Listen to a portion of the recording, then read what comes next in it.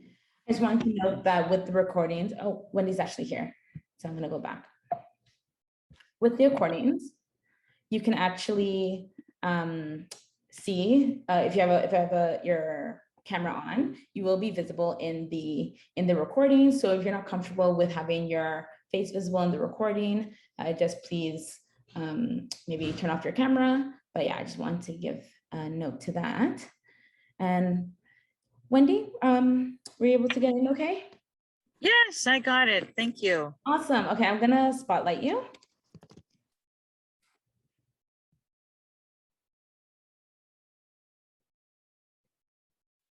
Oh, I think I can't spotlight you while I'm sharing a screen, but that's okay. Okay. Yeah, so huge thank you to Wendy Phillips to coming in and, you know, just speaking a bit more about our land acknowledgement, and we'd love to hear about, you know, your relationship to the land, a bit about Wendy. Sorry to interrupt. NCAM, stop sharing and spotlight her. Okay. Just a moment, everybody. Technology. Okie dokie. Zoom.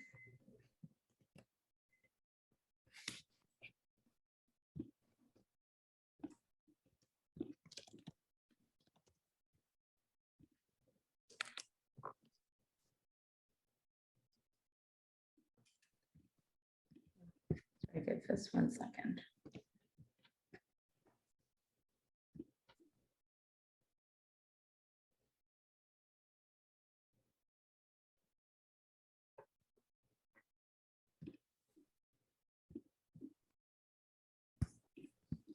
Sorry, it's for some reason not giving me the option to spotlight Wendy. Perhaps if any of the other co-hosts can take a look to see if you're able to spotlight Wendy.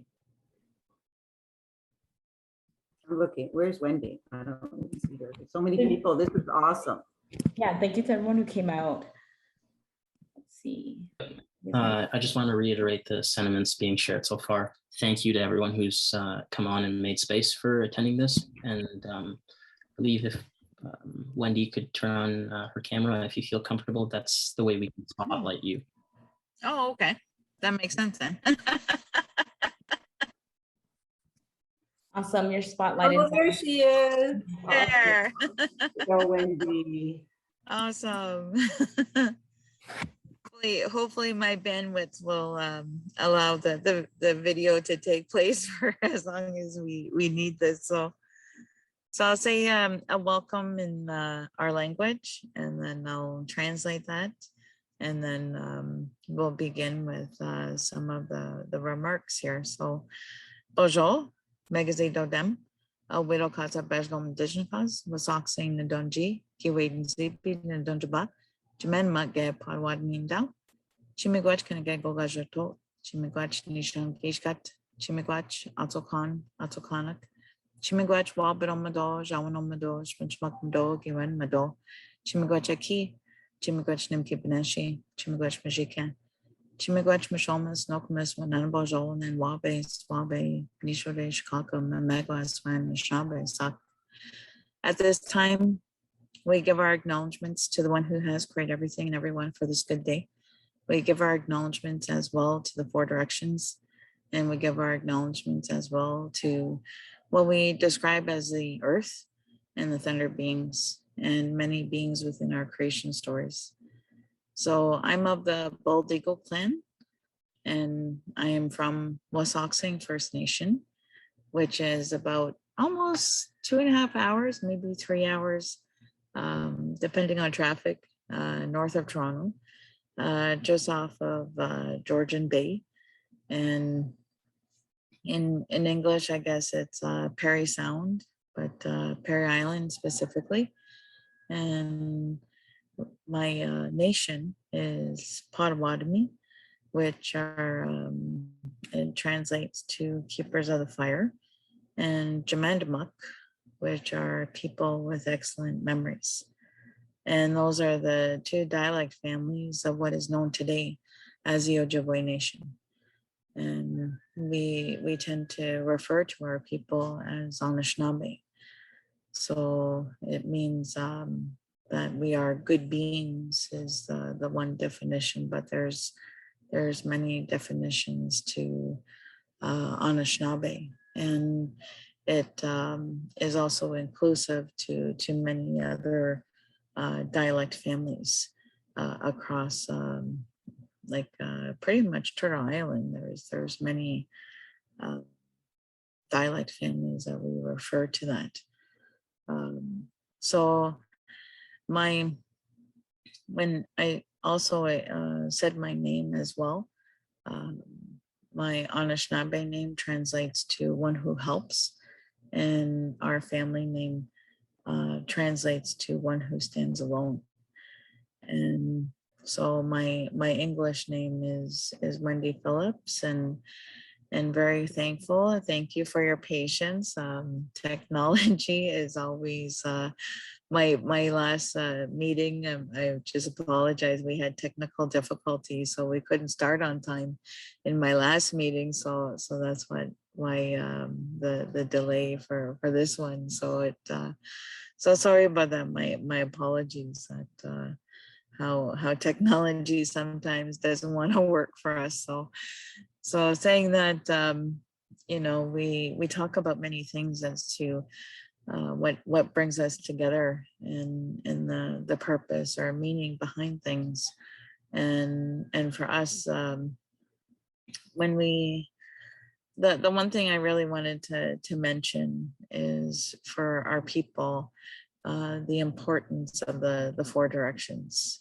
And this is for us, it's a symbol that a lot of you have seen. Even like on my profile picture, I use is the four directions, and this is for us a symbol of the four directions, but also the four races. And so this is our story as to the creation of the four races of human beings to this earth. And so saying that our roles and responsibilities as human beings, for us is to one to take care of the earth. And so there's a duty in this. And so there is an aspect of what we talk about is to be stewards to this land.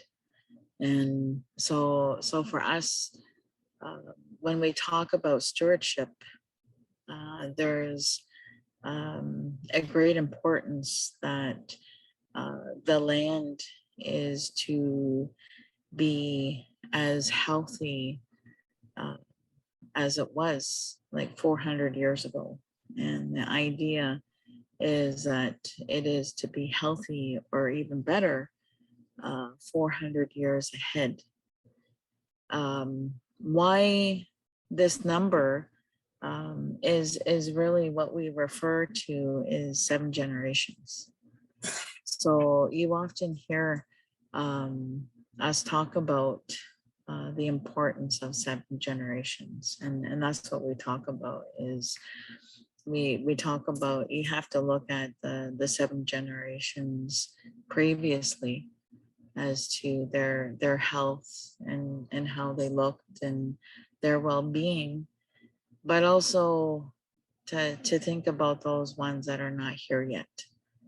And for us, that is what's important too behind the land.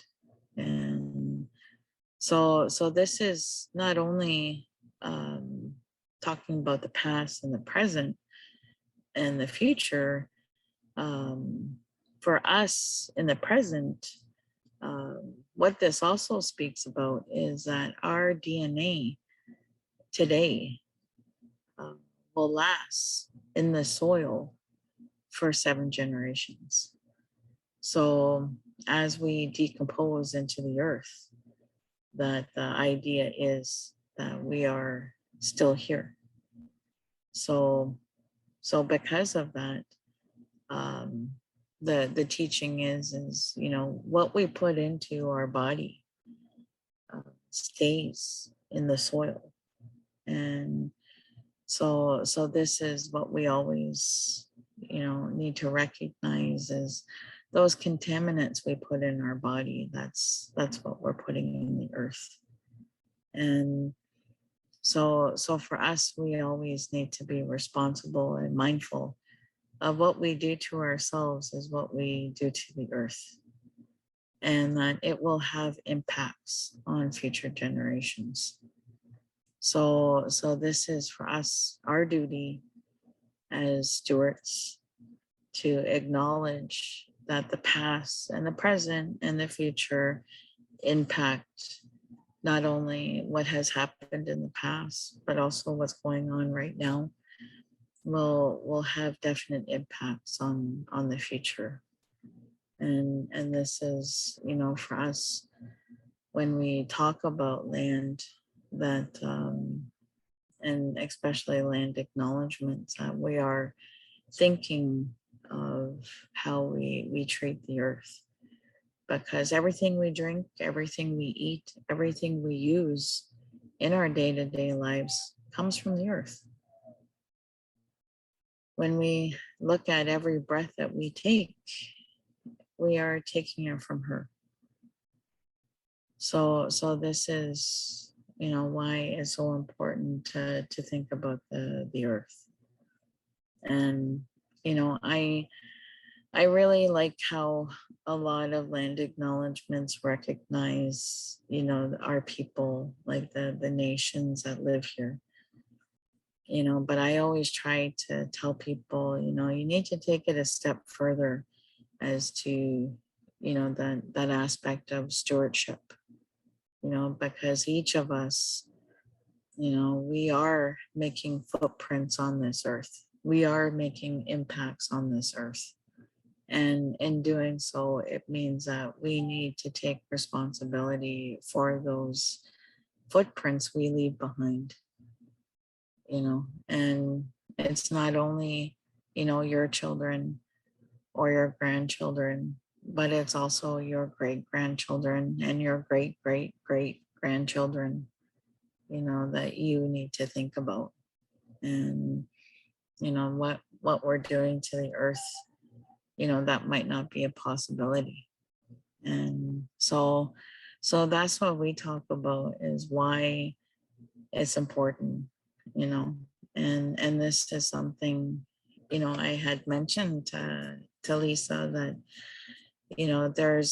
there's a spiritual aspect to everything, and to our relationship to the land, that when we talk about, different burial sites and sites that we don't know anymore, that there is still a spiritual aspect to all these places.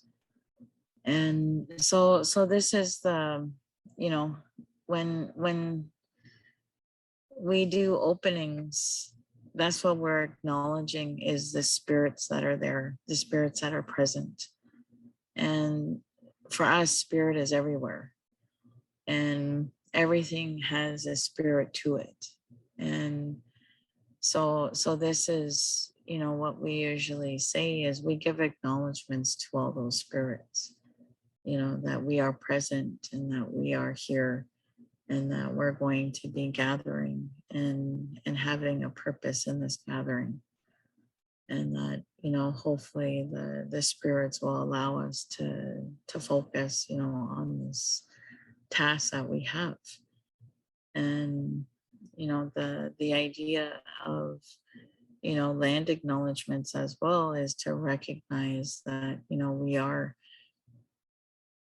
on territory that sadly, in a lot of places have been stolen. And this is, the difficulty with a lot of land acknowledgements is to truly honor those nations, as to, having a good relationship with the local nations, that are within your territory. And this is, why it's important to have these acknowledgements, is to remember those relationships that you need to continue. And then hopefully be able to have good relationships on an ongoing basis. And so this is, what to remind people, that there's two separate things going on in, when we talk about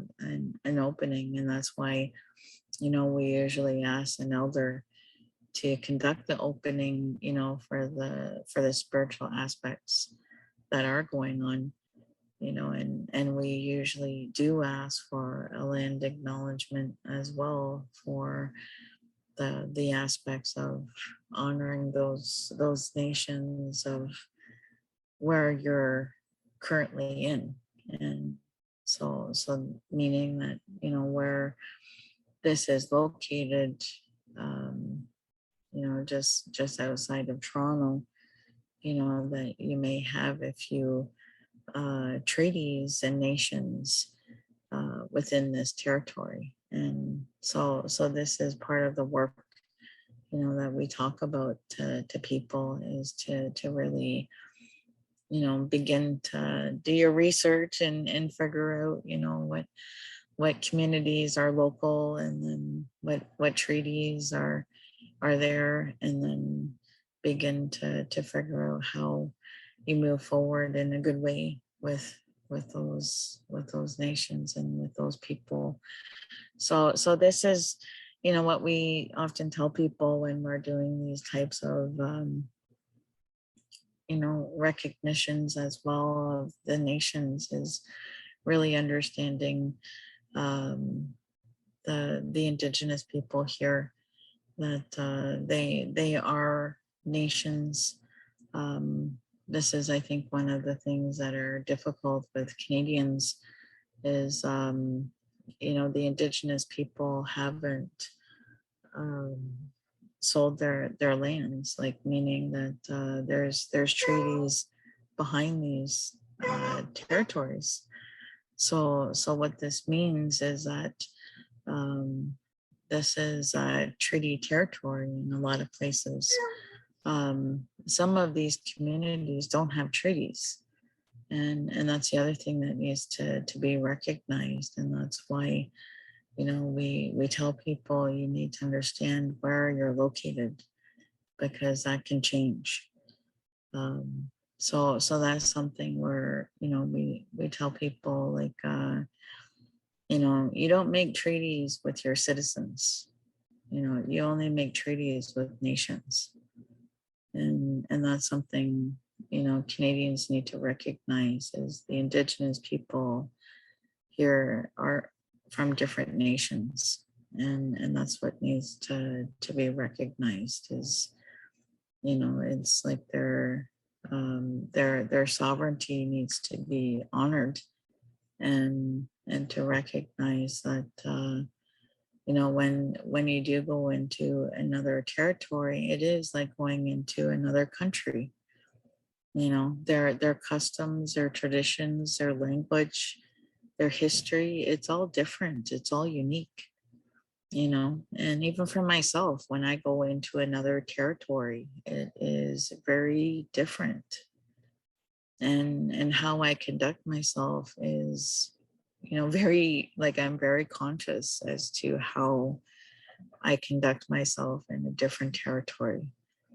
And because you are a guest, and that's something, that we always acknowledge, as to, honoring those things, as to when you are a guest, there are certain protocols, and, when we talk about when you are a guest, like, so there's things that for us, when we talk about our indigenous peoples here, that a lot of things that we need to remember.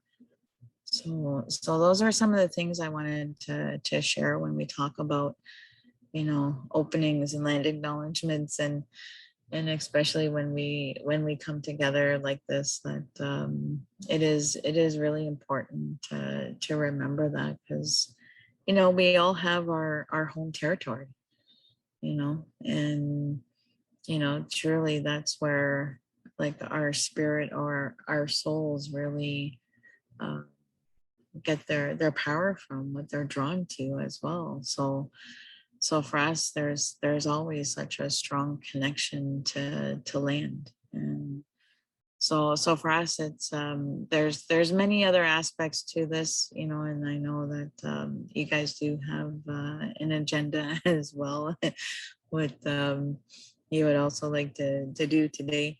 But again, I would like to say Gichimi Gwech, a big thank you for allowing me to have this time and to say a few words, and to, you know, this is, I think, you know, we are in ecological or an environmental crisis, and you know, the earth is not well, and that's something, sadly, you know, how we've chosen to live has had great consequences on the earth.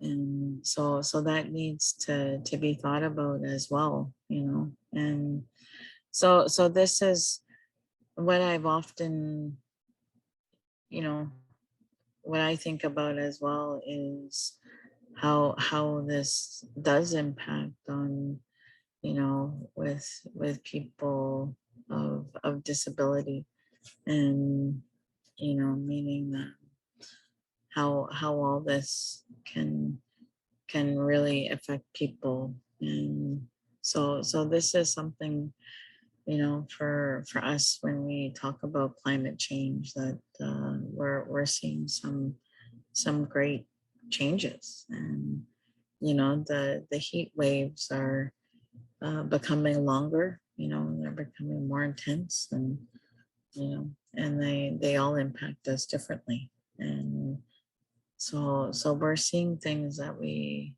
sadly haven't seen. And this is for us one of the difficulties, you know, that we've been struggling with. And we always hope that you know, the earth will be healthy, and but that can only really happen with our choices, and how we choose to live. And so that's something, again, you know, when we talk about being stewards, that it is to be good stewards, and making educated choices. And that's something, you know, like I have to admit, like I one of the things for me, like I was a smoker for a long time. And you know, the one of the things I realized was, one, cancer. I didn't want cancer. And but I was thinking again, like you know, the chemicals that are used to make a lot of those products, and then the impacts of when those materials are burned, you know, that they stay in the atmosphere for thousands of years in a lot of cases. And you know, and so it was sad to hear those things, as to, you know, what can we do to change. And so it's things like that, you know, like the other thing I just have to say finally, keep on saying, I'll be Go quiet. ahead. Okay. But a lot of the things we do, like and this is something that I wanted to mention, is we usually in our like if we were to get together, like we usually burn tobacco. And so those are really important aspects that we do. And so for us, smudging is a ceremony of purification, and different medicines, when they're used, are actually like healing for us. And so some of them that we use, you know, they are to help you to breathe, you know, and especially if it's a group setting, that a lot of the medicines we use are to like clean. So meaning antibacterial or to fight off viruses and things like that.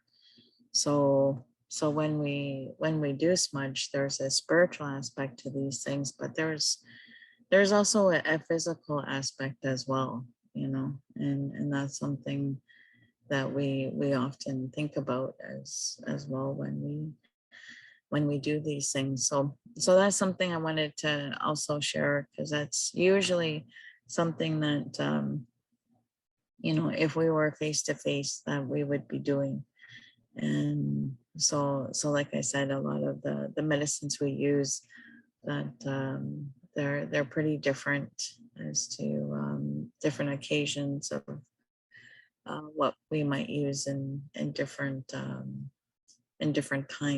So that's what I wanted to share with each of you, is that these are things that hopefully you guys remember, and you know that I often hope that when we do get together again, that you know, we'll be able to do it in a healthy way. And you know, again, like I often believe that COVID is truly telling us that, you know, how we have chosen to live as a human family, we haven't done so well. And so this sickness is not only because of us, but also the state of the earth. And so it's sadly we really need to change how we have lived, and really think about that in a good and healthy way, you know. And that's something I think that moving forward will definitely help future generations. So again, thank you for listening, and thank you for spending this time with me, and again providing this opportunity. So I'll say Gichimi Gwach, and thank you. Thank you so much, Wendy. We really appreciate you coming in and taking the time to share everything you just did with us. I think that, you know, as for Black non-Indigenous allies, it's really important for us to remember the importance of, you know, solidarity with the Indigenous community and with our Black Indigenous peers and kin, and just, you know, continue to really interrogate what our relationship to the land is. So yeah, just thank you so much, Wendy, for coming in and taking the time to talk to us. Yeah. Bye. Oh, actually, Wendy, if people want to get in contact with you, what would be the best way? Or are you mainly speaking with Queen students at the moment? Yeah, they can contact me through email, and yeah, so whatever, if people have questions, or you know, that'd be wonderful. Thank you. Awesome. Thank you. So again, thank you, Wendy. We're keeping a list of, again, resources that come up and things that we should be sending afterwards. So Wendy's email will be on the list of things to send out. So yeah, thank you about that. So I'm just going to go back to the presentation slides.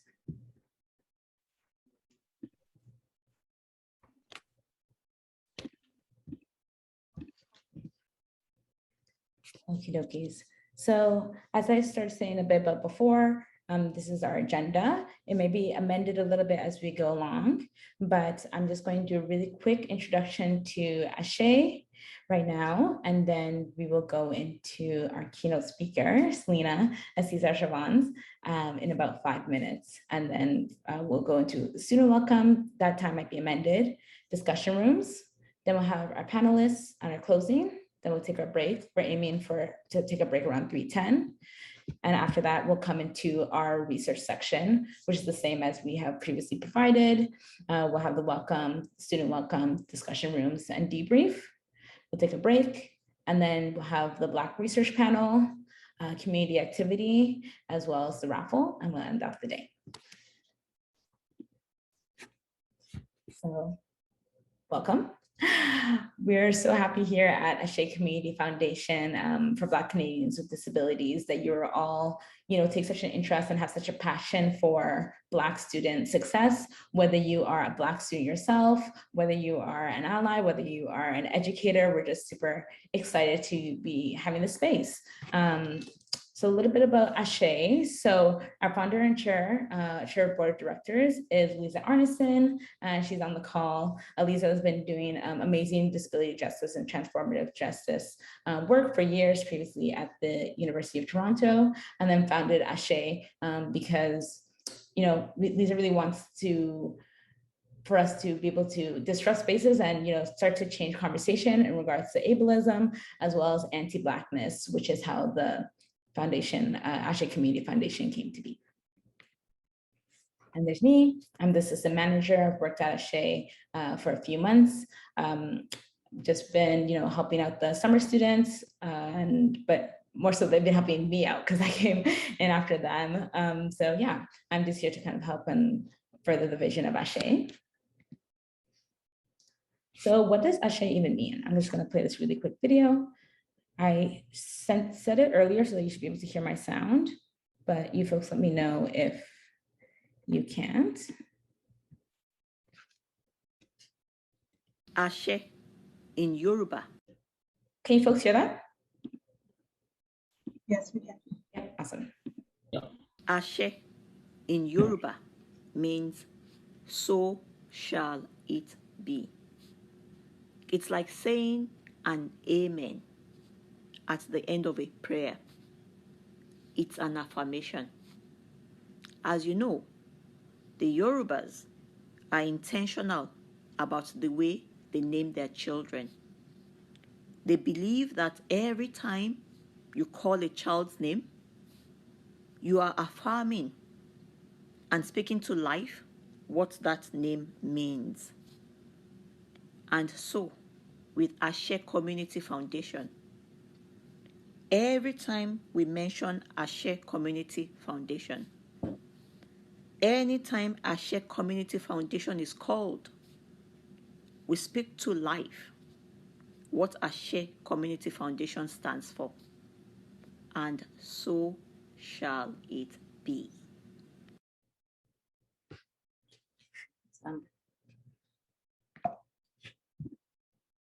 So just a little quick thing about our logo. It comes from the Adinkra symbol in Ghana that represents endurance and resourcefulness. As Black kin and community, we know how resourceful and resilient we are as a community. So we thought that this would be a great logo.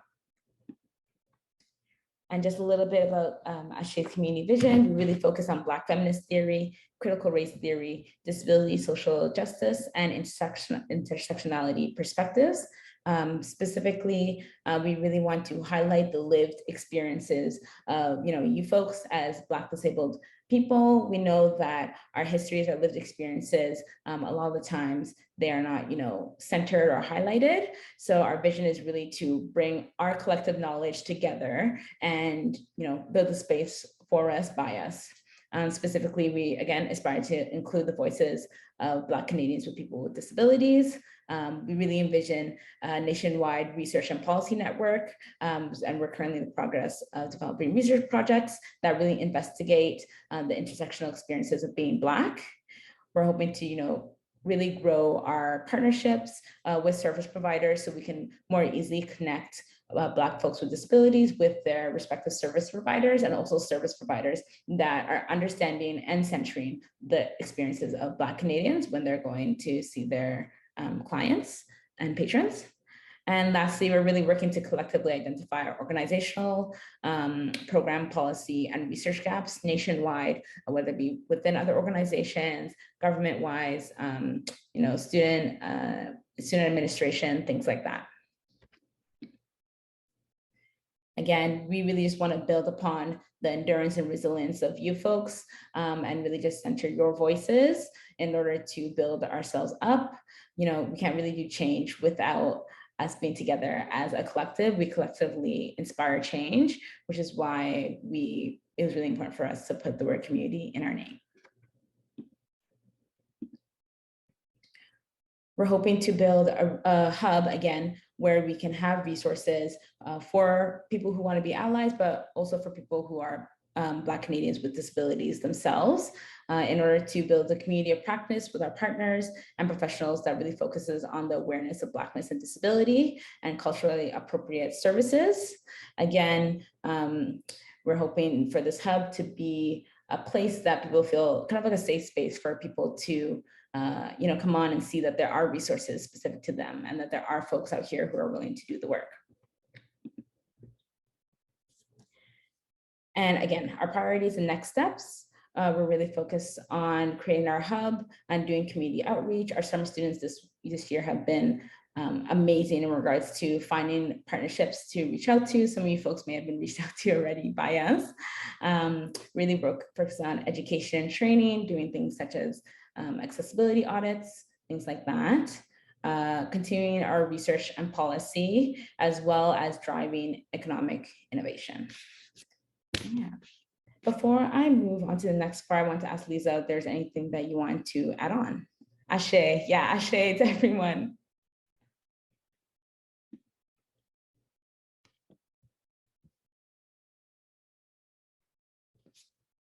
Okay.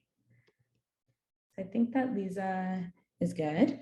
But again, if you want to contact us, please visit our website at www.ashecommunityfoundation.com. You can email us at connect@ashecommunityfoundation.com. This is also one of the emails that we are monitoring throughout the event. So if you have any accommodations or anything that you want to add, feel free to email us there and follow us on our social medias, of course. And yeah. I'm going to pass the baton off to Latanya, our summer student, to introduce our keynote speaker.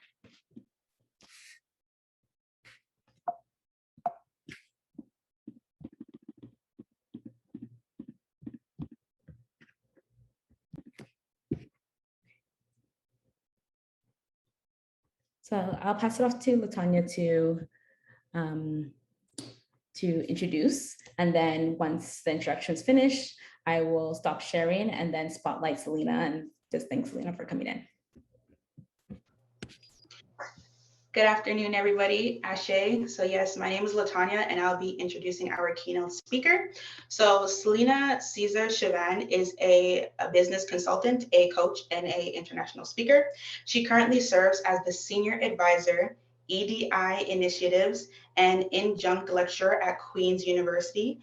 And her memoir, Can You Hear Me Now?, was published by Penguin Random House Canada on February 2nd, 2021. Congratulations. She was the former member of Parliament for Whitby, parliamentary secretary to our Prime Minister, Justin Trudeau, and a parliamentary secretary for international development. A few of her accomplishments include she was the champion of the Mental Health Parliamentarian Award by the Canadian Alliance on Mental Health Illness and Mental Health. She was also one award is the Ontario Black History Society Daniel G. Hill Award for Community Services in 2017. She was also nominated and awarded the Black Parliamentarian Award of the Year. Another really big one for me personally is she was featured on the April 2018 edition of O, the Oprah Winfrey magazine, entitled What Would You Stand Up For? She was also nominated as Charlatans Magazine Woman of the Year in 2019. She has a Bachelor of Science from the University of Toronto, an MBA in Healthcare Management, and she was an executive MBA for the Rotman School of Management. So with further ado, I would like to introduce Selena Caesar Chavan. Thank you so much, Latanya. I appreciate that very warm introduction. Thank you to the Ashe community for having me. Ashe to everyone. Thank you for Lisa, for your leadership, and for the students for your wonderful leadership in bringing this wonderful event together. I am so thrilled to be here. I am speaking to you from my home in Whitby, which is the traditional territory of the Mississaugas of Scugog Island, Williams Treaty Territory. And I say this out of deep and profound respect to not just our Indigenous ancestors who have really taken care of this land for centuries, but also to our African ancestors across Turtle Island and those that line the bottom of the Atlantic Ocean. I did not get here by myself, and to the nameless faces that allowed me to be here. Oh, that's a big spotlight of my face. Okay. Are you comfortable with that, or would you rather us not spotlight you? That's okay. Can I share my screen? Is that You possible? can still share. Okay, I'll share my screen in a little while. Yeah, the big spotlight. I'm kind of cute though, you know. What? Curls. You're looking good, so don't worry about it. I have to agree. The with that. melanin is glowing. Oh my God. Whoa. You don't actually really take some time to appreciate you, but dang, anyhow, I will take some time to share my screen because I just want to give you a little bit of a sense of a journey of my life. And can you see that? Yes. I'm sorry? Huh? Sorry, is somebody unmuted or is somebody speaking to me? Can you see the screen? Can I get a thumbs up if you could see my screen? Yes, we can see this. Okay, thank you very much. So we're talking today about success, and especially from an intersectional lens, what does success look like? And I'll do this really fast because I want to open it up for questions to answer people's questions, but I just wanted to give you a sense of who I am, because I think people get to that end point and they hear my bio and they're like, oh my gosh, it's so impressive. She's won this and she's won that. Her life must be so easy. And I was listening to, what's Beyonce's husband's name again? Jay-Z. Jay-Z. Beyonce's husband works too. Jay-Z talk the other day, and he was really talking about, how you see the end result, how you see the shine and the bling, but you don't see the blood, sweat, and tears that goes into people's lives. And I wanted to actually present that a little bit, just to give you a sense of, what, as we define success, I want you to understand that success changes as you go through your life. Right now, success for me is about sitting, I'm about to go up to my cottage or just sit, in my backyard, enjoy my family, enjoy the water, enjoy the weather. It's not about chasing the checks. In my 30s, success for me meant chasing the checks, right? So it changes in your life as you mature, as you grow, as you become a little bit more spiritual, it changes for you. And I want to also show this because I wasn't always, moving forward in a way that I thought I should. Everything that I do is grounded in the principles of transformative leadership. And the definition here is around transformative leadership requiring leaders to have a clear sense of their values and beliefs. And when I say that, I want you to understand that your intersecting identities, your identity related experience, knowledge, and expertise has value and and gives you a clear sense of your values and beliefs, but also has value and therefore is an asset to any organization or institution that you belong to. So hold firm to your identity related experience, expertise, and knowledge, because that is what's going to provide the foundation for you moving forward. And so transformative leaders have a clear sense of their values and beliefs of who they are that provide the foundation for their identity. And they're willing to take stands that require moral courage. They're willing to live with tension and to some degree engage in activism and advocacy. And right now in 2020, the world needs us to show up. The world needs transformative leaders. The world needs ordinary people who are going to do extraordinary things to bring equity, to ensure that climate change and a pandemic and racial justice and geopolitical events like Afghanistan are not further dividing the world. And you might think that, what could I do, one little person? Well, one little person is all it takes to change the world. And so don't think that your ideas are too small. Really use that foundation of your identity. I'm going to keep saying it, your identity related experience, knowledge, and expertise to transform the world. But let me just give you a quick history of my life, and I'll do it in 4 minutes, I promise. So born in 1974, came to Canada in 1976, straight A student, killed the game in high school. My top mark was a 99. Lowest mark was like an 80 something, like throughout high school. No awards at graduation. Never really paid attention to it. But how does someone with like a 90 something average get like nothing at graduation? It didn't even make sense to me, but it didn't dawn on me that my institution would actually try to discourage me or not give me something that I thought was mine. I didn't even think about it, right? Get to university, and of course I fast tracked through high school. So I finished 5 years in 4. And I get to university and I am totally flopping out. U of T undergrad was a academic disaster. You leave high school with a 99, like a 90 something average, and you get kicked out of university in the first year. I graduated with a 3-year degree. It took me 6 years to finish my 3-year degree, and I graduated with a 1.58 GPA. It was the absolute lowest point in my life. As many of you probably know, immigrant parents tell you that you could be one of 5 things: doctor, lawyer, engineer, banker, or some accountant, or something like one of those, a version of those stories. And I picked doctor. With a 1.58 GPA, and all your life, all you wanted to be was a doctor, and you can't do that, I thought my life was over. It was the lowest point in my life. I ended up working as a forklift operator. I got married, and then I realized the universe or the university gave me that piece of paper. I graduated. So I left high school pretty smart. Like, something must have happened. There must have been a disconnect, but it doesn't define who I am. So then I went back to school. I studied research and really started growing as a researcher. Started as a research student, then a research assistant, then a research coordinator, did my first MBA, and wanted to be a research manager.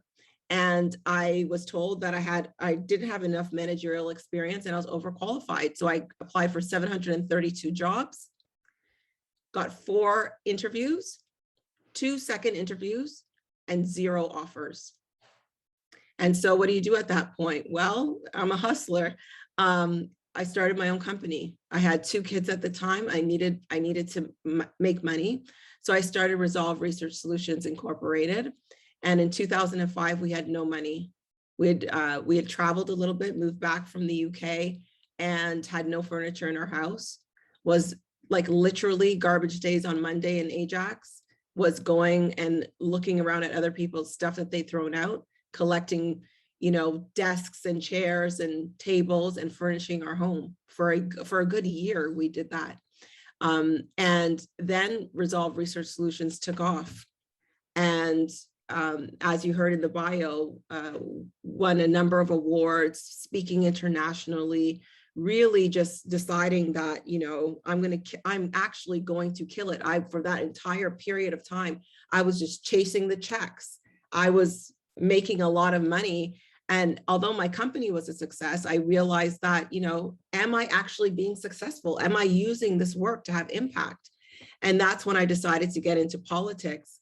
And of course, I was elected in 2015, entered politics bright-eyed and bushy-tailed, searching for my purpose in 2017. And then in 2018, people might remember the speech I did with the braids in my hair in Parliament, and really realizing that my passion, my love was around people, and understanding the love that I had for my community, the love that I had for my sisters, my brothers, my LGBTQ2+, my Indigenous brothers and sisters, my community. And really, at the end of that term, ended up sitting as an independent, but realizing that I didn't need politics to tell me that I was an independent, free thinking individual who was passionate about life. I was always that way. And as you could see throughout that journey, there is various points of success, high school, 99s, owning a business, killing the game, being in politics. I mean, publishing my book is not even on there, but publishing my book, and then some really low lows. But life is a journey. It's a ride called life.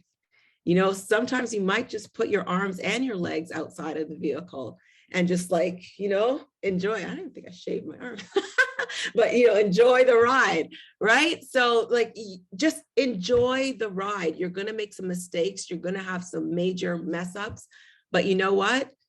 If you didn't try, you wouldn't mess up. And that's not trying, it's boring. But again, I'm going to go back to that definition of transformative leadership. Remember that every single component of your identity related experience, expertise, and knowledge is valuable and therefore is an asset. And if institutions don't recognize it as an asset, shame on them, but continue to use those experiences, expertise, and knowledge for the good of yourself and the good of your community. And I'll open it up for questions right now. Is that okay? Yeah, that's more than okay. Thank you. All right, let's roll. Yeah, you folks feel free to use the raise hand feature, unmute yourself, or you Hey, can- Wayne, how you doing, brother? My queen, you are here in the house throwing it down for the youths. I love it. It's Yo, great. Man, Big up plenty yourself. big people on this phone, on this call, man. Listen, I heard you were speaking. I had to come in. God You of know. mercy. Oh, you Good to killed it. It was see you, awesome. brother. Listen, I also got a BSc in university. I got a beer, sandwiches, and chips because I also got kicked out. But I also went back and got an MBA. So hey, There you go. There's life it's at not the what end of happens to you, it's everything. what happens for you, right? That's right. Did I see Right. Amanda had a question? Did she have her hand up? Yes, I did. I got a little shy, but I'll ask. You can't be shy. First of all, I wanted to say thank you so much for being here and for sharing your story. A lot of what you said is extremely validating and made me feel, at least, yes, made me feel a little shaky because there's a lot of things that you said that I was like, oh, I kind of feel like I just went through that. The feeling like I'm failing, the feeling like I'm not sure what I'm doing, but knowing that there's something that I need to share, but not knowing how to make it happen.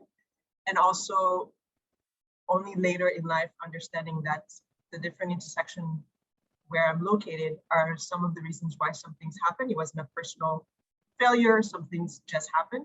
Mhm. So my question is, there is one other thing that has driven me is that I have found something that anchors me, or something, I found a lens through which I look at everything, and that has anchored me enough. And that being, for me, being liberation, where everything that I do has to have a lens of liberation. And if it doesn't, then I have to rethink what I'm doing. Mhm. And right now I'm in school for psychology, and I'm looking at using that in all of my practice and research and how I approach it. And I also just started Black mentorship program for Black students at my university.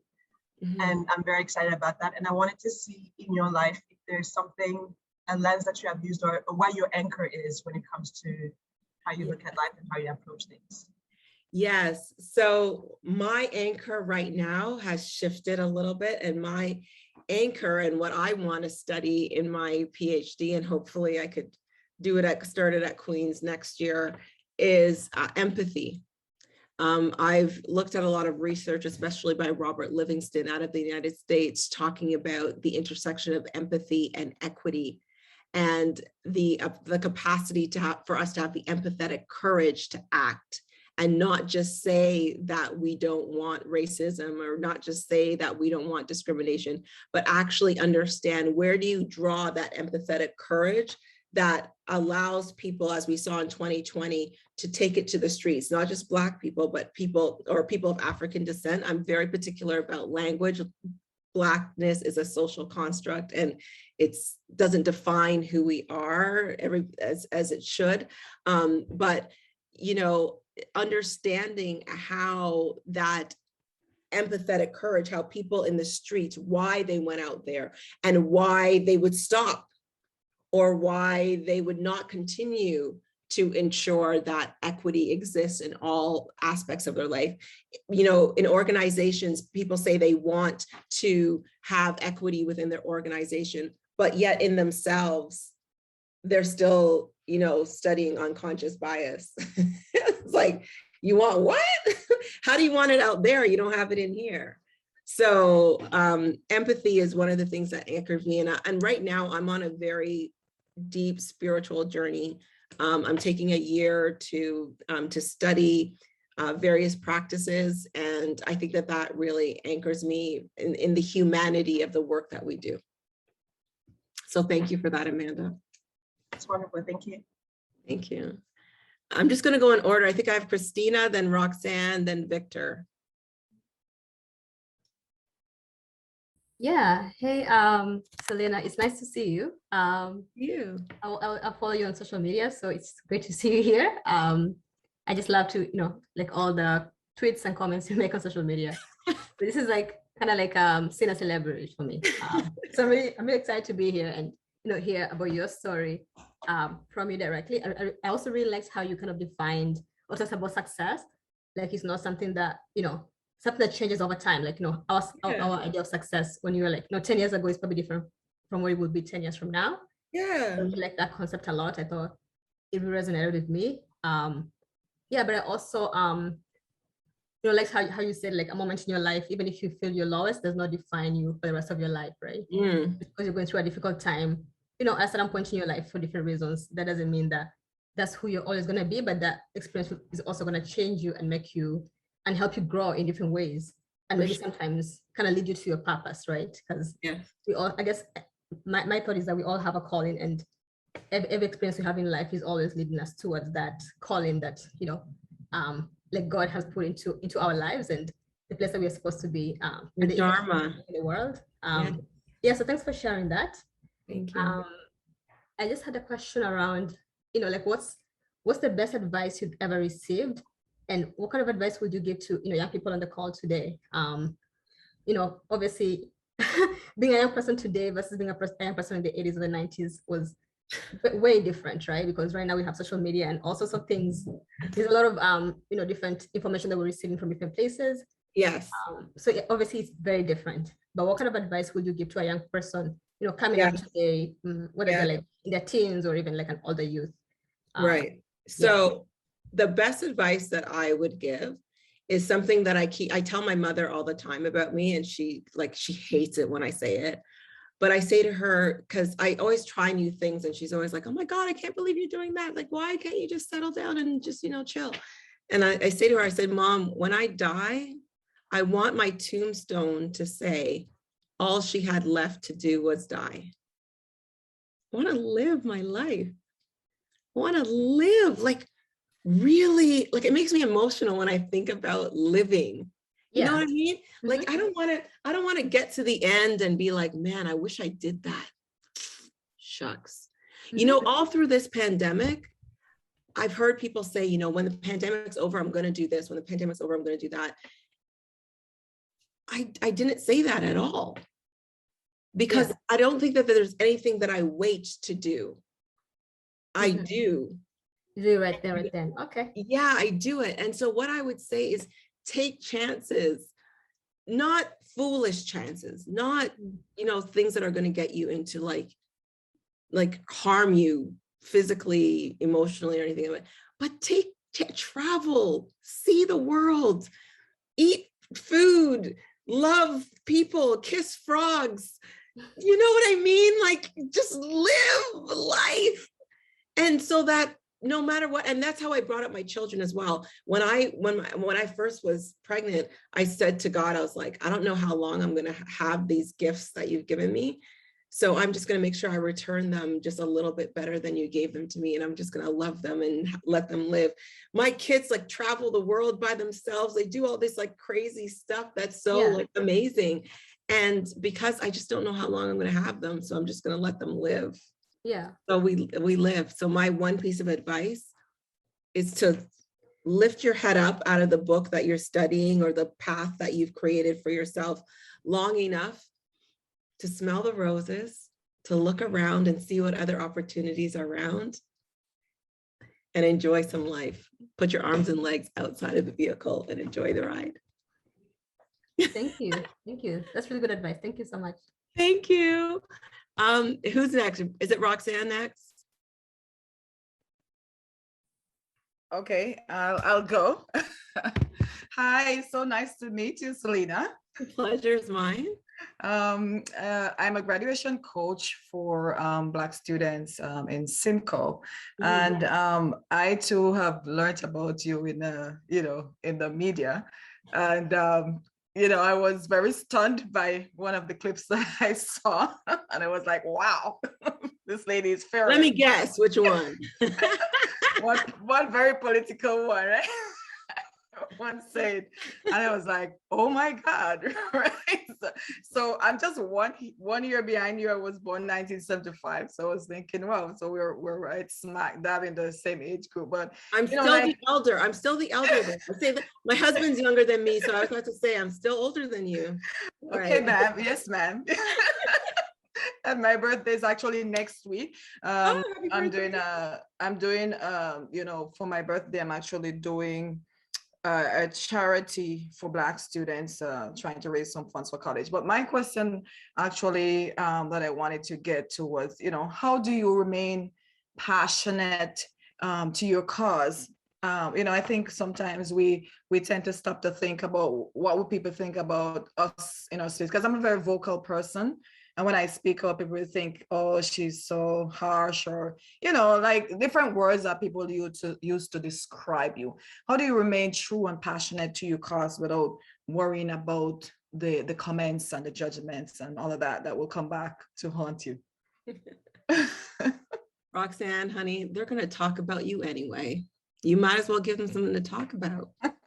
They're going to talk about you anyway. Like as you walk into the room, as someone with multiple intersecting identities, they're going to talk about you anyway. Whether why is she wearing a scarf? It's so hot outside. Why is your hair so curly? Why does she have pink lipstick? Why does she have this? Why her legs so skinny? Why her legs so fat? Why is she this? Why? Girl, they gonna talk about you anyway. You might as well give them some food for thought to think about, right? Or to talk about.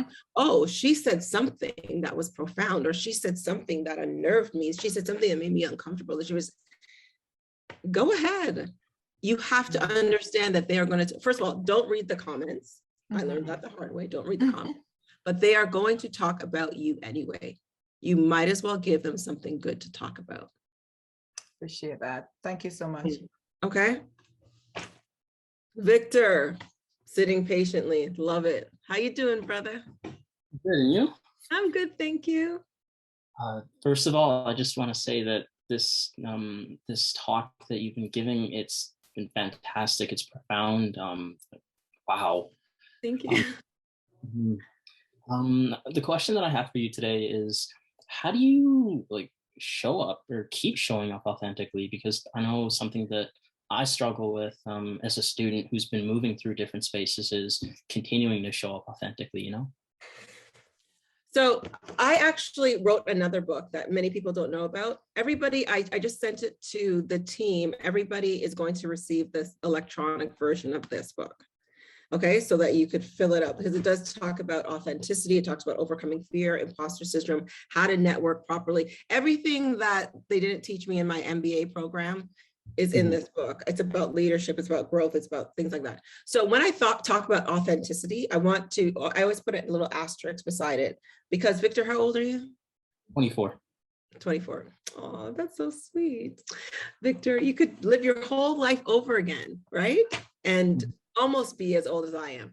So I'm 47 years old, right? We are in two totally different parts of my life.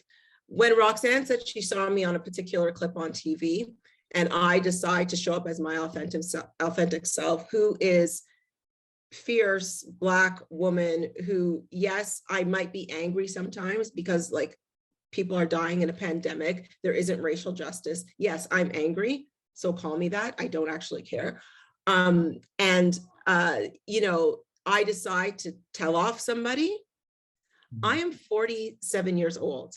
I have already planned out that, yes, probably telling off that person is going to land me out of a job for the next year, which actually happened.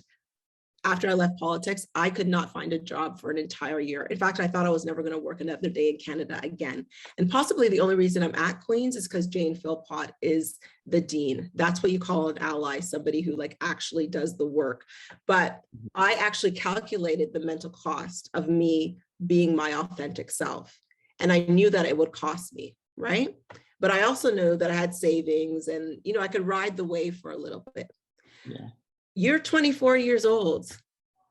Don't go telling off any prime minister anytime soon, right?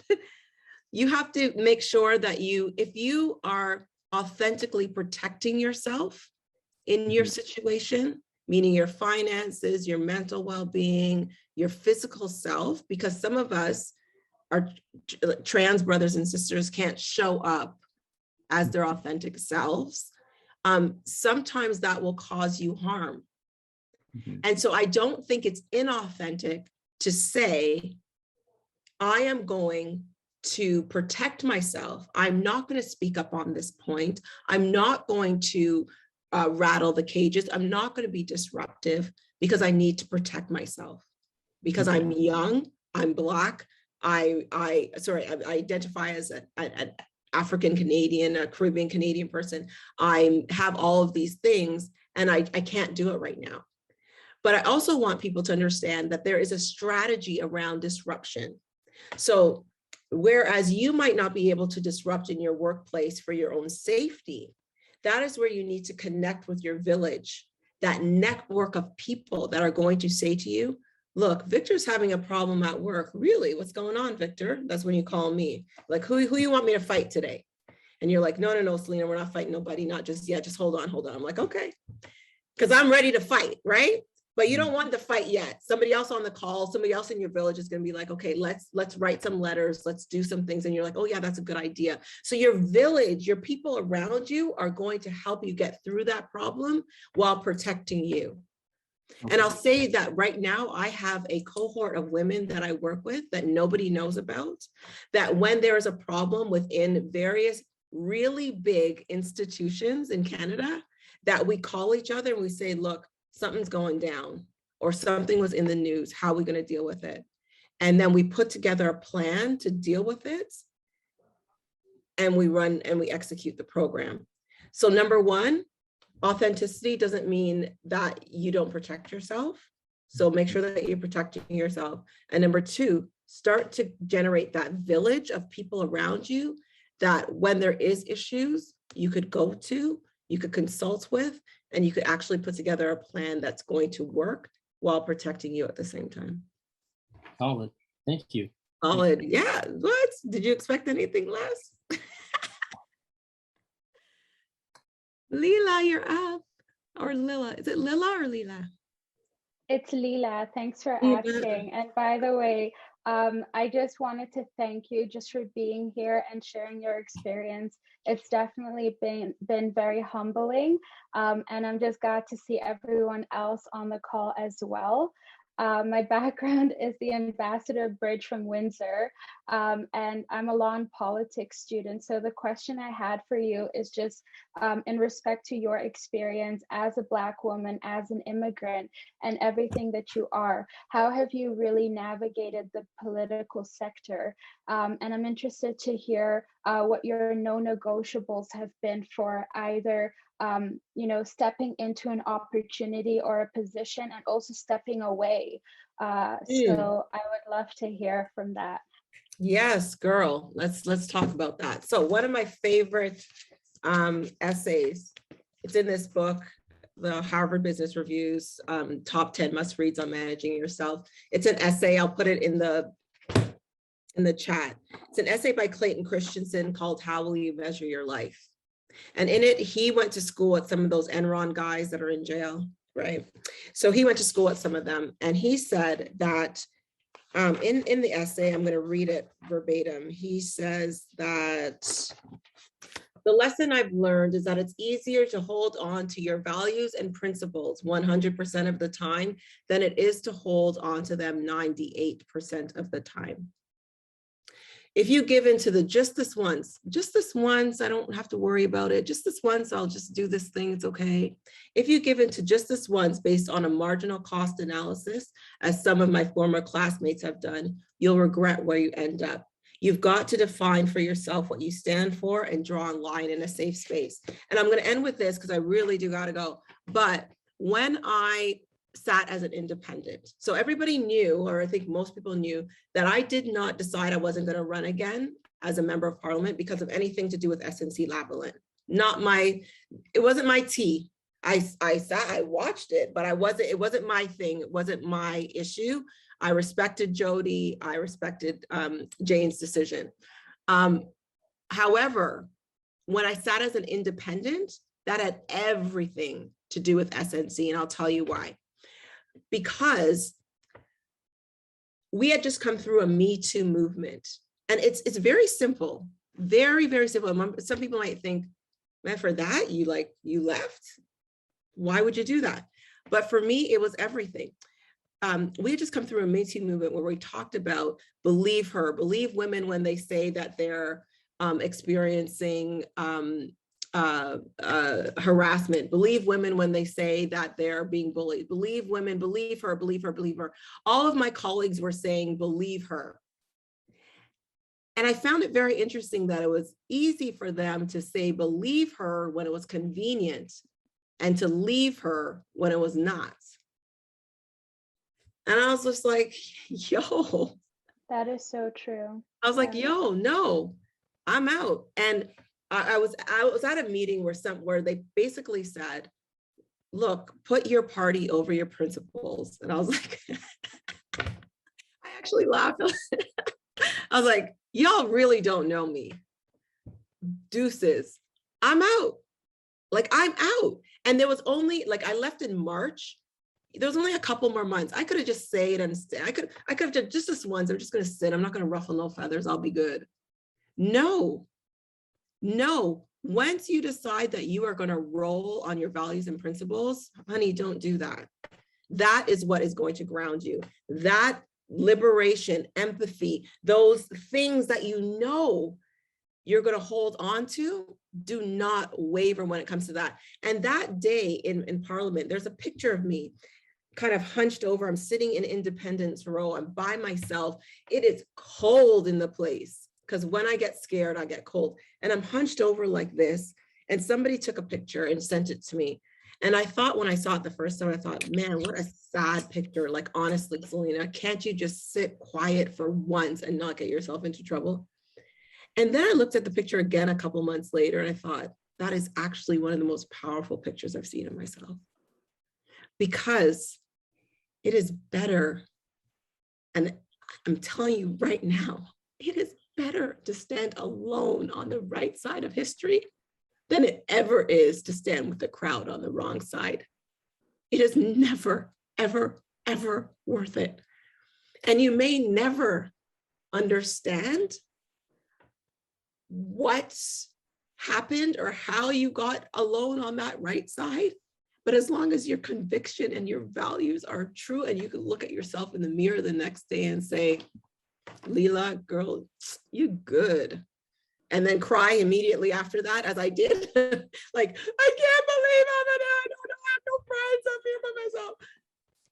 But I could still look myself in the mirror. You good.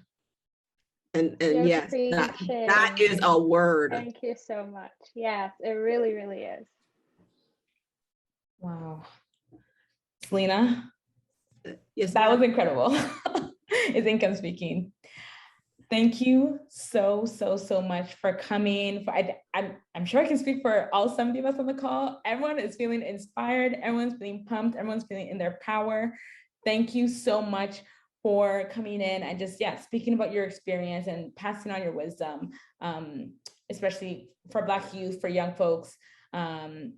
It's really important for us to, have role models like you to look up to and, to connect with. And we just really appreciate you coming and speaking. I know we still have 2 hands left, but unfortunately. I think they put their hands up and they didn't put them back down. Okay, awesome. Yeah, we're good. So I see you put in Max U. I'd encourage people to work through that journal. It's really, really good. And to read that Clayton Christensen article on how will you measure your life. It's a few pages long. It's really good. And then if you so desire, you can follow me at I am Selena CC on all social media. Send me a direct message if you didn't get a question answered today, and I'll be sure to connect. Yes, please send Selena a direct message. We'll also be adding the journal to the list of things that we'll be sending out. Again, just in case you missed it in the chat, no problem. We'll send it out to everybody who came today. In addition to that, one of the raffle prizes that Selena so generously donated are a copy of her book. Can you hear me now? There we go, signed copy. So everyone who registered is will be in the raffle, and we'll be in contact with you if you win. We'll be doing the raffle at the very end of the event, but no worries if you have to leave. We have the contacts of everybody who registered.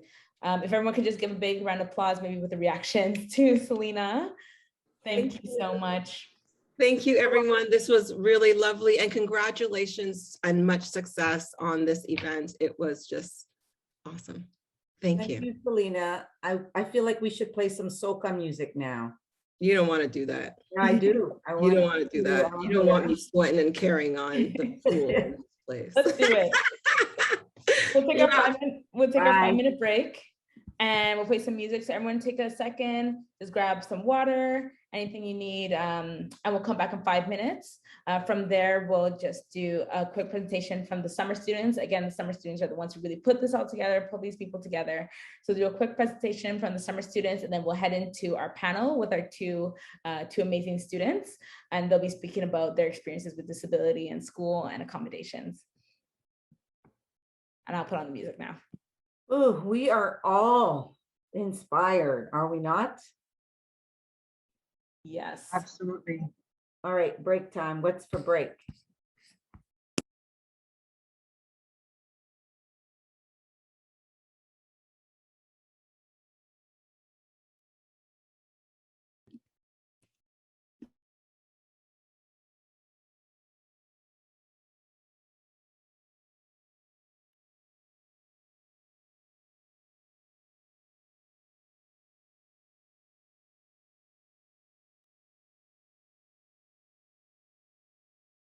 What, no music? I'm getting it, Lisa. Huh? I'm getting it to put on. Oh, okay. I want to know what you choose. I might have to stay by my computer, or I might get up. All depends. While we take a break, we know we still have all our participants. I really want to do a big shout out and congrats to our summer student teams. This is awesome. I'm having so much fun. I can't wait for the rest.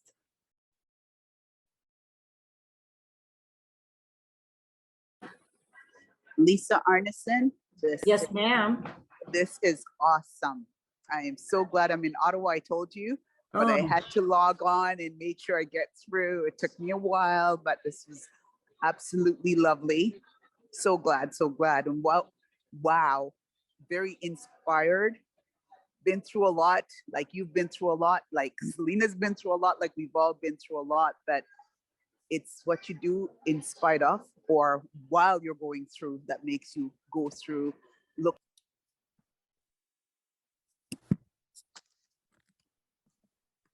Yes, thank you, Althea.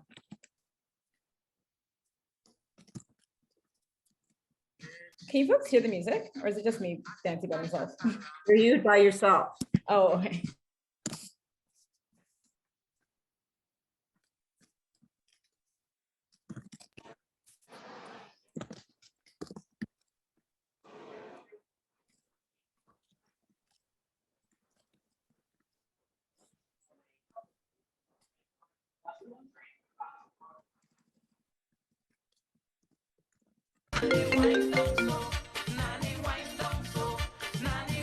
Folks here now? Okay, I see the one here. We'll come back at 1:45.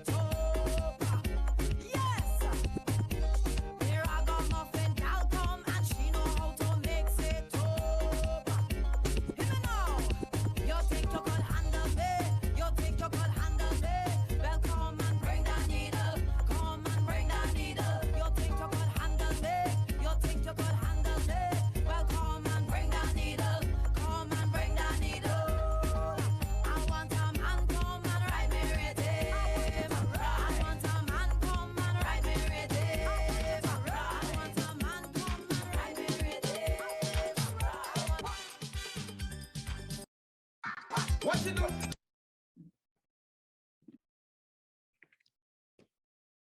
dokies. How's everyone feeling? I hope everyone's feeling pumped, energized, got to grab their water. I know I did.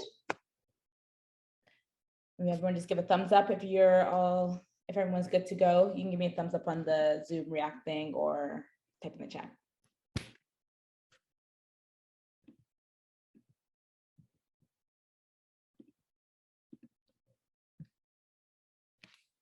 No worries to anyone who has to step out. And I'm glad that everyone's feeling awesome. Okie dokies.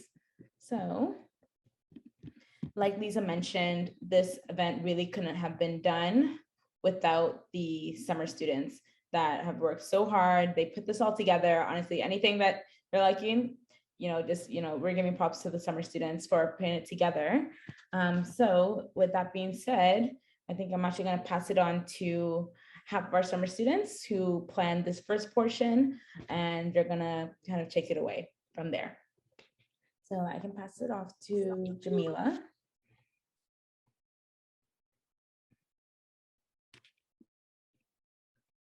She'll maybe just unmute and let me know if you're back. If not, then we can give you a second. Well, I'm here. I didn't leave. Okay, awesome. Did you want me to share the screen and press for you, or did you want to share the screen yourself? I think I can share the screen myself. It's easier that way, I guess. Okay, awesome. So while everyone's coming in, I'll just give a little bit of an introduction again to our summer students. We are currently going to be listening to our outreach team and our marketing team. So, if you're seeing any, like all the social media, anyone who's been getting, gotten in contact with from their organization, all these students, bringing in the panelists, bringing in the speakers, choosing our activities, this is all them. So yeah, I'll pass it off to you, Jamila, whenever you're ready.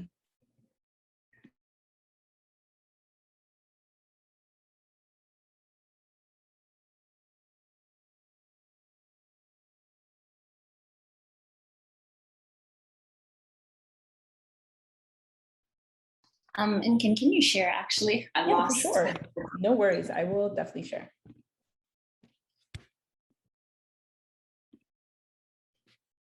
You just let me know if I'm snoozing on the clicking, and then I'll go from there. So we'll do this until our presentation will go till about 2, and from 2, then we will introduce our panelists and open the space up for more questions. But yeah. Actually, maybe if all of if the 4 summer students could turn on their camera so I can spotlight you folks, that'd be awesome. Oh no, actually we can't spotlight when we're sharing, so it works out well. Whenever you folks are ready to go. Okay, thank you, Inkem. Hi, everybody. I don't know if you can see me when my camera's on. I'm wearing a red head tie and a red shawl. My name is Jamila, and I am one of the community outreach coordinators for Ashe Community Foundation. I am part of the outreach and marketing team, and I'm very excited to be present at this event. I'm going to introduce our team. Next slide, Inkem. So we have the lovely Jaya Howe. She is the Outreach and Communications Research Coordinator. We also have Latanya. She's a Community Outreach Coordinator, and she deals with schools and healthcare. Next slide. We also have Mashad. He is the Marketing and Social Media Coordinator. And then you also have myself. I am a Community Outreach Coordinator, and I also deal with the Instagram. So I'm just gonna pass the mic off to Jaya.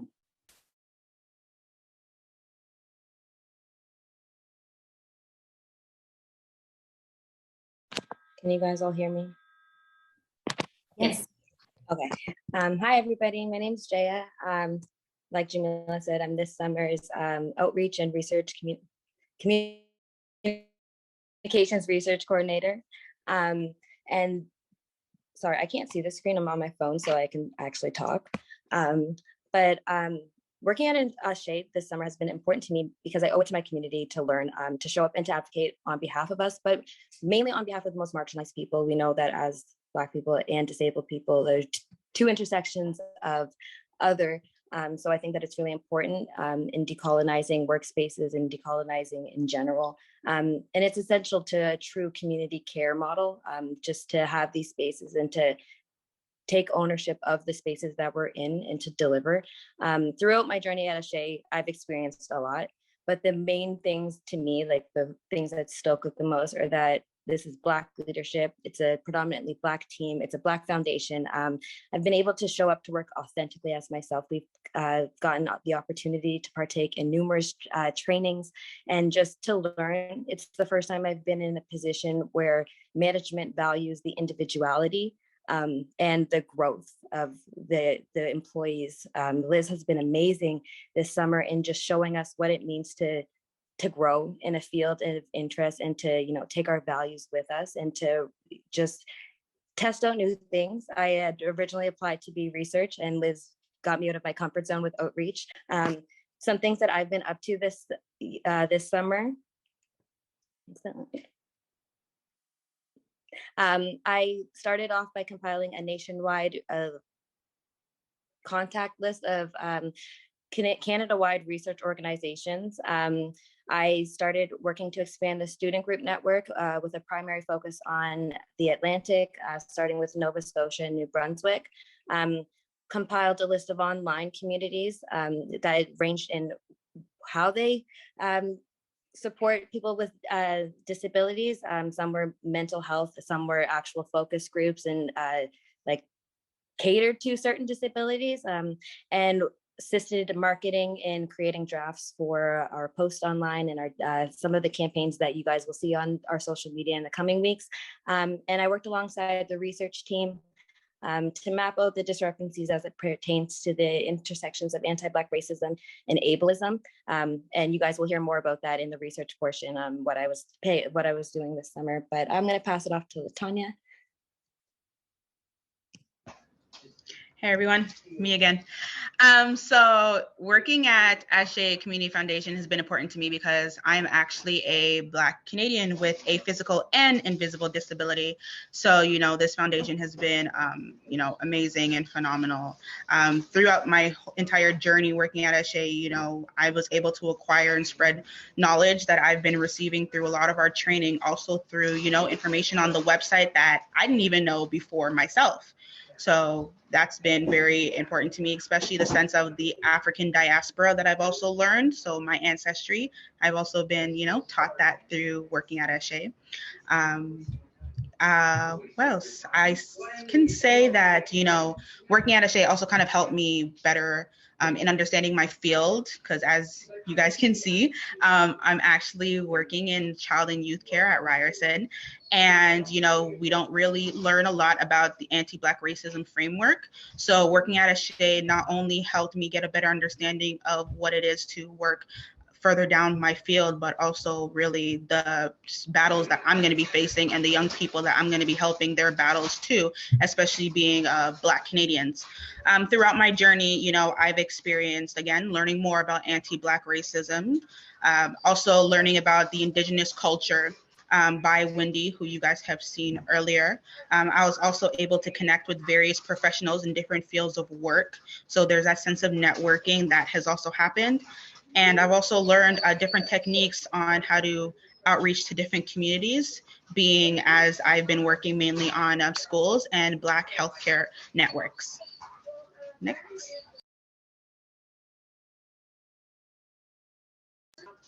So what I've been up to throughout the summer, I have compiled a nationwide list on Black and BIPOC healthcare organizations. These organizations cater to the needs and accessibilities of Black and BIPOC people. I've also compiled a list of mental health, Black-led and disability organizations in a vast number of schools, predominantly in Ontario. I've been in the process of drafting a list of mental health, Black-led and disability organizations from a collective amount of schools in British Columbia. I have compiled a list of organizations that are specifically focused on disability in Ontario. That is specific disabilities that would go for breast cancer, autism, epilepsy, etc. I've drafted a list of organizations that are predominantly focused on disabilities in Alberta, British Columbia, and Quebec. I have assisted the marketing team in the social media information for different elements posted, and I've also aided in the creation of the event. And that's a little bit about me, and I'm gonna pass it off to Jamila. It's Mashad next. Your turn. Hello. Hi. My bad.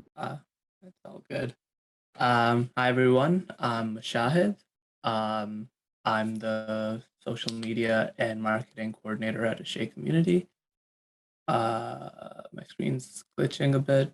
Don't know if that's on my end or the audience. Yeah, sorry about that. I'm not too sure what's going on, but yeah, keep going. Okay.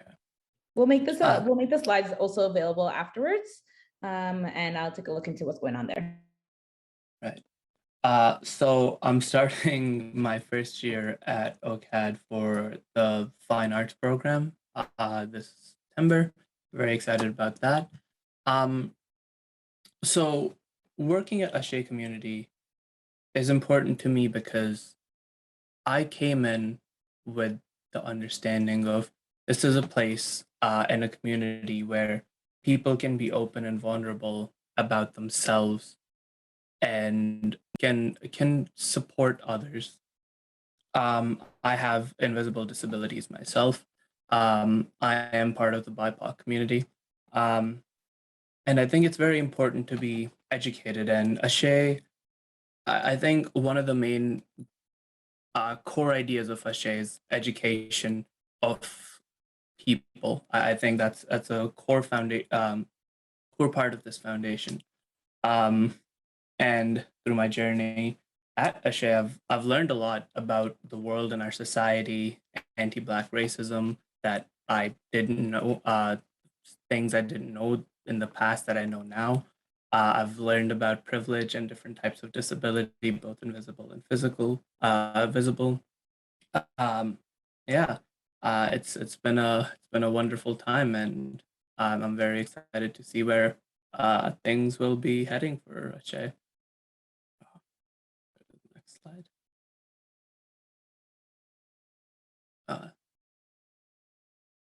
Thank you. Oh.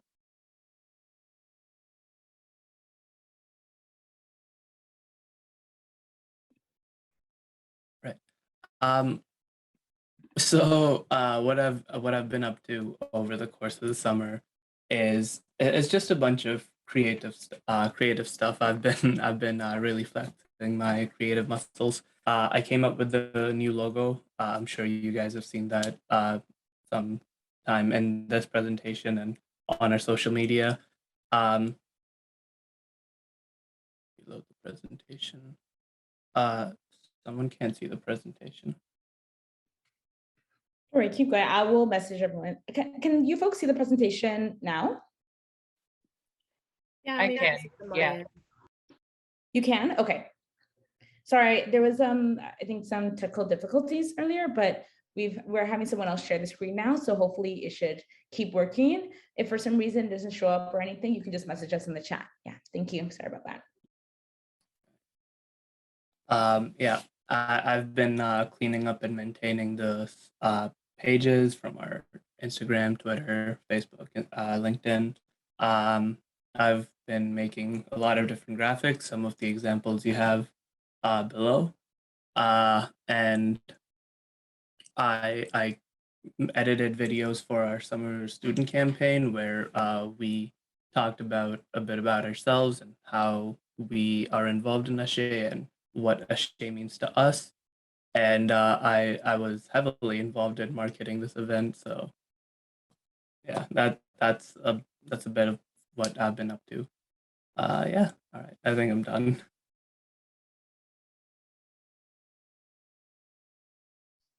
Hi everyone, it's Jamila again. I'm back. I just want to say that working with Ashe is important to me because I am a Black person. Огурец ему очко, разорву твое очко. 1 second. Как бревно надо ебаться, чтобы... Sorry about that. Коза волка ебала. Sorry about that. I've removed them.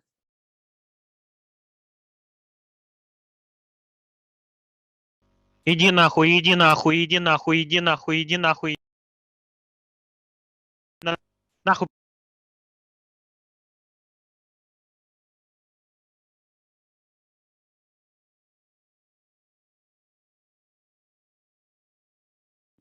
I'm just going to I'm going to lock the room, and I think that should resolve the problem. So you can go ahead, you can continue. Jamila, you're gonna have to unmute yourself and continue.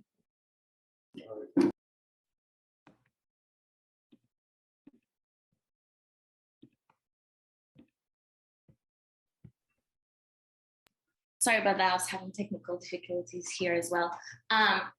So I am a Black Canadian with disabilities. Just to share, I suffer from depression and anxiety. My disabilities are considered invisible because you can't see them, and I have a really great poker face, so I'm really good at hiding it. Ashe is important to me because it has made me self-aware, and I've learned so much. Knowledge is important to me. Knowledge is power. The more you know, the better it is. That's how I feel personally. But I've also learned how to just be able to support my community, as in the knowledge that I learned from Ashe, I've been sharing it around with my friends, my family, my connections, and right now I'm sharing with you, so that's a great opportunity. Throughout my journey, I've learned about Indigenous allyship, anti-Black racism training, and then also like a vast network of Black professionals. I believe that we are all stronger together, and it's very reassuring to see that there are other Black professionals out there that I can learn from and that can learn from me. And the most important thing to me about Ashe was when they asked me how could they accommodate me.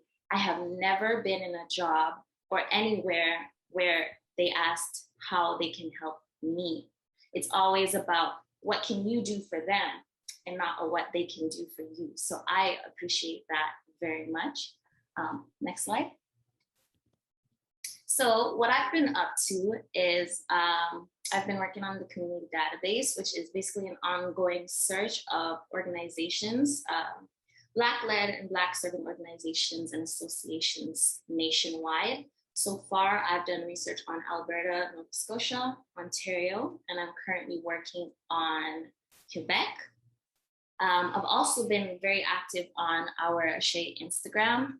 Sometimes you'll see me interacting with your posts if you follow us on Instagram. I've been reaching out to student groups, trying to reach out to them, gaining connections, and I've also been monitoring the direct messages with Ashe.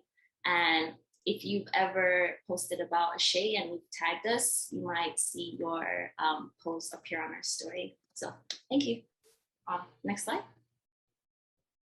And then this is just about our future plans. So after the event, we're planning to launch some social media campaigns, including Word of the Week, where we talk about an important word, invisible disability highlights. So as I said before, I suffer from depression and anxiety, and that is part of invisible disabilities. So that will go into more detail about that.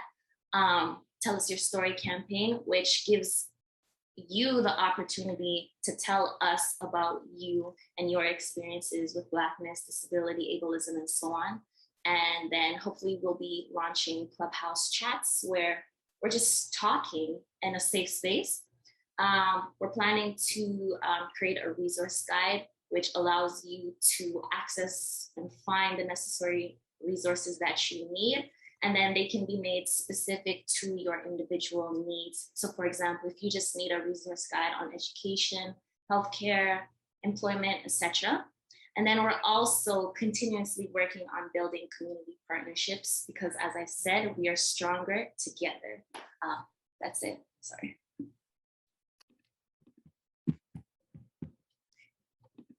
Thank you so much, Jamila. And then I can take over sharing the screen again. Be good. But thank you so much to Jamila and to our summer students as a whole. You folks have really been doing the thing this whole summer. And yeah, thank you for planning this event. Okay, awesome. So we're going to move on to the panelist portion of our event now. Just give me a second. I'm just going to relock or actually one of the co-hosts could actually help me relock the meeting so we don't have the same issues that we had before. And I'll just share my screen and highlight our amazing panelists. Okie dokies.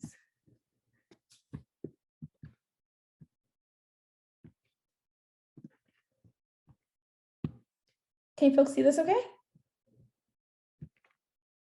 Yeah. Yep, looks great. Okay, awesome. So yeah, we're now at our accommodations and accessibility panel is going to be about a 1-hour panel where we'll be asking questions. And from there, we will open the floor up kind of similar to Selena, to our chat with Selena, for you folks to ask questions. Again, like we said before, it's really important for us at ASHE to be centering the voices of Black Canadians with disabilities, and especially because it's the Black Student Success panel, we thought, why not bring in some super successful Black students? So I'm going to start off with Fanta Lee. So Fanta is a National Director of Mentorship of the Black Law Students Association of Canada and the co-president of McGill's Black Law Students Association. She'll be entering her final year of the dual Juris Doctor and civil law degree at McGill University. Before that, she completed her MSc from London School of Economics, a certificate in social sciences and humanities from Sciences Po Paris, and an honors bachelor in political science from the University of Ottawa. So she enjoys learning new languages and speaks French, Spanish, and fluently. Fanta is also an active member of various community organizations and is currently leading an advocacy project on harassment and discrimination policies across Canadian universities. At McGill, she is a student consultant for the Student Services Black Student Wellness Portfolio and a research assistant with the Labor Law and Development Laboratory. During her spare time, she's developing Black Academia Canada, a multi-service platform aiming to promote the inclusion and retention of Black students in academia. And a fun fact, Fanta loves telenovelas and playing badminton. So thank you, Fanta, for coming, and everyone keep a lookout for Black Academia Canada. I'm also super excited to welcome Winika Matthews. Winika is a 26-year-old author, advocate, and speaker who raises awareness for her disability called BPI, URBS policy. Winika is presently a community peer, mentor, and healer who advocates for mental health education in at-risk communities across Toronto. Winika graduated from Rec and Leisure Services from college in 2015 and has been a part of community initiatives with diverse communities for the past 10 years. So thank you, Winika, for coming. I'm going to stop sharing so I can highlight you folks, then we'll get into the panel. Okie dokies. And I think that Winika and Fanta, you folks will need to turn your cameras on in order to be spotlighted as well. Participants.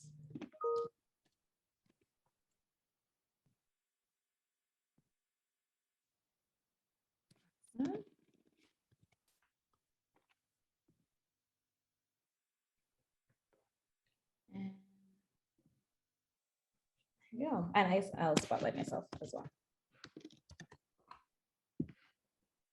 Oh, actually, I can't spotlight myself. That's fine.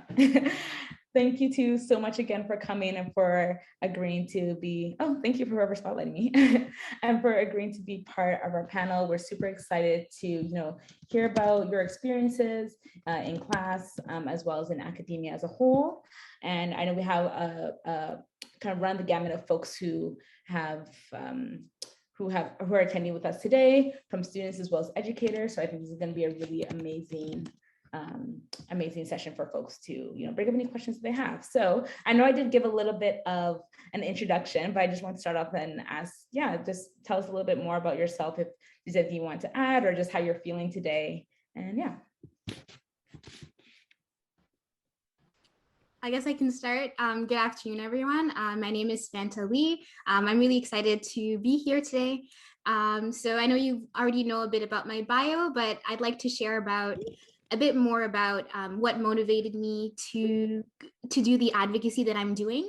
I've had a really good educational journey during my undergraduate degree and in grad school.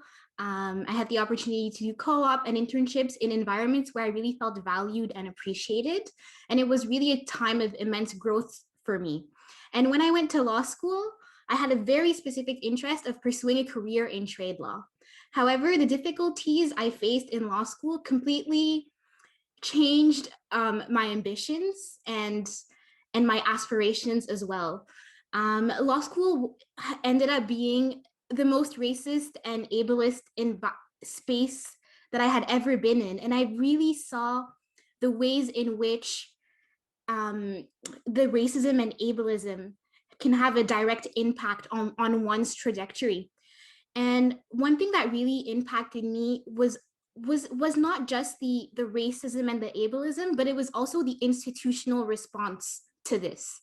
I was really struck by the institutional culture that enabled and that just tolerated this level of discrimination. And I really saw the impact both mentally and physically of what that racism was having on me. I had a really hard time, keeping up with my academics.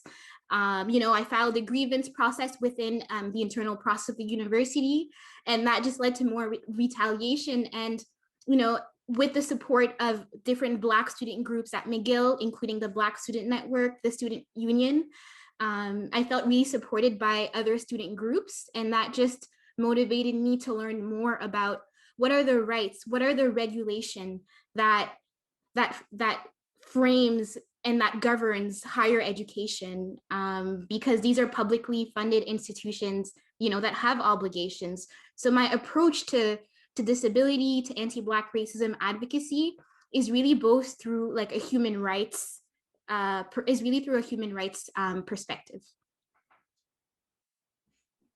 Thank you for sharing that, Fanta. We already have someone in the comments saying, that really resonates with them. And I think that, as Black folks, as disabled folks that have gone, through post-secondary, through post, schooling or anything like that, it is really hard to be, having to navigate, the world of ableism and racism as well as school at the same time. So yeah, we just really appreciate you sharing your story. And yeah, Winika, you can go ahead. Good morning, everyone. Again, my name is Winika. I also go by Win Inspires, and I say that because online and through the initiatives that I do currently right now to raise awareness for my disability, it's something that people don't really know about. A lot of my faculty didn't even notice my disability until I spoke up about it, although it's physical, and until I actually spoke up about it and actually asked for myself, I wasn't really getting that much help. And my worst experiences was in grade school, but when I got to post-secondary, it got a little bit better in terms of the support systems that were there. And me as a person, I found it so hard just to ask for help, because I know it's something personal to say. It's like, I don't want to feel like I'm a burden in a way to keep asking for help.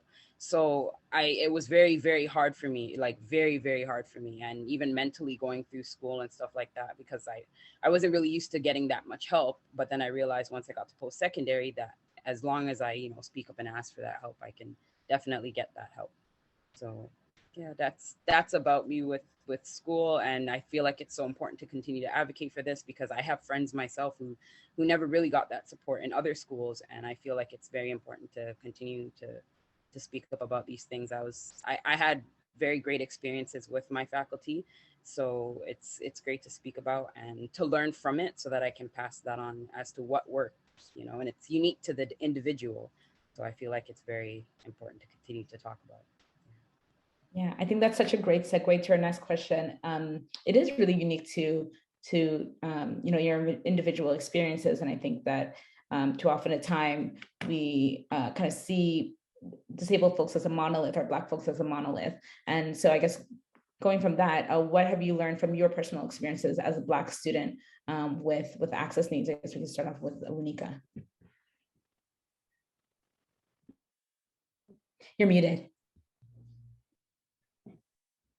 Sorry, even being on Zoom almost every day through work, I'm still not used to, being muted, unmuted. So I greatly apologize. Thank you so much for saying that out loud. So yeah, with school, it's very unique to the individual. It's very hard sometimes, although they have certain programs and services that are available, you still have to, you know, advocate for yourself and your individual needs. And I learned that it takes a very good support system. I learned a lot from my parents when they were advocating for me through high school and elementary. So when I got to college, when I was told it's very important that you speak up and ask for this help, because it's there to help you to make your educational path more smoother. You know, there are things that are available to you, but a lot of the times you have to go searching for it. So that's what I learned for myself as well. And a lot of the times I had to fight judgment, you know, as a Black student. Sometimes when, you know, you're struggling, I felt like sometimes they're just judging me like, okay, it's just, you know, another student who doesn't care about their education or they're falling behind. And I didn't like that. And I had to constantly be like, no, like I'm literally struggling and going through stuff and seeking a counselor and things like that, so that I'm able to go through my educational process more smoothly. I also learned that, you know, I already mentioned that my worst years were in high school and elementary, but moving on to post-secondary, it got much better. And there are more things in place. And I know that was back between 2013 and 2015. So I'm hoping that it got much better with the educational system. But back when I was in school, it wasn't too good in terms of like showing the things that are available to students with special needs. You had to literally go searching for that. So that's what I had learned. Thank you, Monica. And yeah, I'd love to hear your thoughts, Fanta.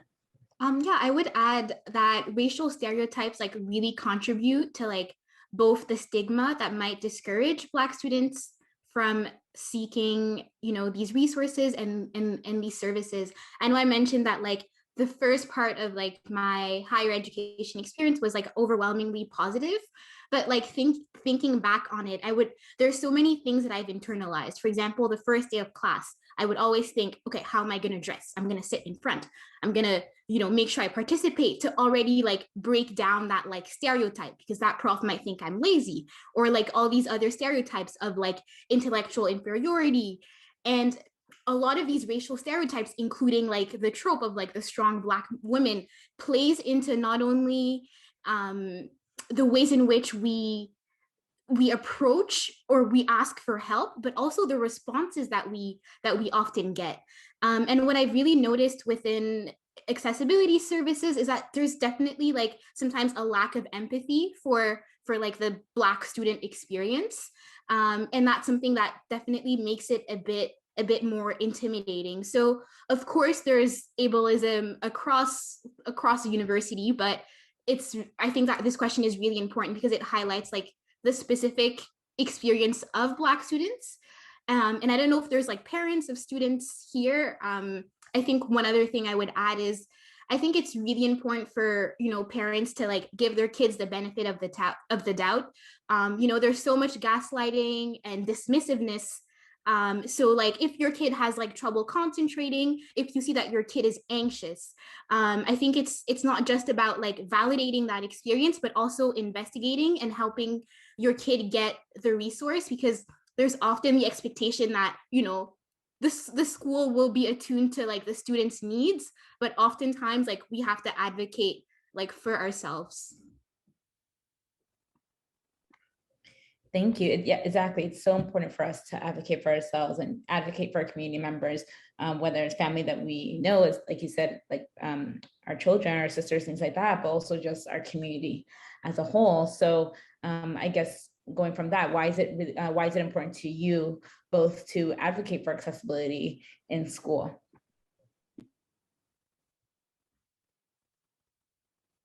Maybe I could jump in on that. I think the discrimination we face, like it just impacts so many different aspects of our, you know, academic trajectory, and of course our health. And it's a significant barrier that we can't overcome alone. And despite the fact that the resources are there, if there's even barriers in accessing those resources, that's something that needs to be addressed. And it's very important to also point to like the differential treatment. And, you know, I want to give specific examples of my experience.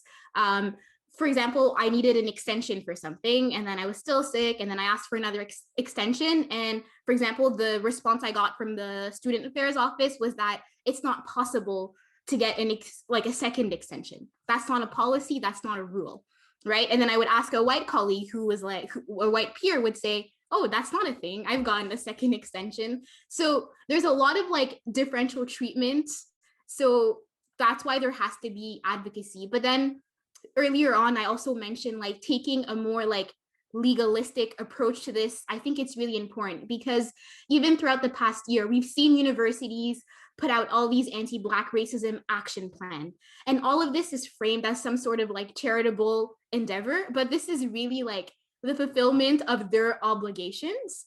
Universities have a set of like dual obligations. So positive obligations are basically actions that they have to take. So they have to have accessibility services that is mandated by law. And there's also negative obligations not to discriminate. So clearly the intrinsic argument of saying that Black students and Black students with disabilities should be treated equally and have the same rights as other students. If that argument is not compelling enough for university administrators, then this instrumental argument needs to be put forward and discussing the liability. What is going to happen when universities discriminate against us? And one thing that has really motivated me to speak up this year is just across organizations, from the federal public service to education to different private organizations, we're seeing people go to the media and mobilize. Like for example, I connected with another Black student who I saw on the news who filed a complaint against the university. He was very helpful and, gave me advice on how I should proceed. So there's really this mobilization, and if there's no action, then it's really important for Black organizations to come together and hold these organizations accountable. Thank you, Fanta. And Winika, would you like to jump in on that? Yes, of course, because I feel like advocacy is important for accessibility in school, because even with my experience, like I mentioned before, unless I spoke up about it, I didn't really get anything. And it shouldn't be that way. I feel like, it should be out there so that you walk in and you see, okay, this is a welcoming environment for students with special needs and disabilities. Are you muted, Vinika? Wow, I'm so sorry. No, it's okay, it was just for a second. What I was saying is that I feel like it's very important for, the advocacy for accessibility in school. And I think for me, it started with not knowing where things were for me and knowing where the student services for disability was. It was a crazy map of the school, so that was hard to access. I feel like it should be in our faces as we walk through the door. This is a welcoming environment for people with special needs or with a disability in school. This is what's available to you, not me having to dig up the information and it's not available, or I have to keep asking different people, like, where is it? Why can't I find it? How can I get a part of it? Why am I waiting lengthy timelines for me to be able to access these services and stuff like that? So, and having to stay on them it was a big issue for me too. So I feel like that's important, and that breaking those things would really help smoothen out the journey of the education. And I feel like advocacy is the best way to success for young Black people with special needs, because of a lot of the times I felt like, even when I tried to sometimes advocate for myself, I felt that it was either the faculty or the people who are trying to support me in the centers who would make it seem like I don't know what's best for myself, which really got to me, because I would make a suggestion like, okay, I believe I need this. Be like, no, I think you need this, and try to make it seem like I don't know what I'm talking about. And this is my education. This is me. I know myself quite well. I'm an adult, I can advocate and speak for myself, and I can only imagine, like, I've been doing it for years, but I've had friends who weren't used to advocating for themselves. So it was even worse for them. It's just they didn't know how to advocate. And even if I gave them tips of how to advocate for themselves, it's personal. Sometimes they're just not ready, or they don't feel like maybe they can do it. So sometimes I even help them. But even then, because they don't know how to advocate for themselves, it was even worse for them to be like, we think this is best for you, go along with this and it would be best for you. And then months down the line, it wasn't. It actually, their situation got worse. So that didn't help them at all. And, I feel like that's why it's more important for not only the school, but the faculty to get on board with supporting and allowing you know, the students to be a part of their own success when it comes to advocating for the things that they need, instead of trying to make it seem like they don't know what they're talking about. Yeah, I think what I'm hearing is just, you know, respecting student autonomy. You know, like we know our own disabilities best. We know our own access needs best. So when it comes to advocacy, when it comes to student advocacy, whether it be, you know, supporting peers, like you said, Winika, or more in the legal route, as Fanta said, or, you know, or having student groups like the Black Law Students Association being present when, you know, policies and things like that are being made, to have that accountability, I think is really important because, yeah, as Black disabled students, like you folks know, you guys still have your autonomy, and your Blackness and your disability like doesn't remove your autonomy. So I really appreciate you both kind of speaking on that. And also, Fanta, I want to say thank you also for speaking earlier about, you know, respectability politics and, you know, how that really comes in hand when it comes to, you know, advocating for yourself for accessibility. And as Black students, like we shouldn't have to worry about accessibility, about, you know, respectability politics in that manner, right? So the next question would be, as a student, maybe could you describe your, and you folks have touched upon this a little bit already, but yeah, as a student, could you describe your experiences with accessibility service? So, you know, again, health insurance from the university, filling out forms, registering with accessibility service, things like that. I'm sure we have folks in the audience who, again, are thinking about how they can get registered with accessibility services at their schools and what that might look like, and what maybe you folks maybe expect from the administrators that you are speaking with when you are applying for accessibility services. I would say the first thing is that make sure you know that you can register, whether it is something chronic, whether it's something episodic. So it's really important to know that your accessibility needs might change throughout your educational journey. And so don't hesitate to reach out to the accessibility service. There's, you know, oftentimes, you know, they're going to have specific deadlines, but if your needs arise after that deadline, never hesitate to reach out, because it's really important for you to able to demonstrate that, you know, you've done that extra step to get that help that you need. And so in terms of registration, sometimes there could be a wait list. One thing I would recommend, once again, let's say you need a specific accommodation. I remember when I wanted to register, the wait time was like a month, but then I had an exam before that and I wanted the extra time, and I needed the extra time to be able to perform, you know, as well as I could. And, you know, and I tried again. I reached out to the office of the dean of students and said, I need to meet with the accessibility office. They won't give me an appointment on time. And then they opened up a spot. So just sometimes you have to push a bit. It's definitely like time consuming, but like it's worth it. And it will make a difference in your academic performance. Oftentimes within accessibility services, there are different advisors. So even if you don't know how the accessibility service can be helpful for you, you can meet with an advisor, discuss your situation, and they could outline, you know, what resources might be helpful for you. This is really what they're trained in. So I encourage you all to reach out if that need comes up. Another thing is, you know, before the school year, it's always good to plan out, start thinking of what your needs might be. But as I mentioned, just be open to reassessing and seeking that support. And lastly, the advantage of registering through accessibility services is that it guarantees you that confidentiality. So they're legally not allowed to disclose your disability. And so when you reach out to your professors, you don't have to disclose. You can mention that, you know, you've communicated that you're registered with the office, and they'll usually be understanding. And I think it's really important to think of this, like, I'm going to rehash like that, the legalistic approach, because something that I always get, it's always framed in a way that, like, you know, they're doing me a favor. And I'm like, actually, that's my right. So just frame that framing is quite important. That it is their right, and you know, as a law student, you would know, especially. So yeah, it is your right as a disabled students to these accommodations and to this accessibility in order to actually fund your Black success. Rika, you can go ahead. Yeah, so I definitely resonate, especially with the process. It took about a month and a half to actually fully get registered. And by that time, I'm already like a month into school. So I had to catch up a bit on things because I had a lot of needs, especially during the first month, my first year of college. And that support was delayed by a month and a half.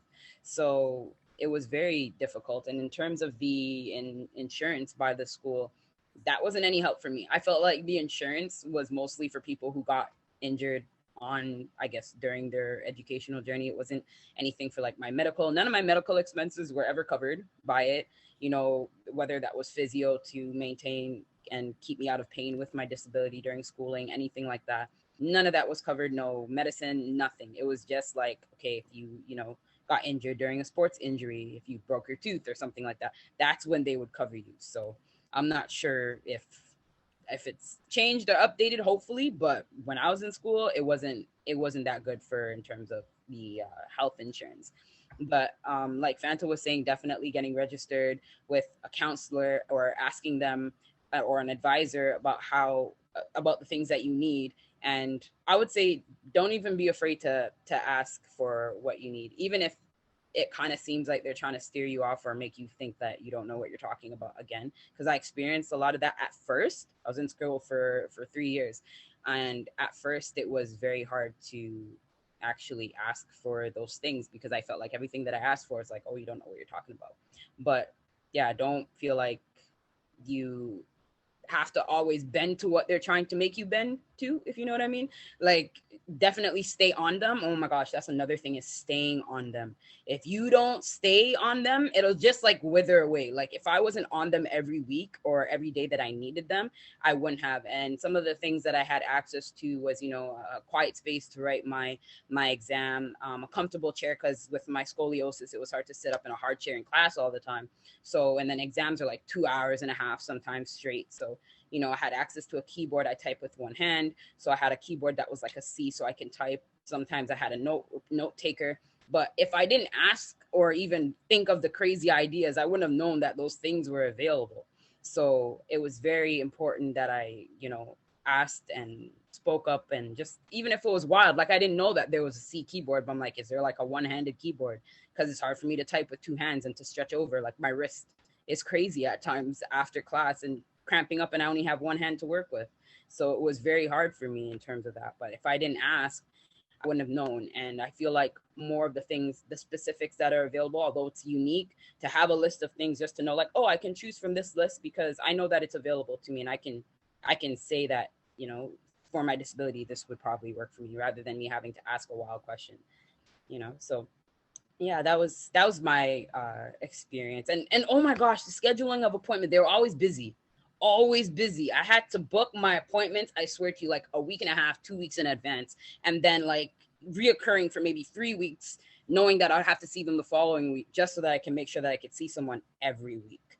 So yeah, I feel like they're so busy. I don't know what their funding looks like, but I feel like they need to have more people on hand to be speaking to people, because there's a lot of students with different special, unique needs.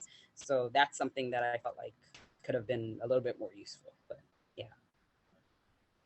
Thank you, Winika.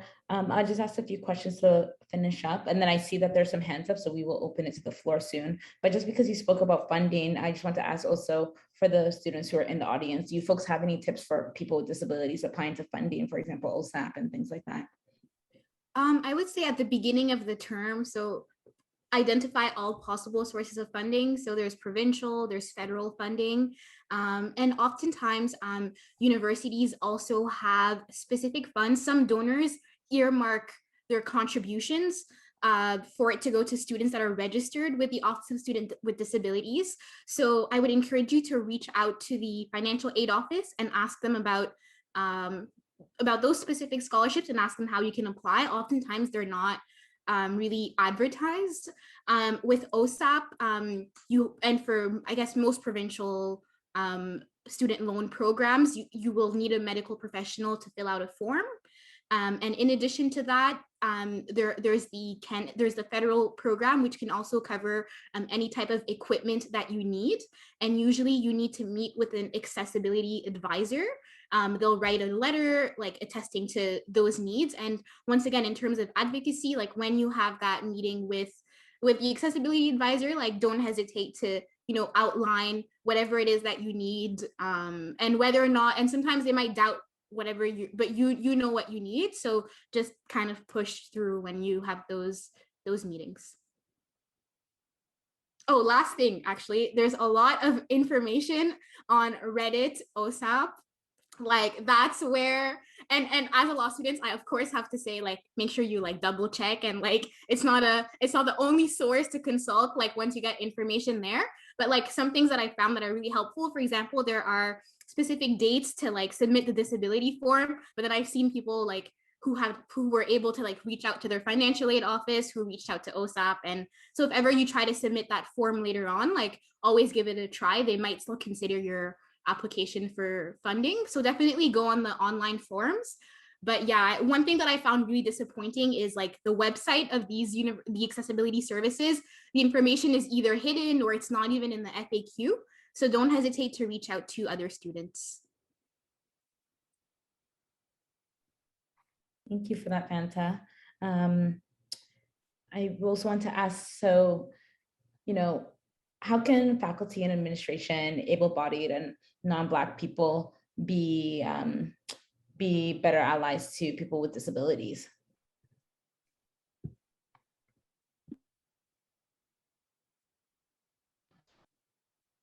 I can go ahead, Monica. Yeah.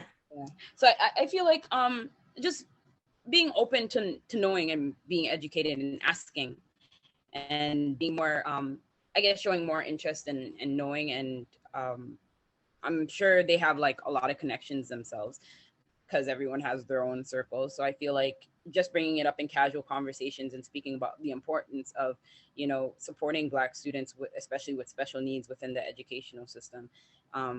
You know, even when I was in school, there was associations with Black students, and, you know, there was other students who weren't a person of color who were interested in just knowing, you know, what things could you be supported with and stuff like that. So it was those people who were really interested in knowing and willing to just help and hear us out and know what is needed is what I believe really helped, is actually showing interest in knowing as well, and speaking up for it. And, you know, and when they hear certain things that are like unjust with students who are going through things through school, if they have that, I guess, authority, or even faculty, you know, I had really great faculty who really spoke up, who weren't of color, and who were there for me and really helped me to advocate more for myself because they really did care. It was those faculty who actually cared. I had faculty who really didn't care about anything, if it just felt like they're there for their paycheck and gone. But I had really great faculty who actually showed, you know, that initiative, and they were passionate and made me feel like I was more, you know, welcome, and I can just get the support that I needed as a young Black student with a disability. Thank you. Winika, you can answer the question, and then I'll ask her a last question before we open up the floor.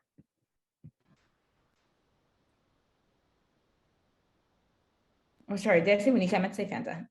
Oh, yeah. I think it's one thing is really being responsive to students when they advocate, not putting in place unnecessary, you know, barriers, you know, following.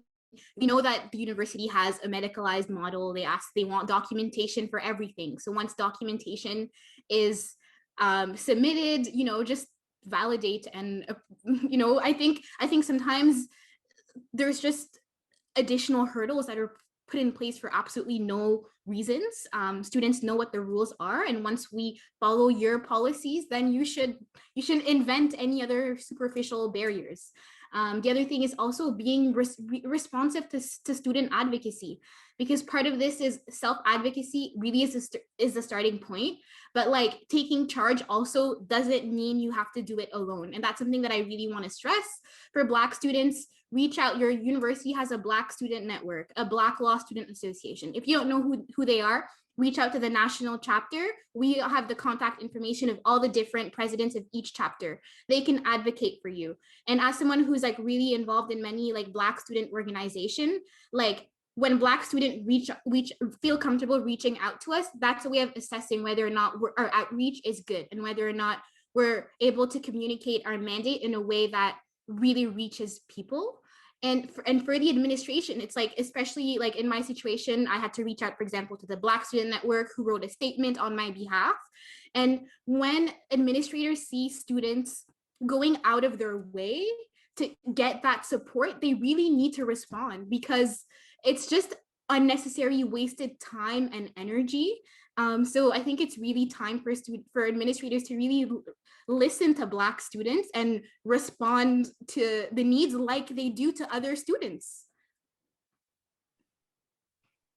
I think that couldn't have been better said. Thank you so much, Fanta. And yeah, I think it's definitely important for us to mobilize, but we can only mobilize so much, so people have to kind of meet us halfway. So it's just that really hammering home the importance of listening to Black students, Black disabled students as a collective, but also individually when they're advocating for themselves in regards to accessibility. And yeah, just really trying to remove the barriers. Also, you had mentioned something about the medicalization of disability, and I think also just kind of that understanding that Black disabled students aren't only facing barriers in school, they're facing barriers outside when they're going to the hospitals to, get their medical forms. There's barriers there as well. So really just trying to keep that in mind when trying to support Black students with disabilities. So thank you so much. I am going to open the floor up to questions.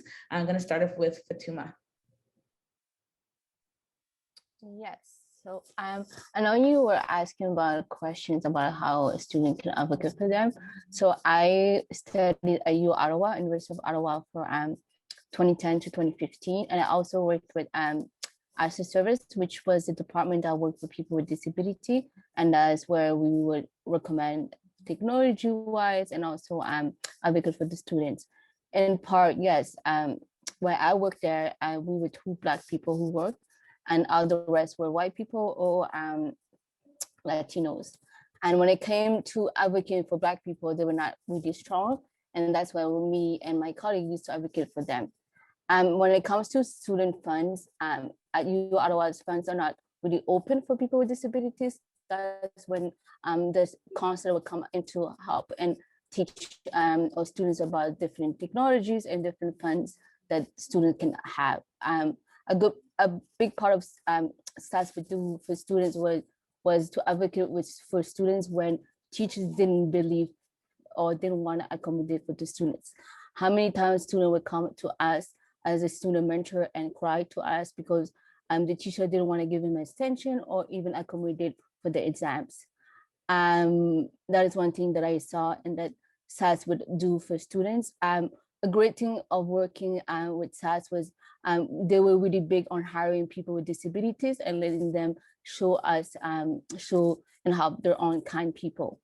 And I think that is a big thing, is like when students are trying to work for the university, is try to affiliate with a job that could help them and see how they manage the university or the college.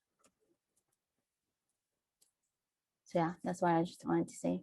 Thank you. That's super interesting. And I really like your point on like even looking within your colleagues who is willing to advocate for Black students. And this is something that really struck me, because I think even with many student groups, sometimes the institutional response is that our voices alone aren't enough. And so it's really important for folks who are working in accessibility services or offices to really take on that advocacy role. And actually, interestingly enough, at McGill, within the advocacy, within the accessibility office, I've been told we don't do advocacy.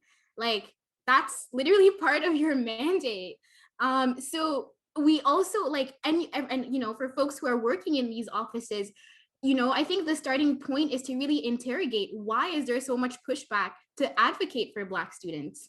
And, over the past year, we've been seeing all these different action plans. There are so many new positions of, student advisors for Black students. an office for Black excellence, but it's really interesting and important to look at the design and the mandate. And I take the example at McGill within the Faculty of Law. There was the position created of Associate Dean Black and Indigenous Flourishing. Interesting title. And so one recommendation that a member of the Black Law Student Association made was that since one of the biggest barriers is for Black students, is when Black students are seeking academic accommodations, the racism and the ableism has been a longstanding issue. So then it was proposed that that mandate be transferred to that within that new position. So we're seeing like a concrete recommendation for this new position to actually have like a structural impact.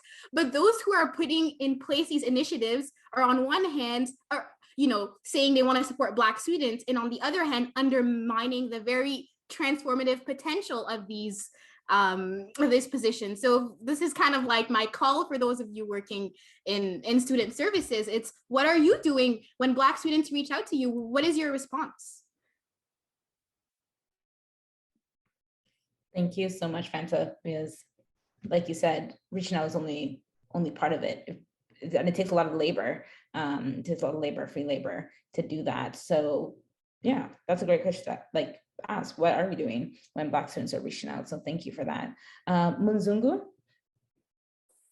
Yes, can I be heard? Yes, for sure. Okay, perfect. By the way, thank you for saying my name right, because girl, struggle is real. Munzungu is the name, and again, thank you, Winika. Thank you, Fanta, for again the amazing words of wisdom and all your experience, all that kind of good stuff. I guess I'm going to make a commentary, but also ask a question as well. I think it's very, very important for students of African descent to understand that we are paying for our education and we deserve to have our ROI, return on investment, you understand? And so in many respects, I feel a part of the discussion when it comes to not just dealing with what we face as students from an ableist perspective, from an anti-Black racist perspective, but I do want to highlight the importance of understanding our human right to learn. And I say this because it is critical that we begin to look and observe anti-Black racism within the context of human rights. So my question to you is this for both of you: how have you been able to really navigate academic racism within both your experiences? And ultimately, what are words of recommendation you can give? Because I think sometimes it can be so difficult for us to know, okay, you know what? I'm dealing with a racist professor. I'm dealing with, I'm dealing with a service provider that's not giving me the resources that I need. So what would you recommend in terms of tips and tricks in terms of not only empowering students of African descent, but also being very wise in how we move? Because again, self-advocacy is really important, but it cannot be taught. You have to go through the experience of yourself to really know and understand how to navigate. So I want to pass off that question to you. If I talk too much, my apologies. But yes. No, you don't talk much at all. But what I would say is, I think we don't have a principal. We have a dean, I guess, in college. So when I was there, is going straight to them. Like I've had a 1-2 faculty that I felt was very racist to me. Not only that, but like ableist as well. So I was really under them the whole time. Like every time I felt like I had an issue, I was up in that office. And I learned that, from my mom, because she wasn't afraid, like, okay, the teacher, you got bullied today and the teacher didn't handle this properly, I'm going into principal. If I'm not cool with how the principal handle it, I'm going into superintendent. If I'm not cool with the way the superintendent is handling it, I'm going to the trustee, I guess, is above the superintendent. But my mom leveled up, and that's where I learned, like, if you are not satisfied with the way they are treating you or in the way that your issues are being resolved, especially when, there's racism involved or ableism involved, or, where you just feel like it's unjust and you're just simply learning. And like you said, like, you're paying for your education. So if this is happening on top of that, those faculty are getting paid at the end of the day, regardless of how they treat you. So if you're not advocating or going to higher ups who can hold them accountable, it makes it very, very hard for you as a student to remain in that class. Because I even got moved to a whole different block, which messed me up with work and everything. But just because I didn't want to be in their face, I'm like, yo, like, that's not fair. I need to go to somebody who's going to hold this person accountable, who is teaching me and other students. Why do I have to adjust my whole life because of this one faculty member who should be making it a welcoming and open space, especially for somebody who is, of color and has a special needs. And if it's a matter of them not knowing, I feel like they should know the struggles that we face, just in general. But then again, it's unique to the individual. And if they don't know this, then does that mean that they need to be further educated on what we go through? If that's the case, I feel like maybe that needs to happen in order for them to be more open, because I don't know if it's a personal thing or whatever, because I didn't try to do anything to make them feel a way against me. But when it happened, I don't know, I just felt like I had to go higher up. And yes, I wouldn't call it an investigation, but eventually it got resolved and I got moved back. And I felt like, I'm going to stay here. I am paying for my education and you're going to do what you're supposed to be doing. You're getting paid to teach me and make it an environment where I feel like it's safe to not only be here, but to learn. Because when things like that happen, it got to my own head. And I heard internalized racism earlier as well. Like, that's what I felt like eventually. So I feel like if it's a matter of them just not knowing, maybe they need to be more educated, than not only in math or whatever they're teaching, but also maybe cultural sensitivity or things like that, or ableism. Maybe they need to, they have every time I apply for like a new job, they have that the Disability Act where you have to take things like that. So there's certain things that I feel like faculty members should be a part of, especially when it comes to Black students and students with disabilities. But maybe I talk too much at this point, so I'll stop. No, girl, you good. You good. This is great. I would also add that, like, one thing that really shocked me, and that was really that completely changed my approach. It's really I think when you face this type of situation, you need to think about what's the outcome you want. Right. And what level of advocacy are you willing to put in?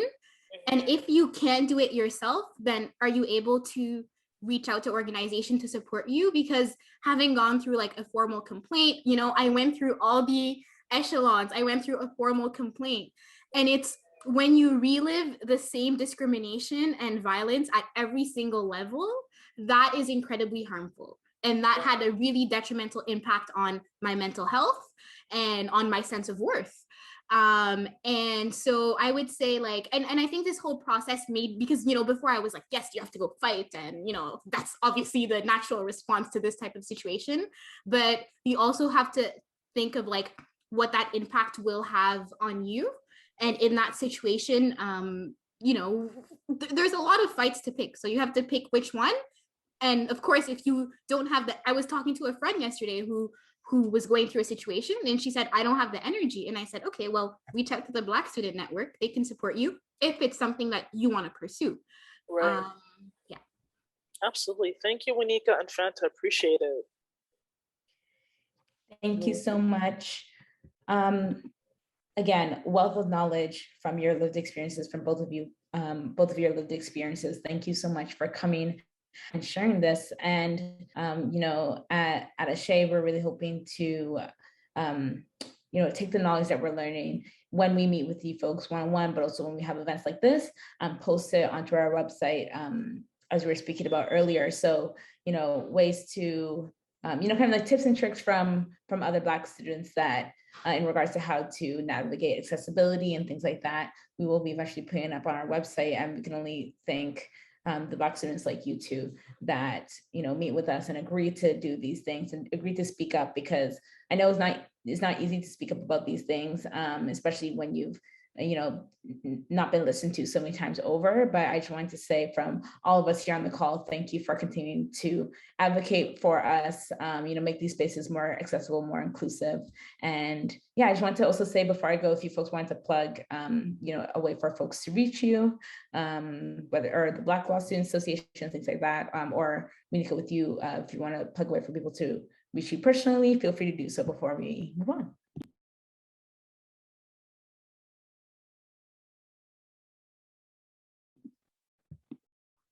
Maybe Fanta, did you want to, or yeah, go ahead, Winika, go ahead. I was typing it out, but I was gonna say it out loud. I can be reached at winika.matthews18 win_inspires@gmail.com. You can also find me on Instagram, win, WYN_inspires. You can go to wininspires.com. That's where I have all the initiatives that I've been a part of. That's where I have the links to my book, things like that. And actually in my book, my longest chapter was about education and what I went through as a student with my disability as well. So that's why I was so honored to come here today, especially because it's something that I've been very passionate about for a long time. And with my experiences, I feel like it's still important to continue to advocate. So yeah, I'll drop it all in the chat for you if you wanted to get in touch with me as well. And thank you for having me here today. Thank you, and we will send it out also afterwards. I just put Winika's book in the chat also, and we'll send it out. And Fanta, I see Fanta. Actually, I'll let you. I put my Twitter. I'm always calling out the dean on Twitter because he did not respond to my call to address anti-Black racism. So I think social media is like a really, really great platform to mobilize. It's actually through Twitter that I connected with many other Black law students. So I encourage you all to, either follow or retweet and just like amplify the voice of other, Black students and Black organizations through whatever platform you're active on. And if you have other questions, you can message me on Twitter or on LinkedIn, and I'd be happy to continue the conversation.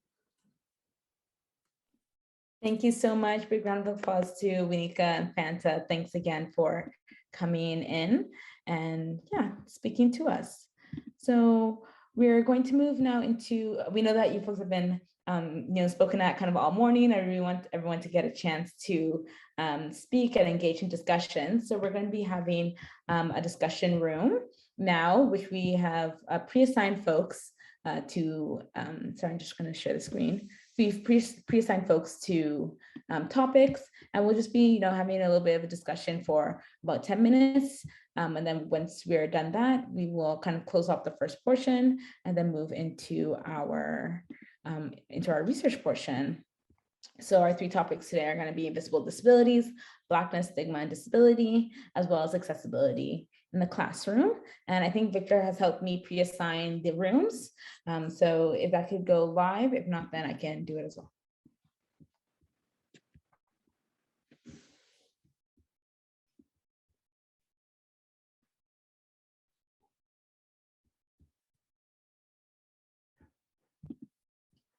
Maybe Victor, if you want to unmute yourself, you can just let me know if, oh, sorry, I'm seeing something here. Breakout rooms is fine. Awesome. Thank you.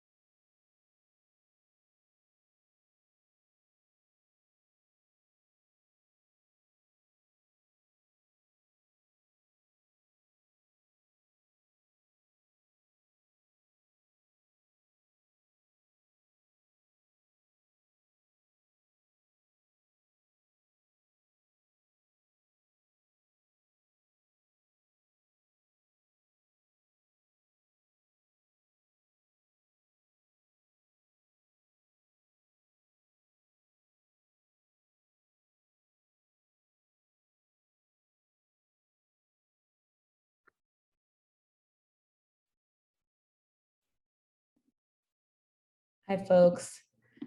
Thank you. I know it was a super quick discussion, but I know in my group we had, I learned a lot, and I hope that in your discussion groups you also learned quite a bit. Though we are ending this discussion now and this portion of our summit before we take our break, we just want to say, first of all, again, thank you all for staying, and just a reminder that these discussions don't have to, these discussions that can keep going, and we want you folks to continue to have these discussions, with your peers, with your colleagues, with your family, things like that, but also with us. And it's really important for us, I think, to have these spaces and hold these spaces for one another. So yeah, we're going to move into a 15-minute break from here, but for folks who are leaving, we just want to say thank you again for coming. Please stay connected with us. We're also going to be, we're looking for members for our Ashe Community Foundation. To see our membership information, you can go to ashecommunityfoundation.com. Under Get Involved, you'll see Become a Member, so you can see there. We'll also be campaigning on our social medias in regards to membership, as well as looking for board members. So please make sure you're following us. That's where we'll be updating things in real time. I guess next steps for Ashe, we're going to be again, hoping to continue on the partnerships, building upon the partnerships that our outreach team has worked on, as well as building upon the research work, but we'll be talking about that in the second half. But yeah, we'll just take a 15-minute break. Our summer student, Latanya, did choose this meditation that I will be playing. It's about a 5-minute meditation that you folks can listen to. It's also on YouTube. And then we'll be coming back. And in the last portion of our event, we'll be speaking about Blackness in research. We have 4 amazing panelists coming, as well as a bit of a longer discussion group. So for folks who felt like, I didn't really get to say what I wanted to say in our discussion groups just now, no worries. We'll be having another discussion room where, you can say your piece. But thank you. And we'll come back. The time is right now 3:14. So we'll come back for 3:30.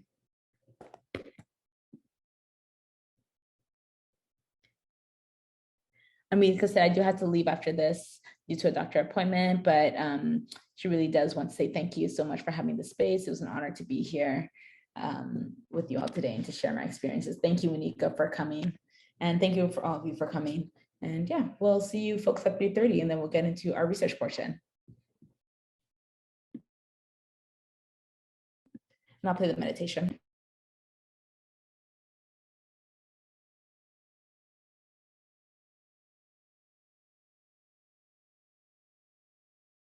Can you folks hear the meditation? I just want to check. No. No, okay. I'm gonna stop my share, redo that.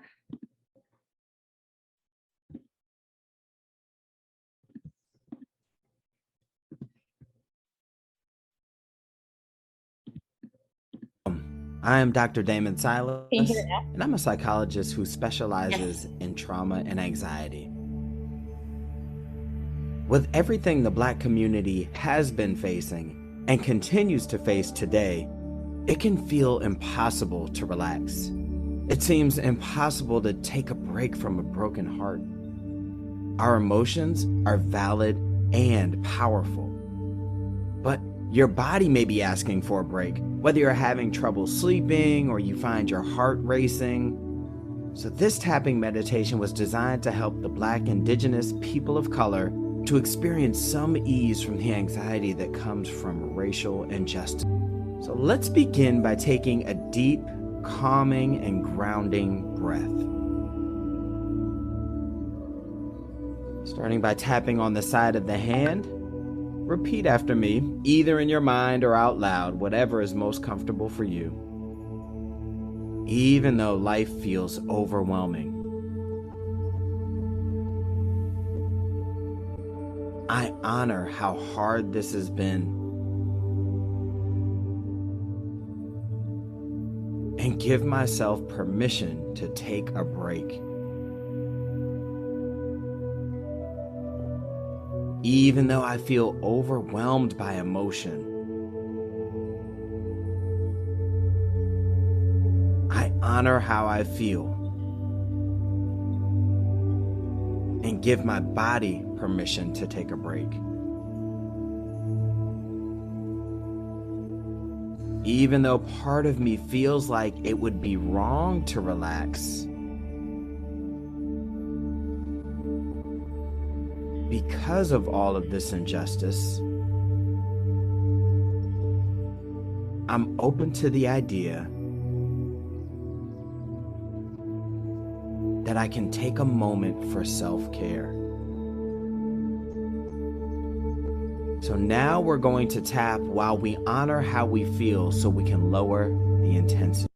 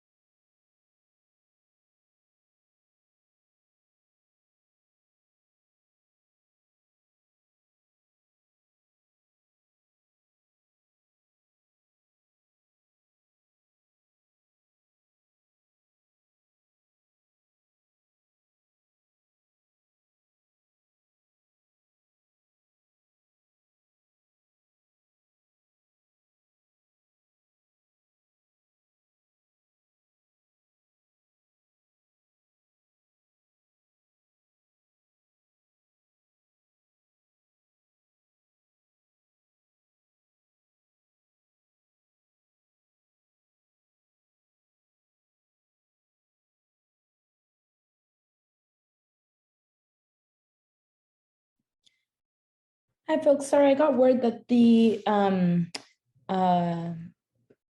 meditation wasn't playing because I was muted, so I'm just gonna play it now. I am Dr. Damon Silas, and I'm a psychologist who specializes in trauma and anxiety.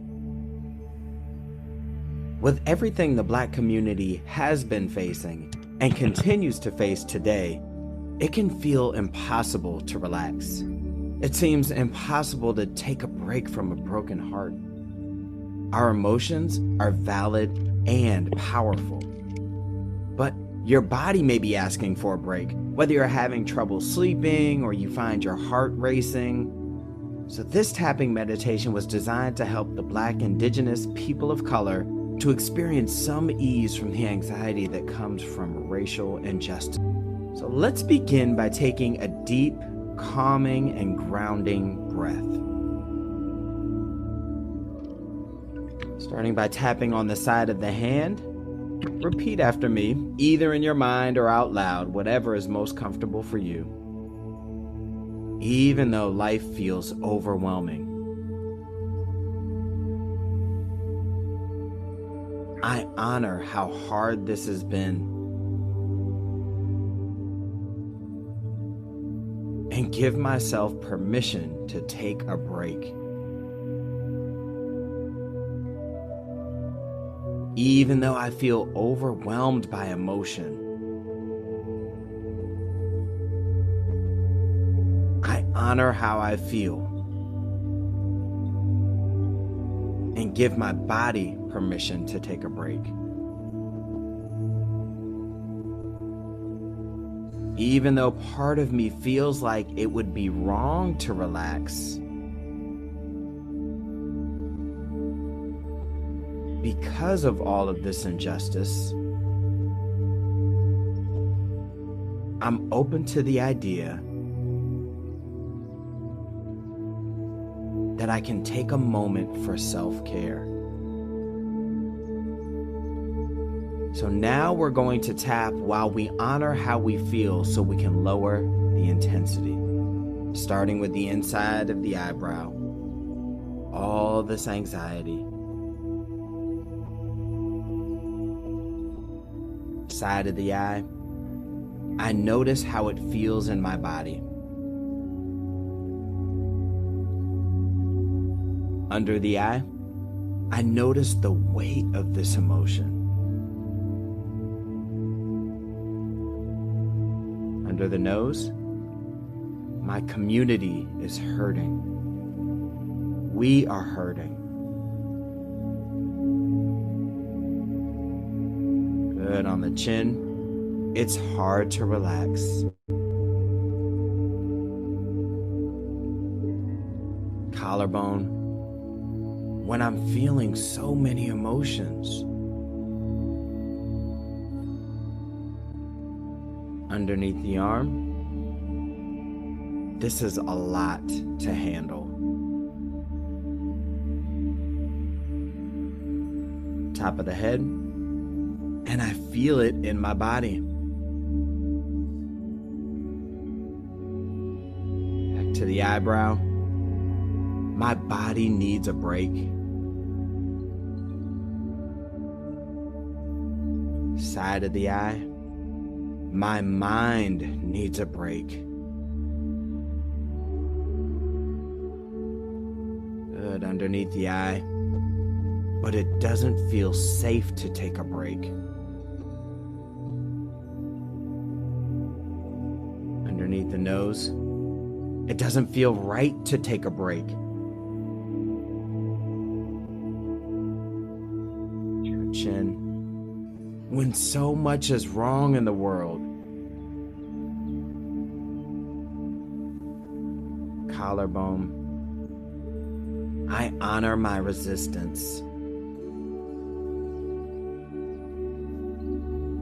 Underneath the arm, I honor my good intentions. Top of the head, and I acknowledge that I need a break. Eyebrow, I can care deeply, side of the eye and still begin to relax my body.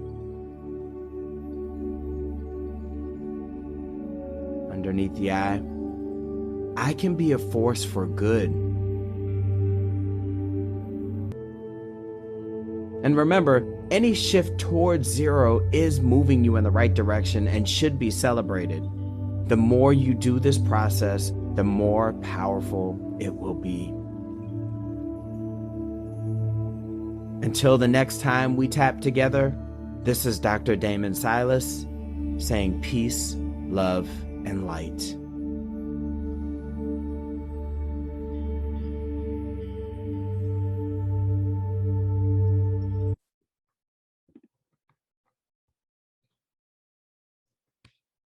Awesome. Thank you, Latanya, for sharing that meditation. I believe I'll just give everyone a minute to kind of come back, and then we'll move into the research portion.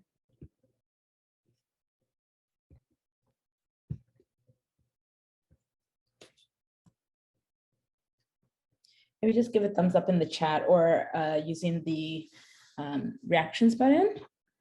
And that way I can, I'll get a sense of whether people are back or not. Okay.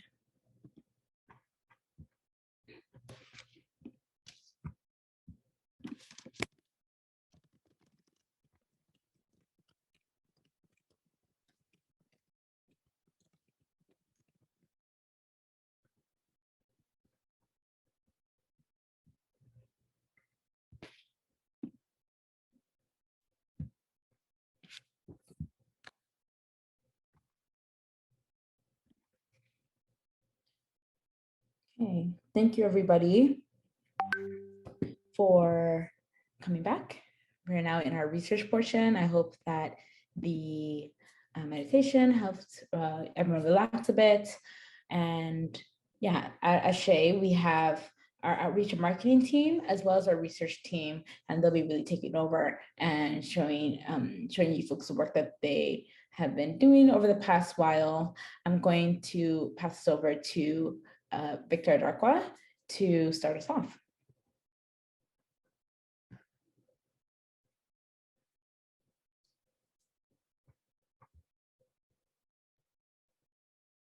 Oh, Victor, we can't hear you for some reason, or is it just me?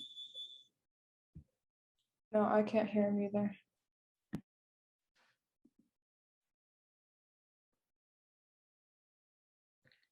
Oh, sorry, I think may have gotten the schedule wrong. No, we can't hear you. I think you said we're gonna segue into the discussion portion of research first. Can you hear me now? Yes, I can hear you now. All right. But as I was trying to say before, the space that we've been curating and we've tried to curate is a safe space. And especially for this research portion, because we have come in with our lived experience, coupled with looking into select topics that ASHE believes in and we believe in, we're bringing in different perspectives that we hope are heard with earnest, allow feelings to be what they are, and that this zone is a no judgment zone, so that, again, it is a safe and sacred space. Okay, but as Nkem just mentioned, we will just, for time, be rearranging certain segments of this research event. So we'll start off with our discussion, okay? Awesome.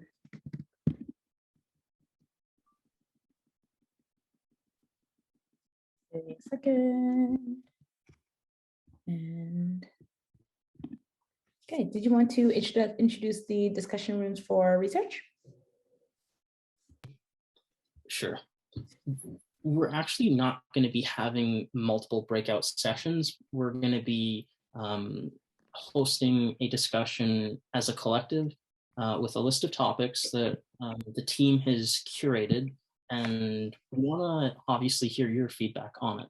And very shortly, what Nkem is going to be doing, they'll be sharing the screen that we do have.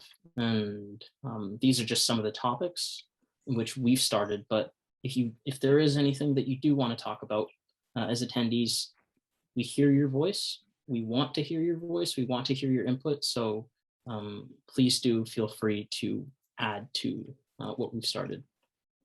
So.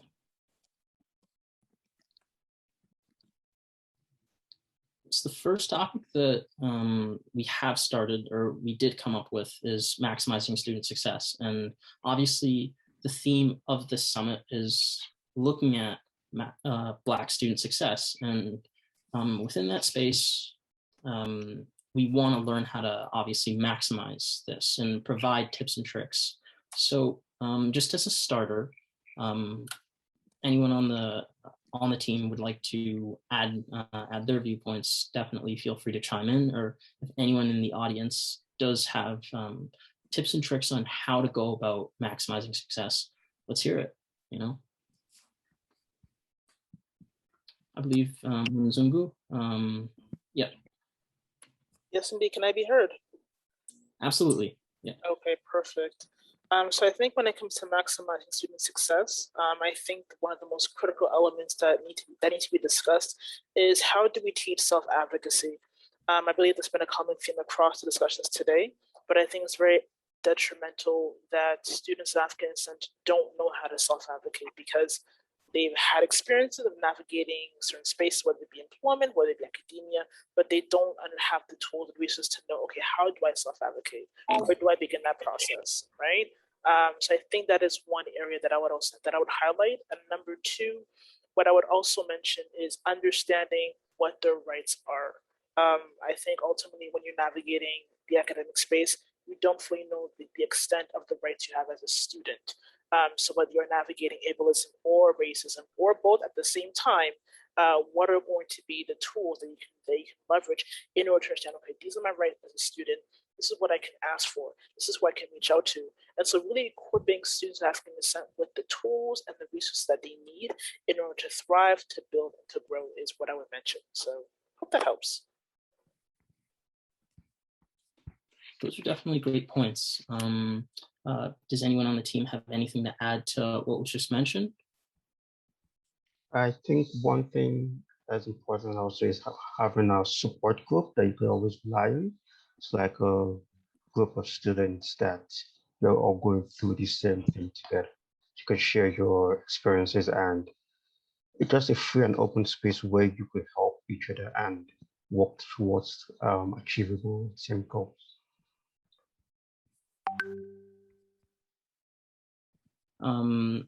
Seeing Jamila, you have your hand raised.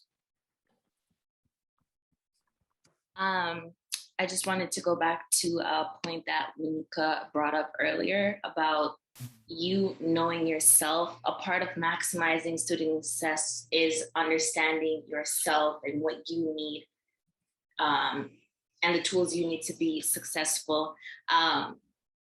Also, like Selena said, a lot of people will try to tell you who you are and what you can do or what you can't do. So I think that's important, just knowing yourself, understanding yourself, and as Mzungu said, advocating for yourself. So yeah. I'm really glad you brought up that point about knowing yourself. Oftentimes the narrative for us is pre-written. So just kind of owning your own narrative and just walking into spaces, understanding that you present as you and you are valid. Everything that you do bring to the table is valid. So it's definitely important or an important consideration to understand and respect the fact that we do present as individuals and our individuality is paramount to success, you know? So I'm glad you brought that up. I just want to say I'm putting it in the chat, the Jamboard, if folks want to also write on the Jamboard or do like Liz did and state it in the chat, then we'll also be looking at that also. But yeah, feel free, it can be a collaborative process. And yeah, I can pass it back to Victor, and yeah, Liz wrote something in the chat, or a different Liz, not our Liz. I think kind of on an aside on building support groups and building like a network, I think another really helpful tip is mentors, especially if it's people that you can in, you know, who have been in your place before, who might come from a similar background, or sometimes you might be able to find, you know, kinship in people who are completely different from you. But having those people who know what's going on a little, you know, ahead of time and giving you those little tips and tricks, I think really helps with being successful as a student. These are really great points. And just on the idea of mentors and building kinship with allies, how have you, I guess, in your own gone about securing mentors? Because I know that can be a challenge. You know? I think honestly, for me, I'll just go up and tell people, hey, I'm struggling. You know, I need help. Or I want to be where you are. Can you tell me how you got to where you ended up? And so I think that's in one way, that's how I build mentorship. But another way is also offering myself as a mentor. I think whatever I would like to see, like I want to pass on that knowledge for other people. And so in that way, not only are you helping other people, but those people can help you. And you're also building a network, and you never know where those networks go. So I think putting yourself out there just goes to show that, you know, when you do ask for help, you're also that person who will give help as well. Really great point. And Nzungu, I'm just gonna, do you have sentiments to share? They're always welcome, okay? Yeah, for sure. I think what I'll mention is I'm going to say embracing the journey. And I say this not only from personal experience, but also because I think it's very critical at this stage with the way things are that oftentimes as students, we feel that, okay, there's like an invisible clock and we have to be able to, you know, graduate at this point. Like there's always a constant reminder that we have to succumb to what society is when it comes to our education, as an example. And I think in many respects, we have to be clear in terms of how do we define our own success. And I think success is not a linear process, but it's something that evolves over time. So I think the journey has to be embraced. I think the process to be embraced, but really and truly understanding that even as was mentioned before with mentors, I think walking in our authenticity, walking in our story, walking in our journeys is very, very critical in terms of really attracting the kind of resources that you need, but also attracting kind of the right people in your life to really help you and build you and elevate you to a point that you're going to get to your particular, I'm going to say, destination point, but I digress. And sort of just piggybacking off of that, I guess another sentiment that was shared that really builds off of what you were just explaining, and actually two sentiments that were just shared actually in the chat. We're kind of looking at just obviously respecting individuality, as well as understanding that things look different from person to person. So just obviously, as Hyoma just mentioned, understanding that sharing our vulnerabilities, our concerns, those kinds of things, they serve to support us. And in that, support can look different, right?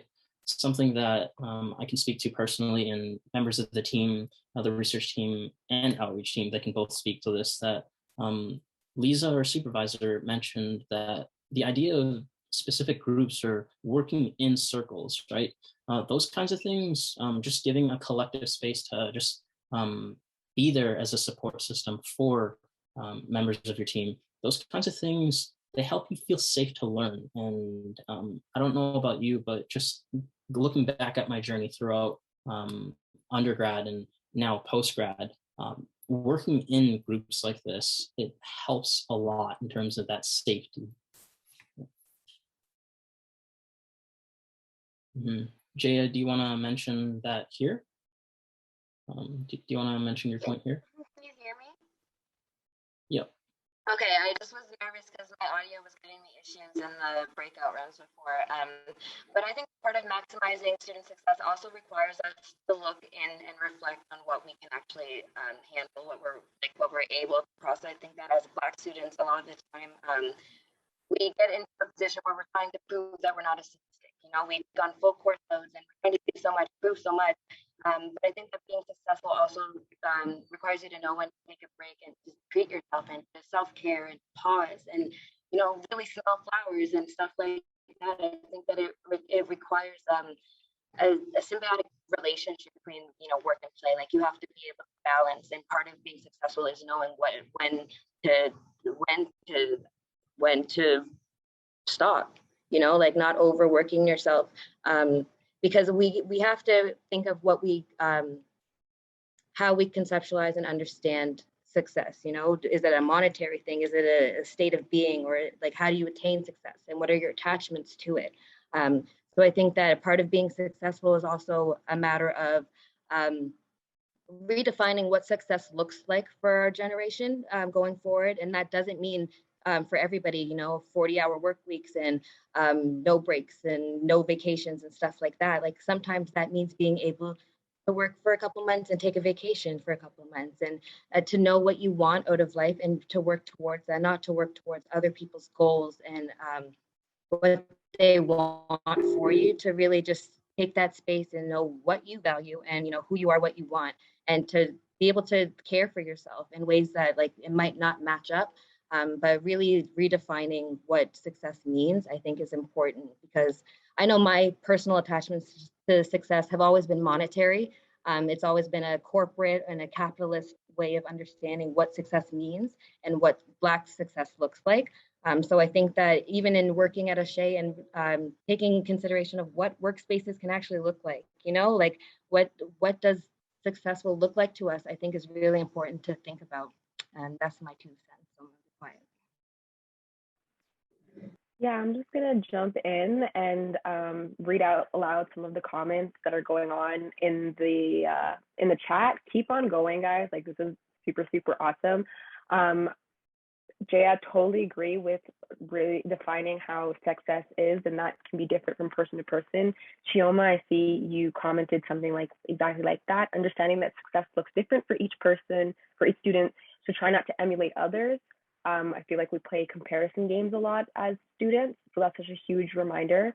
Chioma also said, sharing our vulnerabilities, our concerns, and serves to support us all and lift us up. And that is also very, very true, because if I learned anything, if I have a concern, very likely that someone else is sharing the exact same thing. And just one other comment I wanted to highlight by Liz Marquardt: discouraging competition between students of color, understanding that there is no longer only one spot for a BIPOC student in each room or candidacy for positions. Absolutely. I think we are now at this point where we're beyond, you know, just being happy with just one token position. We need a range of backgrounds, we need a range of perspectives, and, you know, not one BIPOC individual can speak for everyone else, but also BIPOC people have more to bring on the table than just their diversity or their background. So I think those were all excellently said, and this is just getting us started. So I guess we can move on to the next topic, because we still got quite a few more to touch on. Yes, I'll switch over. Sorry, I was finishing this diversity. Yeah, not to rush you to NChem. I know, right? Next one. Oh, sorry. There we go. Okay, so the next topic is imposter syndrome, and just want to throw out there, does anyone want to like say their definition of imposter syndrome? Have they heard it before? What they think it's about? Zungu? Oh, okay. Yeah, go for it. Go for it. Yeah, for sure. What I can say about imposter syndrome, based on just my immediate understanding, it's really linked to self-doubt. Self-doubt, not believing in yourself, and ultimately not believing you're deserving of the best. I think as people of African descent, we definitely have a tendency of, how do I say this? Because we're living in a system that constantly reminds us that we're lesser than and that we're not willing or able to set the table, we constantly self-doubt ourselves in every sense of the word.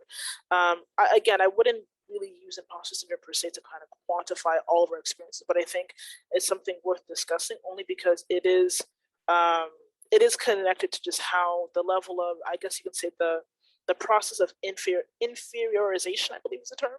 But ultimately, I think it's critical to discuss it, only because it is directly connected to student success. How many of us travel and navigate academia and we just lose that sense of confidence because of certain experiences that could be very traumatic and that are linked to racism, that could be linked to ableism. So I think it is critical to speak about the importance of fighting against imposter syndrome, but also fighting against the self-doubt and those specific types of areas of negativity that unfortunately impact us at the mental, the spiritual, the emotional, and of course the physical level as well.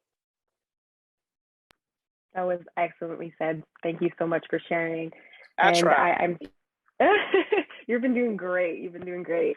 And I'm seeing in the comments, similar sentiments. Poma says feeling like you don't deserve your success or have tricked the people around you into thinking you're capable. I felt that one pretty heavy. And so Mazunga, you also you talked about having, combating it. And so that's my next question I'd like to pose for the group. It is something that can be an external thing, but sometimes it is internal. So whether it's defending yourself against others or just even speaking and believing in yourself, what are some ways to combat imposter syndrome?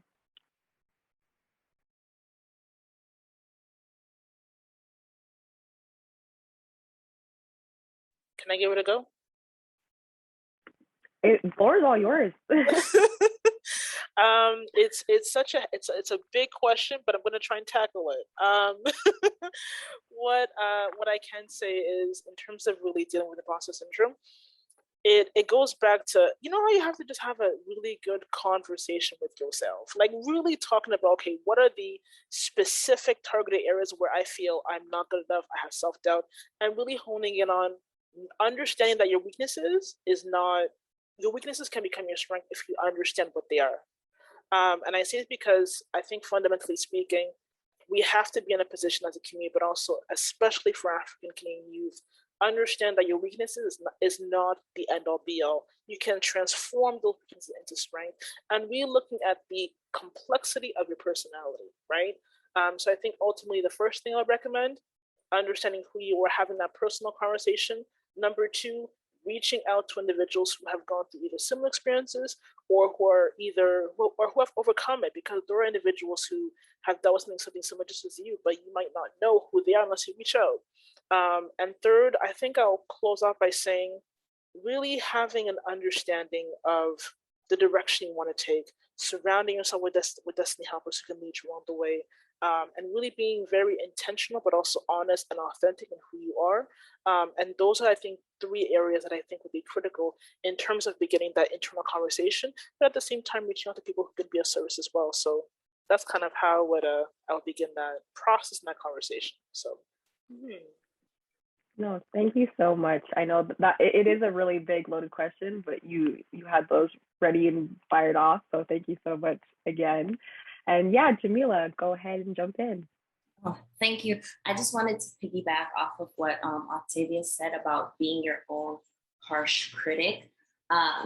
Sometimes your biggest enemy is yourself, but it's also important to realize that your biggest enemy can also be your environment and the people you choose to have around you, because there are people out there that will try to stifle you and tell you you can't do things, even though you have confidence in yourself. So I would recommend, just anytime you feel like you're your worst enemy, try to fill your head and your thoughts with self-love. Like, just love yourself, like reintroduce yourself and like just appreciate yourself, sorry. And to sort of piggyback off of what Jamila just said, is that, and this is some advice that I'd like to offer. If you do feel like you're forcefully being asked to shrink yourself, that might be a sign to maybe shuffle the deck and look at who you're surrounding yourself with, because again, part of it is not only the self-doubt that we do have, but we're human and we hear things and we internalize things. And another thing on that, like Jaya just mentioned in the chat, we should not shrink ourselves. It's important to present yourself as authentic. And as our keynote earlier on, Selena mentioned, showing up authentically, that consists of a lot of things. And kind of just tying up together everything that folks have mentioned within the space. Showing up authentically is showing up honestly, showing up with compassion and understanding, and it's also caring for yourself. And in that caring for yourself bit, that's focusing on your and prioritizing your mental health, things like that, you know. So that's definitely some sentiments that I had. Roxanne, I'm definitely seeing your question, and we will throughout or at a later time definitely revisit that, and we'll definitely respond to questions in the chat. But for time, we're just gonna switch gears a bit to our introduction of the students, okay? Because it's important that you do know who you're having a conversation with, you know? So. Yeah, thank you. Thank you for this. I will share the presentation slide for the students. And yeah, like Victor said, conversations about imposter syndrome will continue on. Maybe while I'm putting out the presentation in the meantime, if you want to just maybe like drop like the textbook definition like in the chat. But I think that, yeah, hearing from our summer students about like their personal experiences or like their experiences with imposter syndrome will definitely come up again. Okay.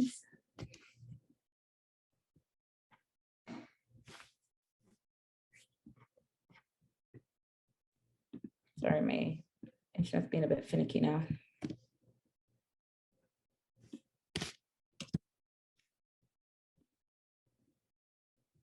Okay, here we go.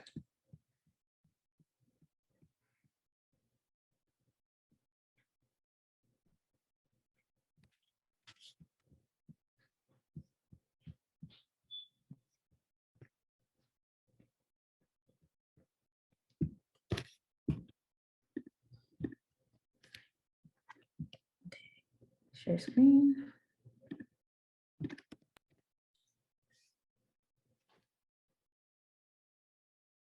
Awesome. So the second portion of the event that you folks are tuning into is more so just a space that's been curated by members of the ASHE Summer Research Team. Now, next slide. This team is really diverse and well-rounded in that we do come from a variety of different backgrounds, and I could go in and talk about who everyone is, but like that's not going to do anybody justice. So we're kind of just gonna let everybody talk about who they are. Okay.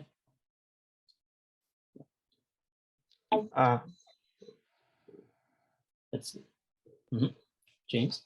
Hello, my name is James, and I'm one of the research coordinators here at ASHE Community Foundation. Hi, everyone. My name is Vinyat. I am also another researcher here, and I am a second-year law student at Osgoode Hall. Hi everyone, my name is Ethar and I studied criminology and political science at the University of Toronto and will start studying immigration law at Queen's University next week. I can't believe the summer is over and it's officially like school's starting. Yeah.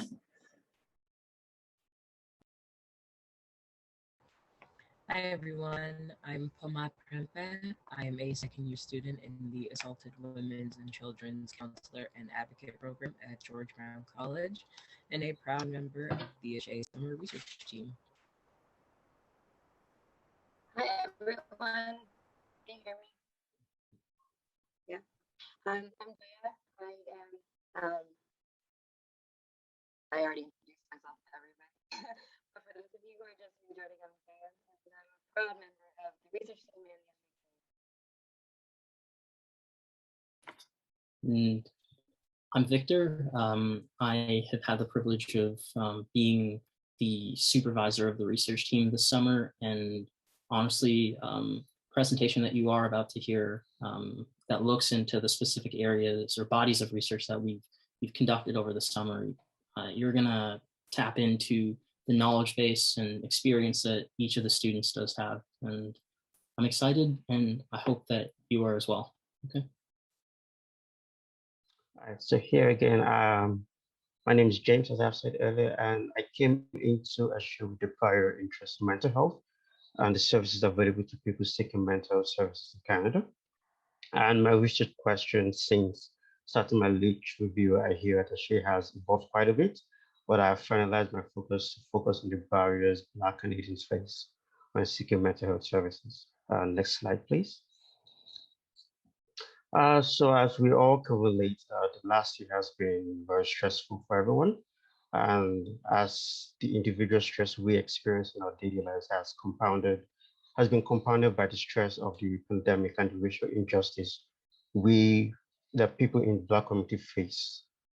So since mental health has received more attention lately, I believe it is very important to understand the barriers Black Canadians face when seeking mental health services. And secondly, I noticed that most of the research on this subject have been based solely on the Black American community, and therefore I wanted to create a document that focuses mainly on Black communities. And next slide, please. So the results from my lit review identified three major things that act as barriers to Black Canadians seeking mental health services. And through my search, I found that the negative views Black Canadians hold of mental health, either from cultures from their home country or learned from their parents, was a major hindrance to them seeking mental health services. So for example, when asked about mental health and mental health illness, Black Canadians were more likely to use stigmatizing languages when describing mental health. And also Black Canadians are more likely to view seeking mental health services as a sign of weakness. And research also identified that some mothers unfortunately view the child having a mental health diagnosis as a failure on their part. And the second barrier identified in the literature is the lack of culturally competent care. So while looking into this barrier, I came across something called racial matching, which is when clients seek out mental health professionals who have similar experiences and complexion as they do. As I looked more into racial matching, I discovered that in order to provide effective treatment, having a culturally competent mental health professional is more important than having a racially matched therapist. So when culturally competent care is present, Black Canadians are more likely to stick with the therapy and have a significantly better outcome because their diverse values and beliefs are present in their treatment plan. And finally, because of the mental health services can get expensive, this has become an obvious hindrance into the number of Black Canadians that can access these resources. And next slide, please. So as I said earlier, I did experience a couple of challenges during the start of my lit review, mainly around narrowing down my research focus and finding journal articles relevant to my research topic. And what I found helpful during this time was to take a step back and focus on other activities I had so that I could return back to my lit review with a fresh mindset. And most importantly, I felt that having a support system of people going through the same challenges I was going through was also equally helpful. As with where I think my research should go in the future, I would love to look into the difference in help-seeking behavior between first generation and second generation immigrants. Thank you, and I'll pass it on to you. All right, hello everyone. So Binyat again, and my research for the summer explores the intersection of race and disability in anti-discrimination law. So as I said earlier, I come from a legal background. I'm currently in law school. So the legal world and human rights is kind of my jam, kind of where my interest lies. But I think overall, this topic is really important because anti-discrimination legislation exists as a tool against systemic oppression. It's quite literally a mechanism that's built in place for marginalized folks to point out oppressive policies and practices, even if it's coming from their own government. So for racialized people with disabilities, their oppression cannot be attributed to one systemic issue. We know that their experiences in discrimination are shaped by racism and ableism and other intersecting lines. So if they are to use the law as a tool, that tool must be intersectional, and that's kind of what drove my focus for this research. So next slide, please.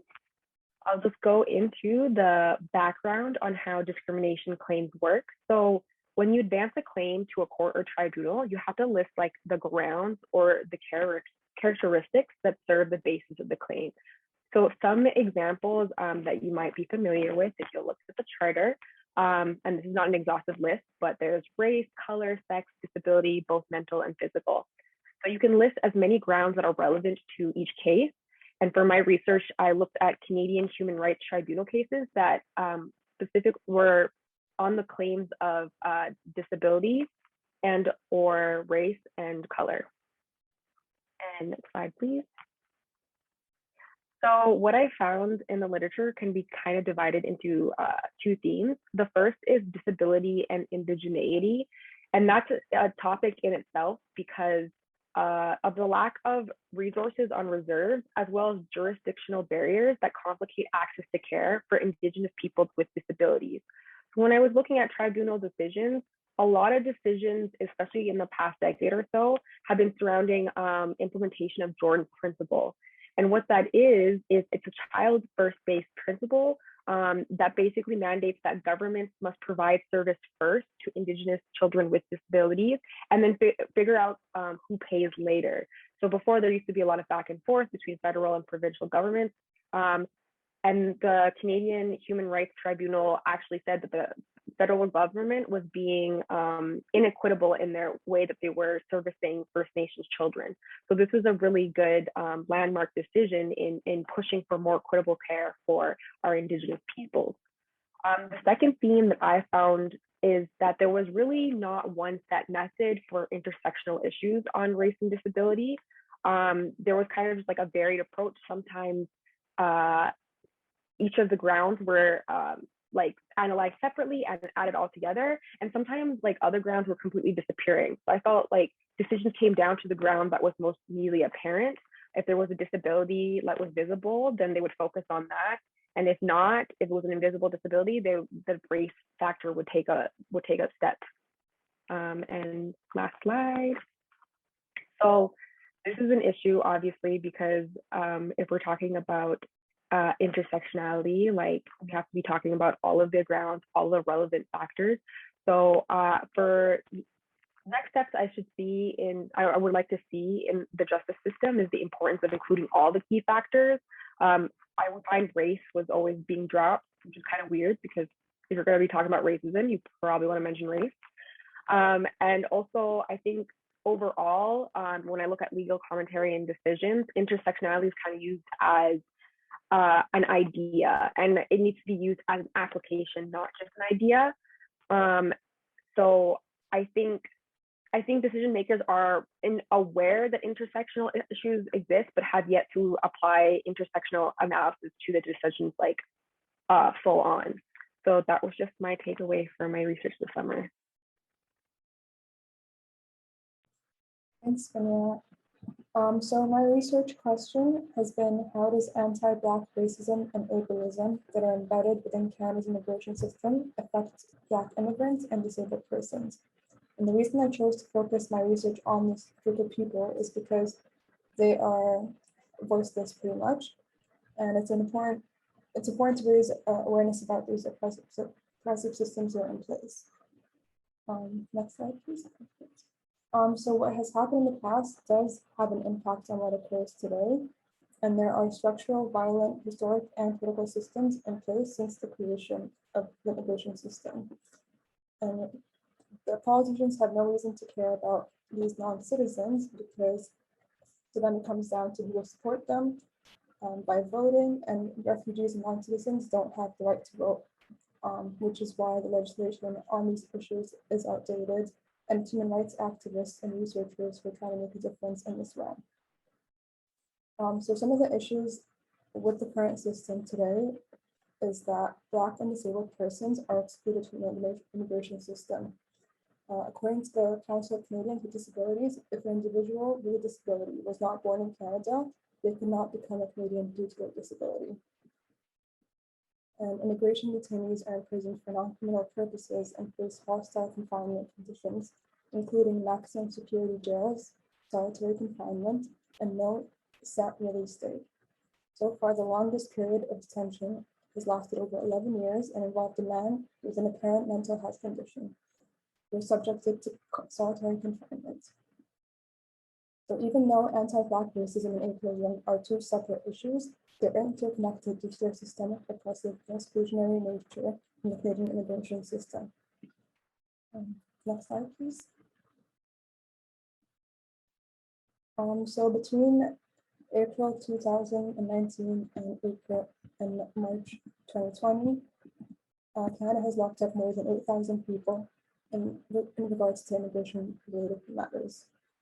The highest number of citizens being from the Global South, more specifically Black African detainees.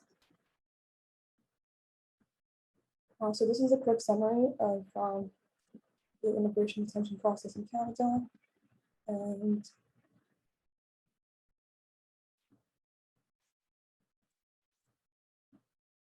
I just want you guys to keep in mind that these are non-citizens, so they don't have access to legal counsel or a phone call, and some of them don't even understand English fluently, so they end up getting stuck in the system. And once they get to step number 4, which is immigration detentions appear at a detention review hearing, there's 2 options.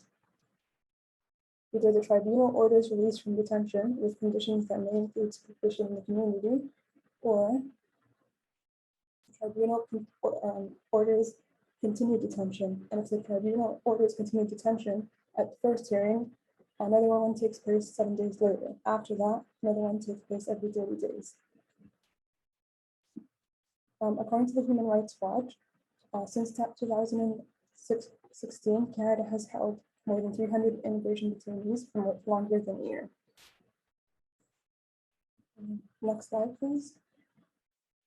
So to summarize what the next steps are, my question would be, how can Canada improve the immigration system to be more inclusive and anti-oppressive towards disabled immigrants and Black refugees and immigrants? And in summary, it's to hold the government accountable and provide a voice to the human rights violations that are currently in place.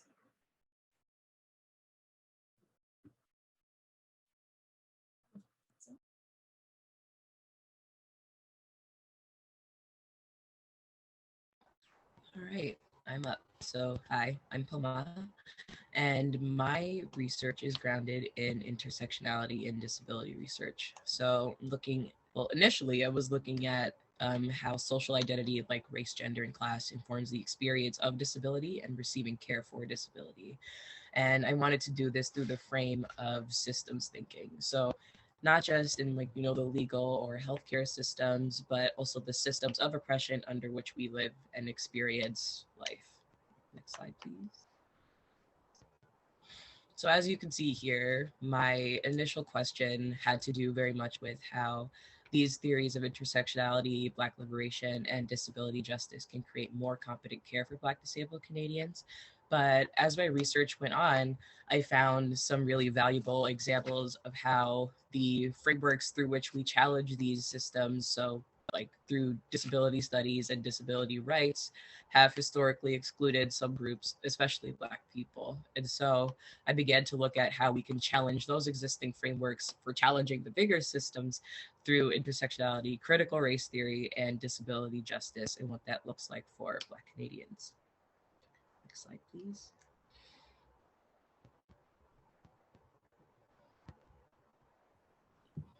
I'm sorry, it was paused. Has it fixed yet? Okay, yeah, we're good there. Okay, so as I was doing this research, a lot of the themes had to do with these concepts of normalcy and non-normalcy that are enforced and created by colonization, ableist capitalism, and white supremacy. So seeing the white, able-bodied, cisgender, straight man as the default body, and any other body or mind that goes outside of these standards needs to be corrected or fixed. And this is especially true for disability. And so when we look at the symptoms or the impacts of these standards of normalcy and non-normalcy and how they're punished, we also get movements to counter these. So, feminist movements, civil rights, and disability rights and studies emerged around the 1970s in the at least in our North American and American understanding, in around the 1970s. So there's some really compelling and amazing activism there. Next slide, please. And so as I was reading through my research and looking for intersectional resources, I started to see a lot of critical accounts of how, disability studies and disability rights historically excludes some experiences. So the single issue approach is one way in which these movements fail certain people. So treating, disability or Blackness or gender as a singular issue that someone experiences just one at a time doesn't necessarily suit the multiplicity of identities and systems. And one particular example of this was Donald Galloway. So he was a blind Black activist who was involved with the Black Panther Party, as well as the 504 sit-ins in California in the 1970s. And he wanted to create a Black caucus in the first Center for Independent Living for disabled people. And when he brought up the idea of creating a Black caucus, his words were that it went over like a lead balloon, because the white people that he was surrounded with, were collaborating with, were kind of emphasizing, like, we're all disabled, we're all the same. Why do we need to separate ourselves? And he was removed from the board as a consequence of bringing this up. And so this really shows a need for that intersectionality in these movements and just understanding the multiplicity of these identities and systems. And the second thing that I found was the rights-based approach. So treating the symptoms of oppression versus addressing the roots of that oppression. So one example that I want to use, I live in Toronto, I live in Parkdale. So for example, people have the right to be housed or the right for housing, but not everybody is housed. And so what does that mean for the right to housing? And what does that mean for looking at the roots of that oppression and what that means for unhoused people? And that goes across the board. Like another example I used was, Black folk have the right to not be killed by police, but here we are being killed by police. And what that means, oh, sorry, just one second.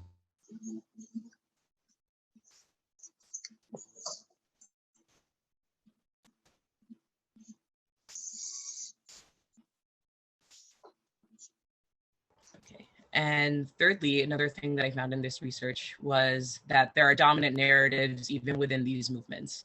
And as you can see there, there's an article, a really awesome article that I read called Introducing White Disability Studies, a Modest Proposal by Chris Bell. It's a really kind of scathing critique of, how whiteness kind of dominates disability studies and the lack of willingness to engage with narratives for people of color, especially Black people, because of a single issue approach where disability is its own thing that somebody experiences by itself at once.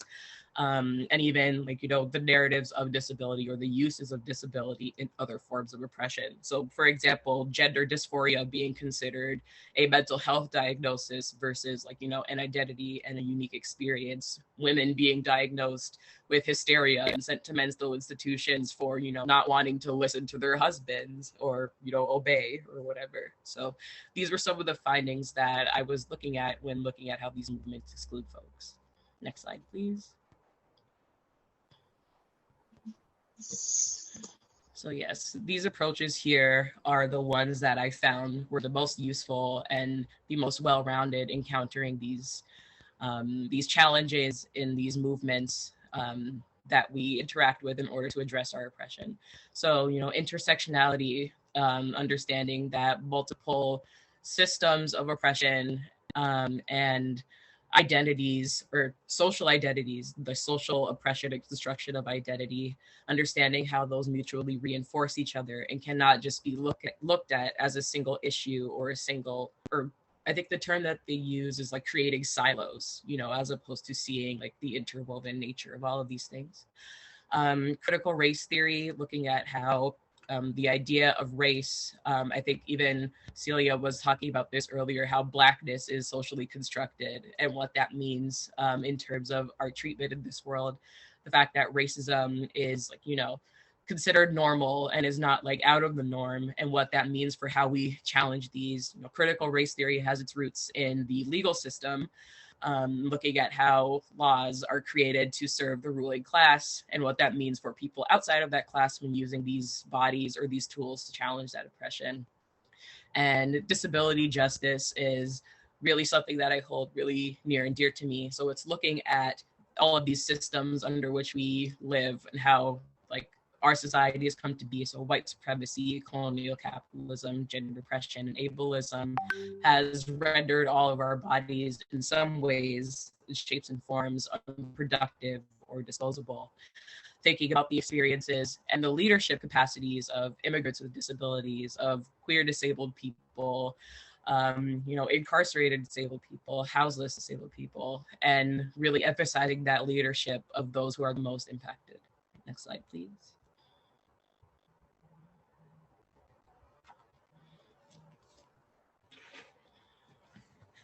So the importance of this research, sorry, just one moment, I have to turn my camera off really quick. So these grassroots movements, such as disability justice, disability rights, have provided us with the infrastructure and legislation that we live with and understand ourselves through today.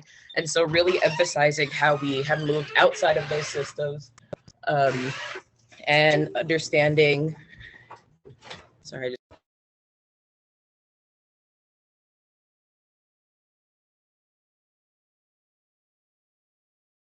and how the incorporation of justice and such, or the social justice principles into our systems has created inclusive frameworks, or at least started to create those movements towards inclusive frameworks for all sectors.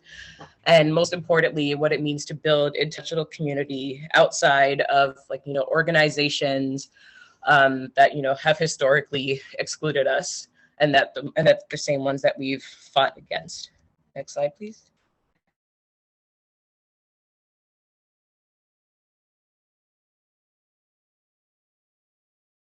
And finally, next steps that I think would be beneficial in this research and for SHAE as well would be creating relationships with those grassroots movements and groups, creating critical and intersectional frameworks through which we understand social identity and oppression, and building collaborative visions of transformative societies. So one example of this is mutual aid groups where we can provide things like money or food or transportation to one another, and kind of move outside of having to fight for our rights, and building collaborative societies where we can provide those needs and care for one another.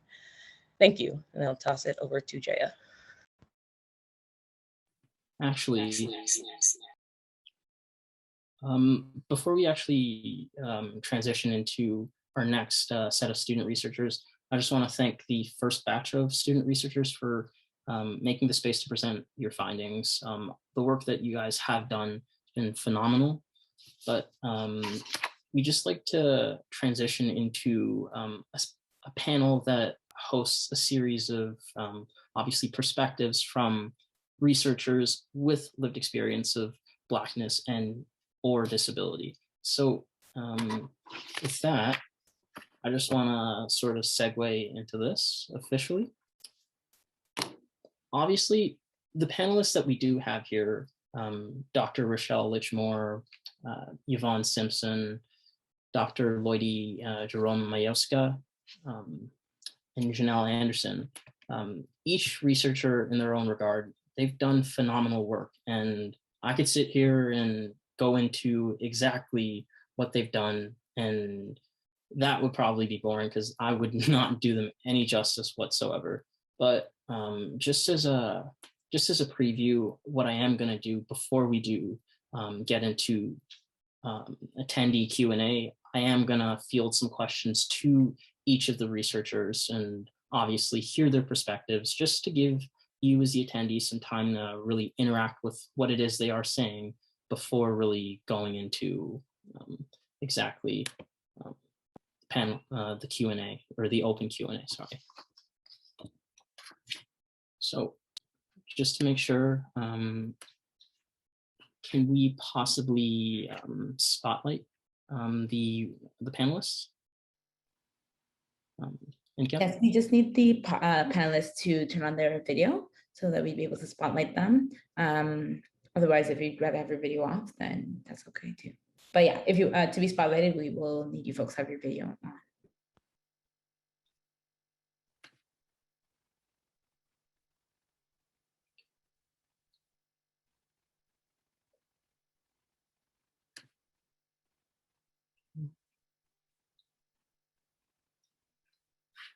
Awesome.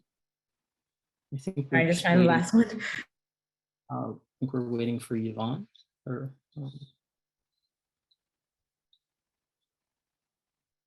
perfect, perfect.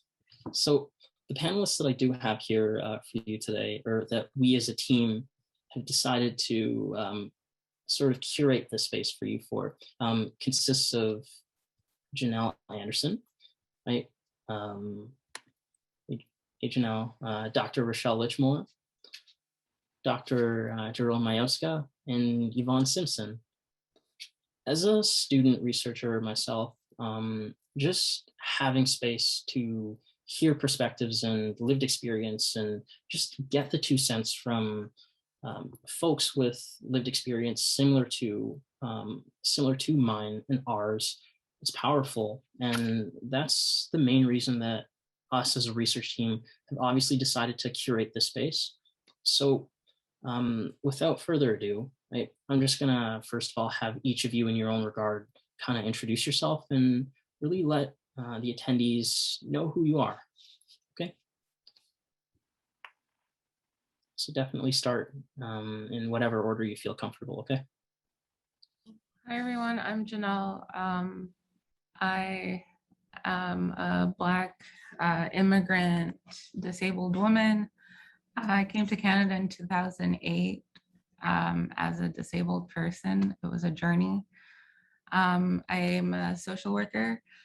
I work as a research assistant and evaluation assistant. I do a lot of work surrounding post-homicide mental health for within Black communities. I'm particularly just running a project right now with Dr. Sharp, Tanya Sharp at U of T, that's looking at the experiences of Black survivors of homicide victims. For me, my own personal research interest lies within my own experiences as a disabled woman coming from Jamaica, and how that interacted with the immigration system here. Yeah, I just started exploring that in terms of what disability and social work looks like, and it was very limited. So I wanted to kind of pave a way in a sense based off my own lived experience there. Nice to be here with you all. Lovely to have you here. Hi, everyone. My name is Rochelle Lichmore. Yeah, I'm using my class Zoom account, which is why it says Prof. Lichmore. So I too am an immigrant from Jamaica. I moved to Canada in 2001. Currently, I'm an assistant professor at Connecticut College. I teach in human development and child and family social policy. My research area is in education policy. So currently I'm looking at school integration. So using magnet schools as a means of integration, but looking at whether or not schools are actually addressing systemic racism within the schools rather than relying on the idea of integration. So just having Black kids and Latinx kids sitting beside white students as equity, right? But actually looking at systems transformation. Prior to moving to the US, I was a senior policy advisor with the Ontario government. I was looking at anti-racism policy. So if you guys remember the Anti-Racism Directorate, it still exists. I was one of the first policy advisors. I was in the first team of hires with the ARD. And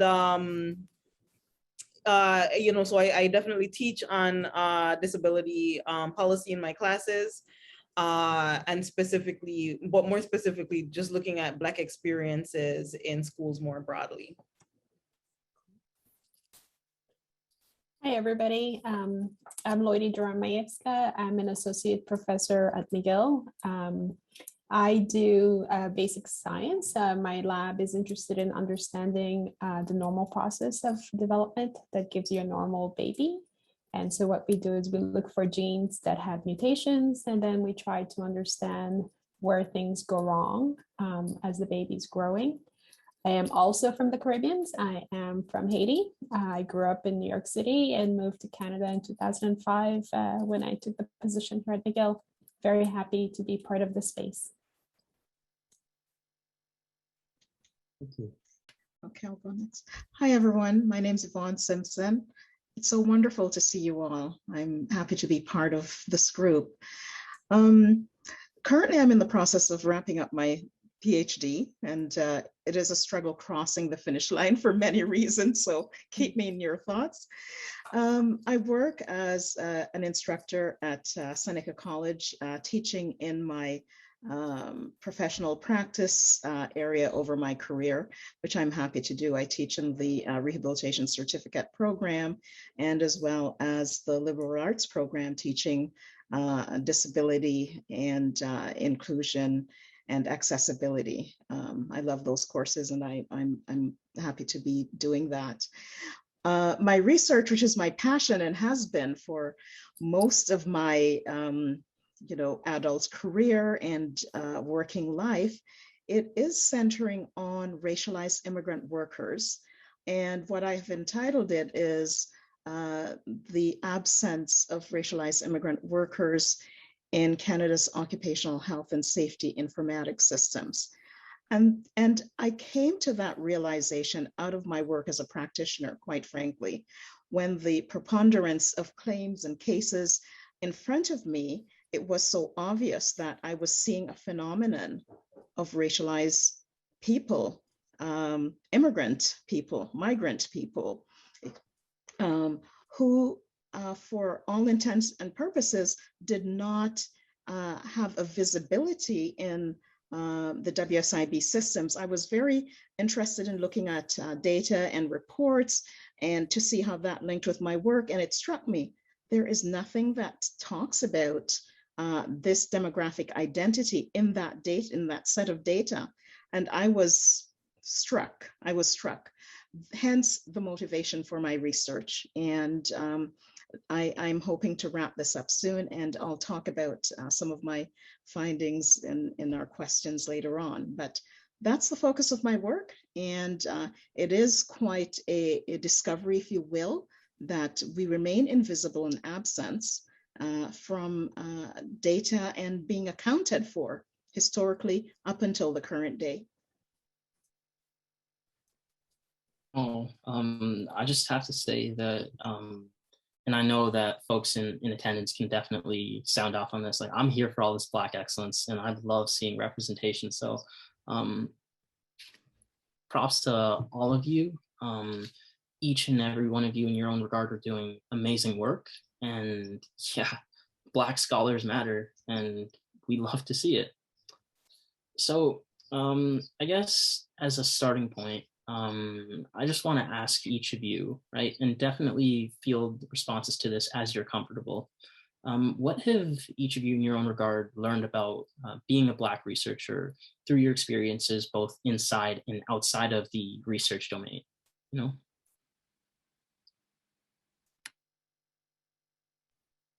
I think personally for me, since being in academia, I think particularly last year during COVID, when we were leading a project talking specifically, this was before everyone or the government started kind of catching on based on advocacy, specifically the disproportionate realities for folks like me, folks like you, like Black folks with disabilities, the disproportionate realities for us like during COVID. I think the more I was entrenched in it, the more you're entrenched in kind of the kind of work that like you're doing that really affects folks that look just like you, who, you know, you grew up in the same communities. Like for me, again, you know, I'm doing research based on my own lived experiences as a disabled immigrant, Black disabled immigrant woman. seeing like the disproportionate realities during COVID. I've also experienced homicide loss in my family, and to know how that impacts, like there's no research really, there's very limited research. And when you're doing exploratory things like that, it really impacts you in ways that you never thought it would. There's one way in which like I learned from the experience, as in like it was a validating experience, to like start doing some of that exploration and see like I'm not the only one. But then in other ways, it's very discouraging in a sense, because like, the one, you're not counted, someone in the panel just said it, you're not counted, your data doesn't matter. The government of Canada is very, they're very like, let's ignore how race and racism plays a role in your like experiences, like disproportionate experiences. And that was one of the things I came to realize, like with homicide, victimization, with disability, like just socioeconomic experiences of disability. It's not broken down by race. There's like very little data in Canada. So it's very like, oh my gosh, no one is really caring about my reality, like by the way of like not having information out there. So like you see that the work is very important, but then at the same time, there's this expectation from academic world, like they put you as like an expert in a sense, but also, they kind of dehumanize you in a sense, because, you're responding to a specialized research topic, but they don't see you as being in the community and how it like the research impacts you emotionally, mentally. So it's like you have to really balance and juggle like those different domains of like being in academia, but then also being a part of that very same community that, you're working with, you're researching, that you share similar lived experiences with. So I think those are things that I've struggled with, especially last year in this space. Thank you for sharing those sentiments. Thank you.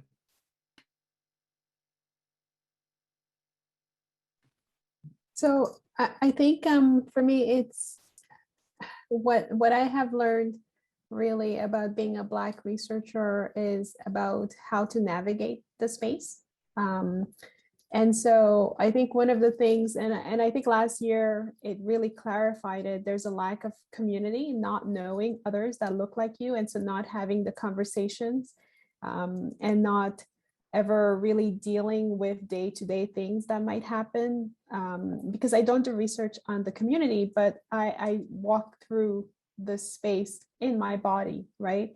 And so as a person, as a Black woman, you're often asked to sit on committees, but not necessarily heard, which is a really kind of weird experience, because you're sitting there, you feel like, oh, I'm offered this opportunity, but then you realize you're there to check a box almost.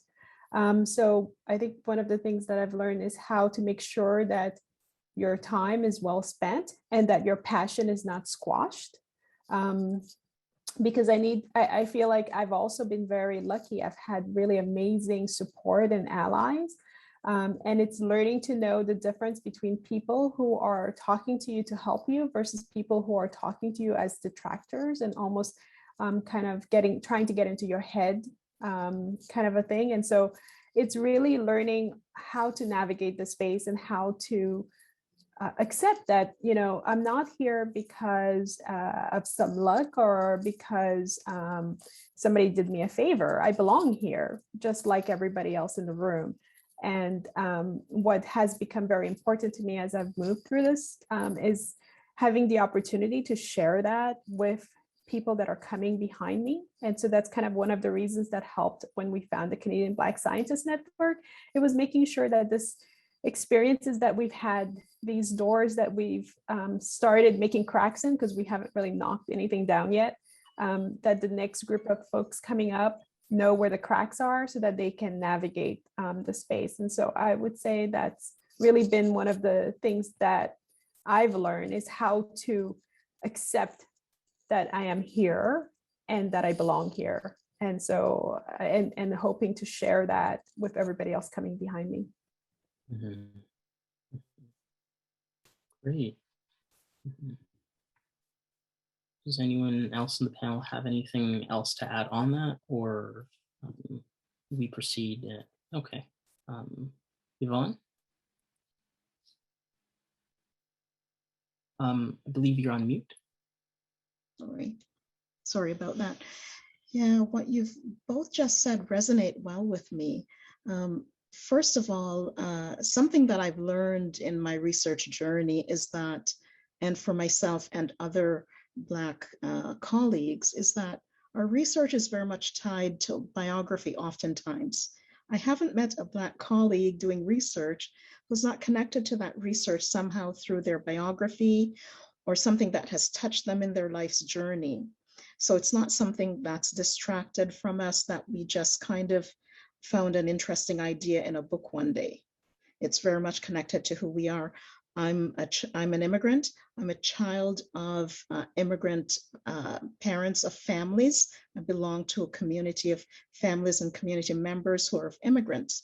So when I was working in the field of disability supports and then connected to that, my background as a human being, I could not remove myself from this phenomenon that was really hitting me in the face in my work. And it was at home, it was in my community.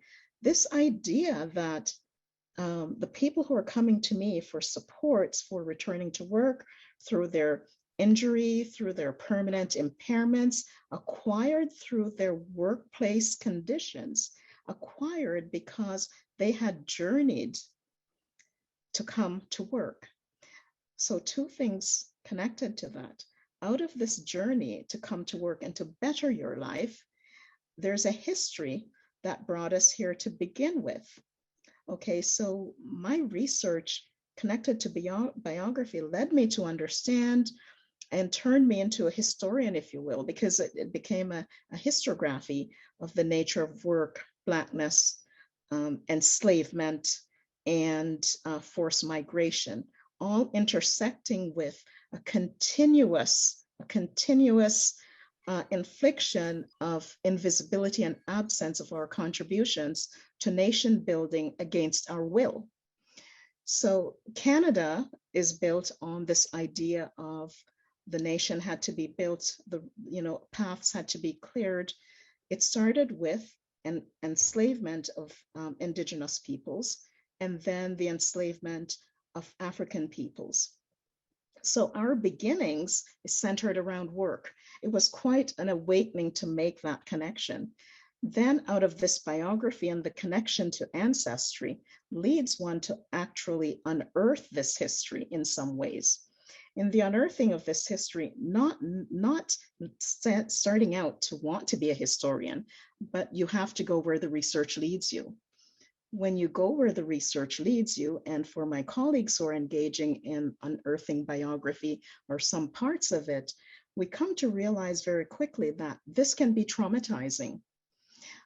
We all have a sensibility about our histories and the history of enslavement and how we came across the Atlantic Ocean and so on. But to prove your thesis or to untangle what you are setting out to demonstrate to actually affect a change in policy, which in effect is a small ask. Can we begin by counting us?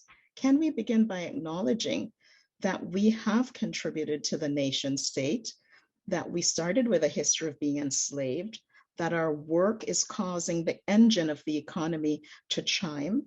And this is connected to our current immigration policy, where Canada is set to use immigration for its growth, its economy, its population, and everything else. So we are still nation building, if you will. And yet, when you turn to the most important representation of how is the nation built, is being built through work, and where are we represented, you cannot find any representation of racialized immigrant people being captured in any way, shape, or form in terms of Canada's informatic sources. If you look at health and well-being data in any, whether it's Statistics Canada, the Occupational Health and Safety Act, WSIB, population demographics, there is no race-based data being captured, unlike the United States, where this is part of their constitutional foundation. So for me, there is what happens to us, or what do we learn from this, is that we can experience trauma, we can experience a kind of microaggression of distancing or removal or making invisible the plight of our ancestors and our current generation of elders who were the porter cars workers, the construction workers, all the workers that were on the front line and still are the essential workers today. There's a continuation of that history, and hence a continuation of the discounting of our history in our nation's informatics sources. And I am here to do my part to expose that. And what Professor Lloydie just said, the people coming after us will crack the door open, we'll start beating the drum. The ones coming after us will probably burst it wide open, but we've got to make a start to say that we count, starting with the data and the race-based demographics in occupational health and safety. Mm-hmm. Well, you definitely all who've shared, you've made great points, and I want to sound off on specifically something that you mentioned, Yvonne, in that obviously considerations of or actually race-based data not being there, that sort of hinders our ability to actually move forward, because the presence of that data that really is centered on our experience, or actually validating that our experience is different because of racism, right? Yeah, that's important. So I just want to sort of on that note kind of ask, do you have any advice for addressing anti-Black racism that may crop up while working in research? Are you asking me? This is to all who feel that they can respond. Yeah.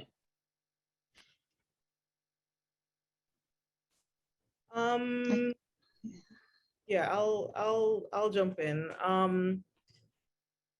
So in terms of addressing anti-Black racism, I guess you're saying like in research as well as like in our research as well as an academic?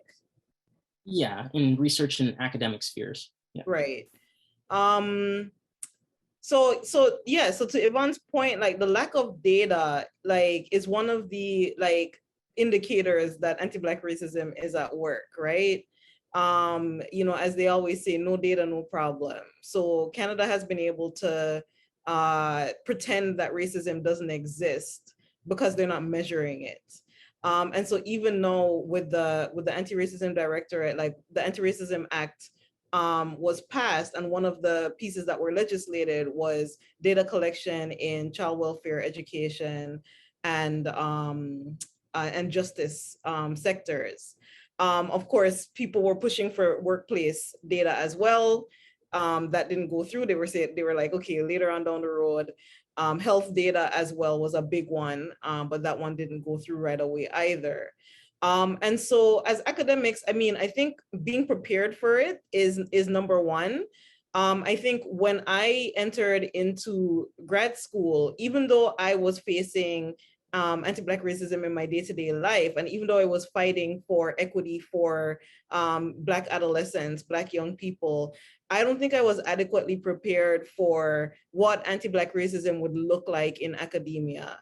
And especially in Canada, it can be pretty subtle, right? So what it looks like is like not having access to professors who look like you, or who are teaching or researching topics that you are interested in or that relate to your personal experience. Or, you know, one of my more recent experiences is having peer reviewers who are looking at a journal article, nitpicking at minor things, at editorial things that have nothing to do with the content. Yes, of course, it has something to do with the content of the paper, but like, because they couldn't undermine my argument, then they find other flaws in the paper that prolongs the process. And so what ends up happening is that you are putting in additional labor into something that, you know, a white academic probably wouldn't have to do.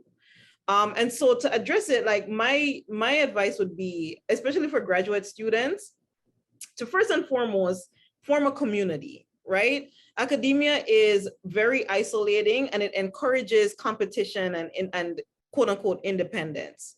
But what that really looks like is isolation, imposter syndrome, and burnout, right?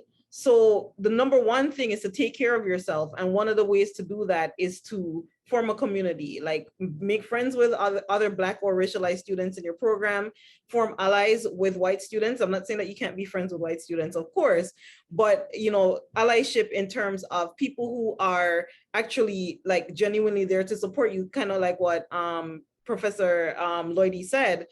If, you know, making sure that people are there to support you versus just getting in your head or trying to take your ideas, right? So forming that community, I think, is number one.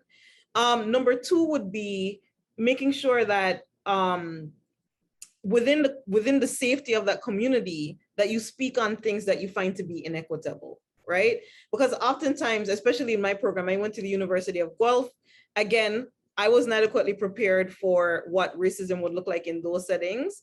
And now that I'm having conversations with some of my former advisors, like I'm realizing how much racism was at play, when for me, I thought it was just a part of the challenge of being in grad school.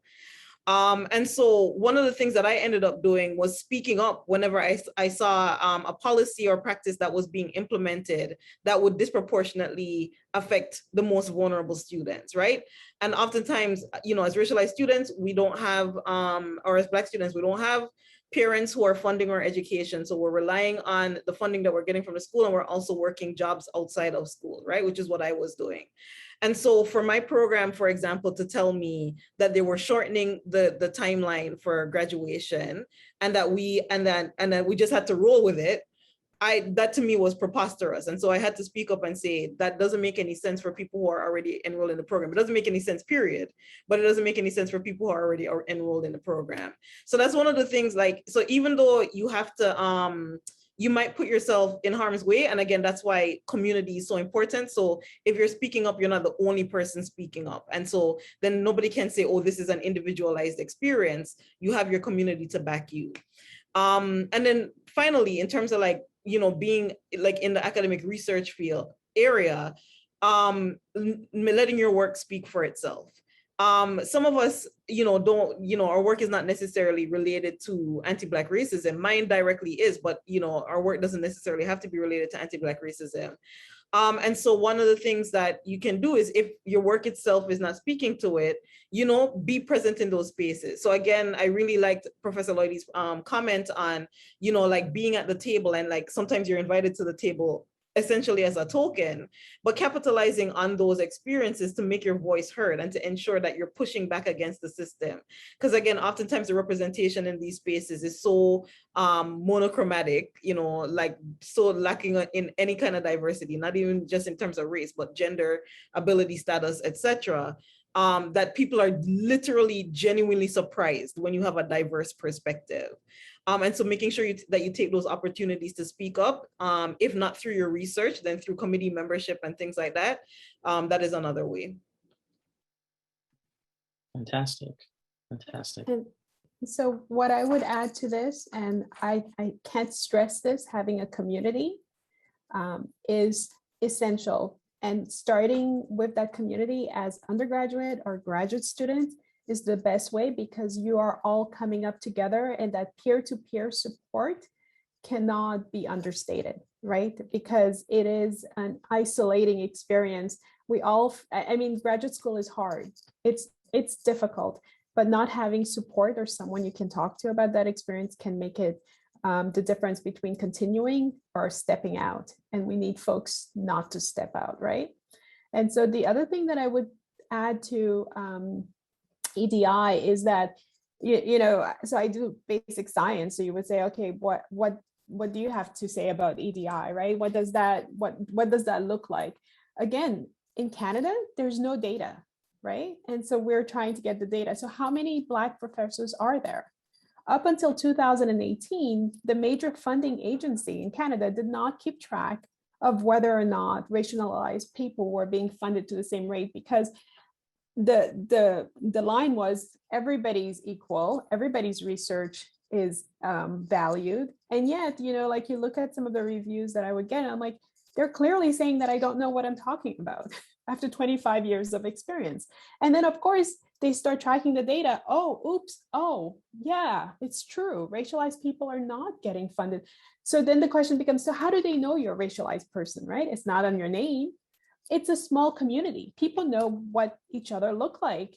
And so we have to dismantle this thing that people come in with this deficiency model. We are not deficient in any ways. And I have seen our students also come into the room assuming that they have a deficient. We don't have a deficiency. There's a system in play that is structured to keep us in this position. And we need to acknowledge that and then move over it and make our way and make our voice heard. And it's difficult and it's time consuming. And so it means that as an academic, you do a lot more things that are not related to what you were hired to do, right? So I was hired to do, you know, developmental biology and genetics. But a lot of my time is spent doing other things. And those things, so people could say, well, it's a choice. Yes, it's a choice, but it's not really, right? It's a choice that I make to do these type of activities, but it's not really a choice because I can't have my children come through the system and have to do the same things that I did, right? So I think it's really important that those few of us that are here form a community and speak up and ask that when we are sitting at that table, that we are being heard, not just sitting at that table to occupy space. So I'm really kind of encouraged that there's a group of Black students. And I think if you guys form these communities, you can make huge changes. So that's my thing on EDI.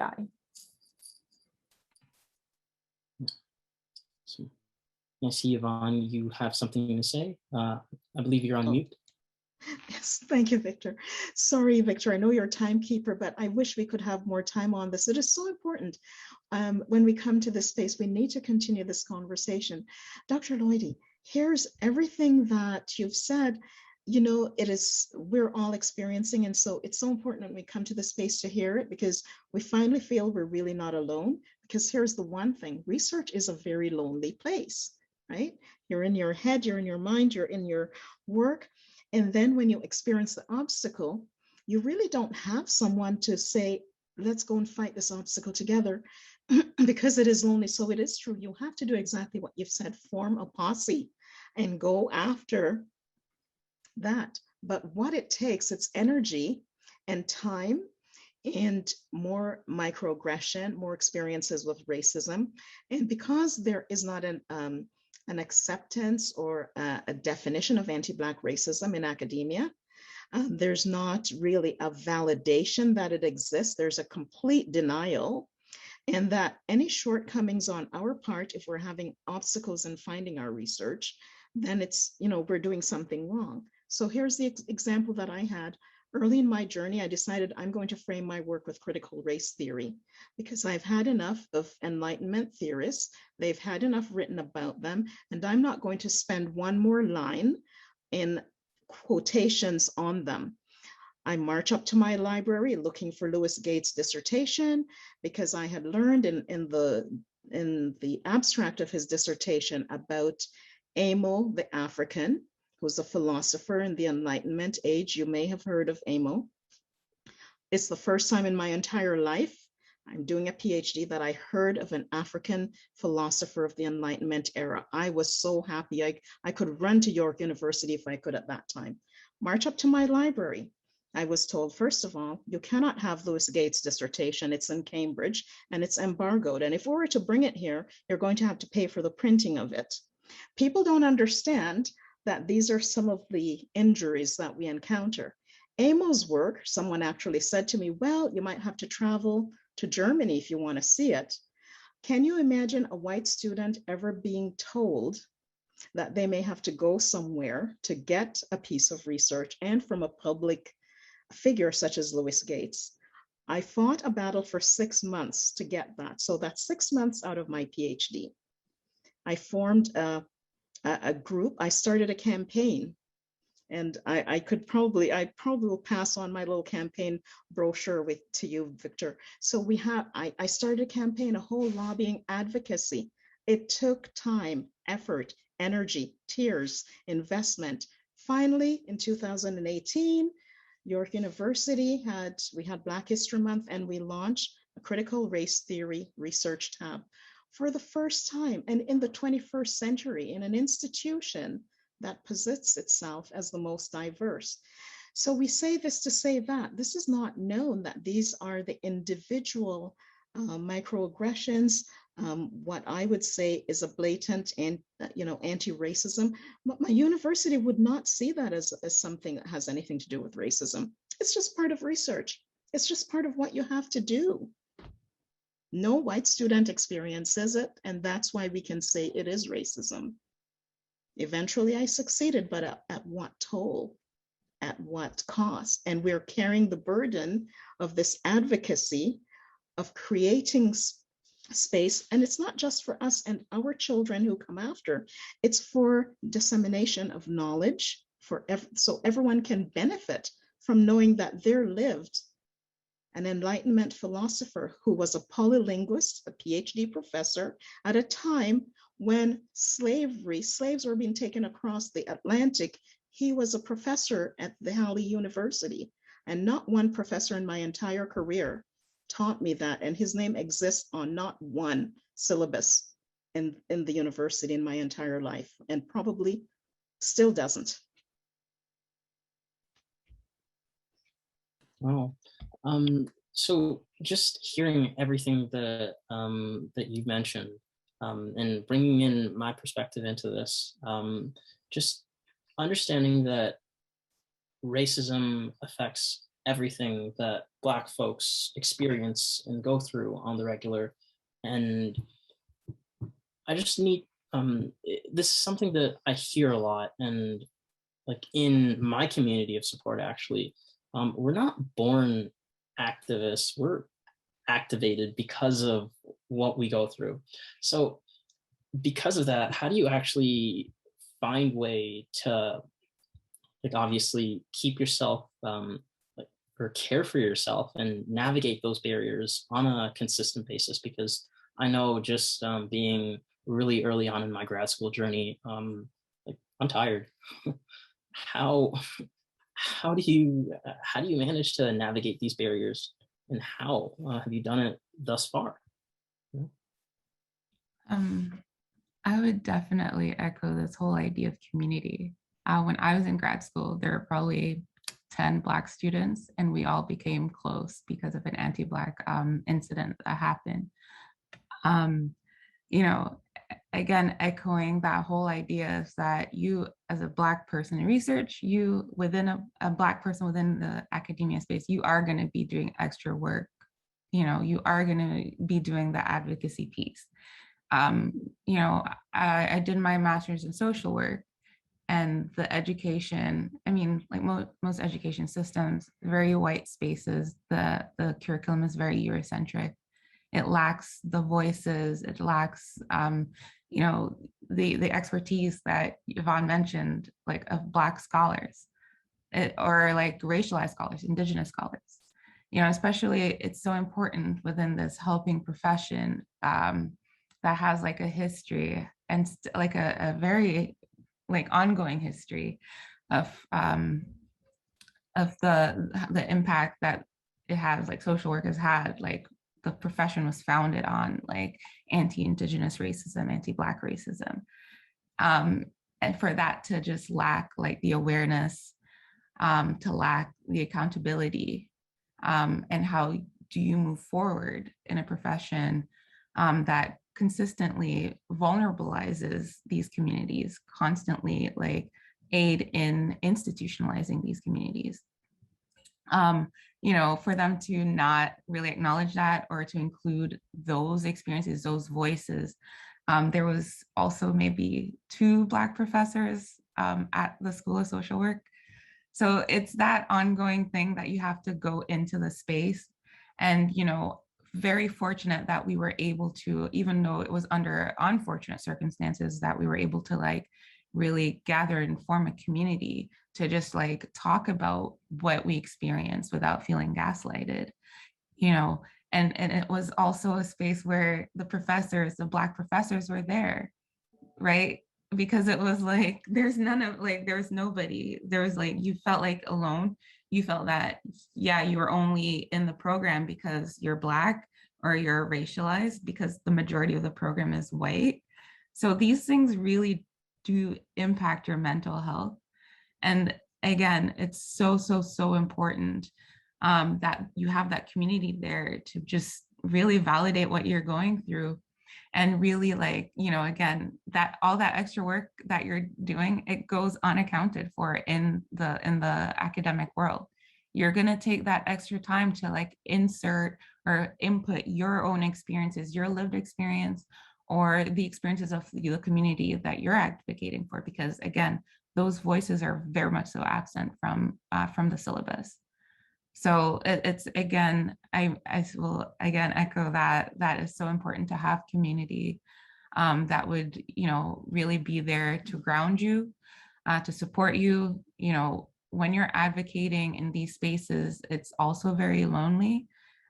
You'll start feeling like, you know, you'll be made to feel like you're causing trouble, which is bad in these spaces, allegedly, but that is why you need a very supportive community. It was a very lonely feeling after an anti-Black incident happened. You know, the response was terrible from the administration, and you felt like there was no one, right? So having that community there was so important. You also felt like you can't trust the other white students who would, like, you know, let this person get away with saying certain things. And then because they cried, they feel sorry for them, not the Black students who had to endure it. So I feel like any space you go to, you know, inside academia, outside, it's a constant. And having that community that you can trust and feel like safe to say certain things is very valuable. Wow. Again, community of support, and that doesn't just have to exist within research or academic spaces. It could be anywhere you can find it. Just having that support network, it keeps you whole, it keeps you earnest in how you move, and that can allow you to save yourself for later on in the journey, is what I'm hearing. So thank you for the sentiments that all of you have shared. And that sort of wraps things up from my end in terms of questions that I have. And I guess now I'm going to open the floor to questions from the attendees. Okay. So I see Liz, you've raised your hand. I did. Hi, thank you for this amazing talk. Feeling like I'm part of this community just from being on the Zoom with all of you has really changed my perspective on the master's that I'm working on right now. I was I'm lucky enough to have my advisor also be an associate dean, being a Black woman in this country. Yay! Okay. So we're seeing a lot of really great initiatives, which is absolutely amazing. However, being new to the whole master's thing, I got really pushed into using critical race theory and changing my entire focus. I was nowhere near the whole activism thing. I just really wasn't. We used all the right words with the kids, like all of that stuff, but activism was not my thing. And now that's my identity. And I've only done a year of my master's, and I'm exhausted. And I don't even want to look at my proposal anymore. Like I'm tired of looking at it. So I know I'm going to finish my project, but how do you lose the guilt of not fighting the fight when there's just no room? Like when I'm done. I'm 44. I'm done. I just want to get past this, go on to my PhD that doesn't talk about critical race theory, because I've got other things on my mind, but somehow within the academia setting, I'm Black, therefore I must discuss it at all times. Yeah. So that's my first question. My second question is, does anybody else the term BIPOC drive them crazy, because I do Yeah. not know the Indigenous lived experience, nor do I know the East Indian lived experience, nor do I know all of your lived experiences. So I don't like being lumped in with everybody just because we're not white. It's driving me crazy. Sorry, that was an aside. So those are great questions. I'm going to take the first one. I think protecting our mental health is the most important thing we can do if we're going to survive in academia. So there's a quote that I read, and I'm going to ascribe it to the wrong person, so I won't even try. But what it says is, you carry the burden, but you also need to know when to put it down, right? Because you cannot be carrying all the time. And so I think surviving in research is finding your passion and allowing yourself to pursue that passion, right? This is where we get detracted. Just because you're Black doesn't mean you have to do critical race theory. You do the thing that makes you want to get up in the morning, right? You do EDI because you feel that you have to. When it comes to heavy, you put it down. What I do is I go for a run usually, or try and lift heavy weight and then rest my back. But do something else, walk away. Unfortunately, things are not going to change overnight, but being around is the most important thing you can do. So that would be how I would approach that first question. And I will let someone else speak about that wonderful term BIPOC. I'm gonna jump in on the first question too. I have no comment on BIPOC. I would say, like, yeah, I just want to echo what Dr. Lloydie said, which is, like, for me, like, I am passionate about the anti-racism stuff, right? So that's not it is exhausting for me in the sense that, like, as Janelle had made in her initial comments, you're dealing with it in your research, you're teaching about it in the classroom, it's happening in real life. So when COVID started, and that was like, I was in the health unit of my class, and I could barely function because I knew, even though the statistics didn't come out as yet, I knew diabetes, heart disease, oh, Black people are gonna be dying, right? And so, like, I wasn't functional for those first couple of weeks that we had to come back to teach after the lockdown. And so what I've started to do is, like, and one of my mentors here, older Black woman, advised me, do not pick up the phone or the email when people ask you to join all these committees and whatnot, because they love to draw on Black women or like apparently inexhaustible need to do service for the university. So that's where I draw my boundaries. Like, I'm not sitting on your committee. I'm not showing up to your meeting.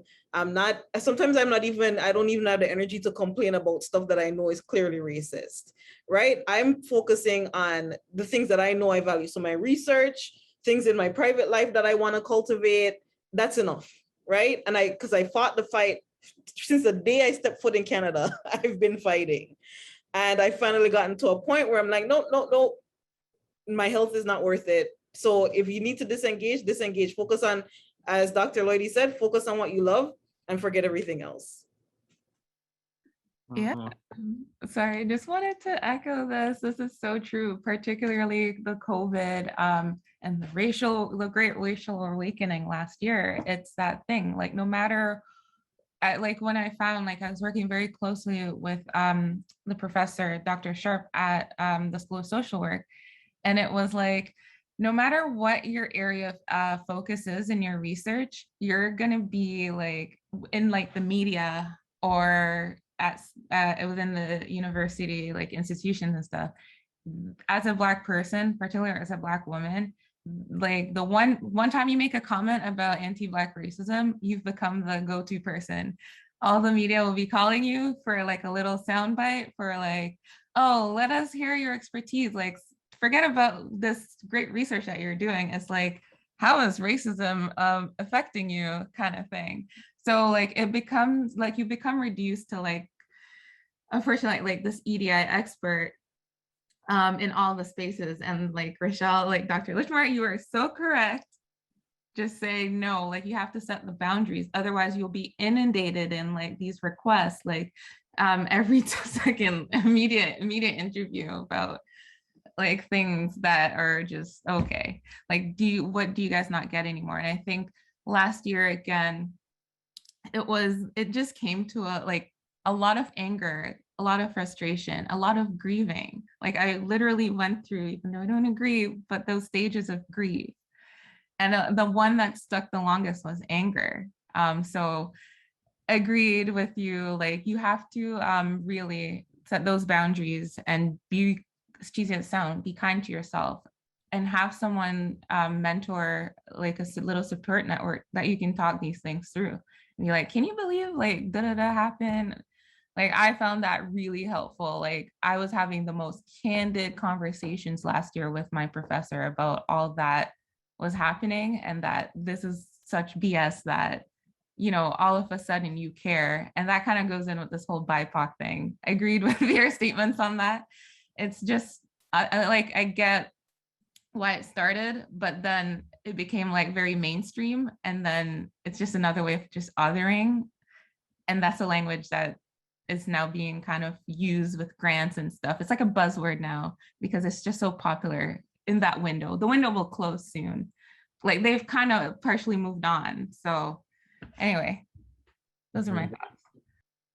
Wow. I want to add one thing to this, and it's a quote. I'm going to try Professor Lloyd. I will fail in terms of the exact wording. Audre Lorde. The master's tools will not dismantle the master's house. And I take from that if we continue to do this, the EDI, which is important, we always have, because it goes back to if we don't do it, who will? But I take another, I incorporate another thing in my mental state to stay sane. I always tell myself, it's hard, but someone made it off the bottom of that ship, and that's why I'm here. So nothing that I am doing can be as hard as they had it. Somehow they found a way to make it off that ship, draw a line on something so that I could survive, so that I'm in this space now. I have to draw on those same sensibilities for survival. And I have to find out what it is for me. What I do now, because I know the EDI work is important, I know I can't go on forever. That's why I'm delayed with my PhD. If I do choose to go to a table, it will not be to do the master's work. It will be to do the work that I know my ancestors would expect of me, which is to say, in my mind and to convey this, after 400 years of our enslavement, what is your action plan for taking down your house? So if we approach the business of how we will now expend our labor, it must be, if we go to the table, if we choose to go back in, is to demand, what is your action plan? There has been over 400 years of written work on oppression, enslavement, degradation, our injustices. We're in academia and you're aware of it. What work have you done to educate yourself? If you have not done that work, please call me when you have and present to me your action plan for the change you are going to make to change the house that you have contributed to building. No holds barred. We have to call it out. So if we use any energy at that EDI table going forward, and we need to, I say we have to be very discreet in how we expend that energy and to make a demand and not to take on the master's labor anymore. Wow.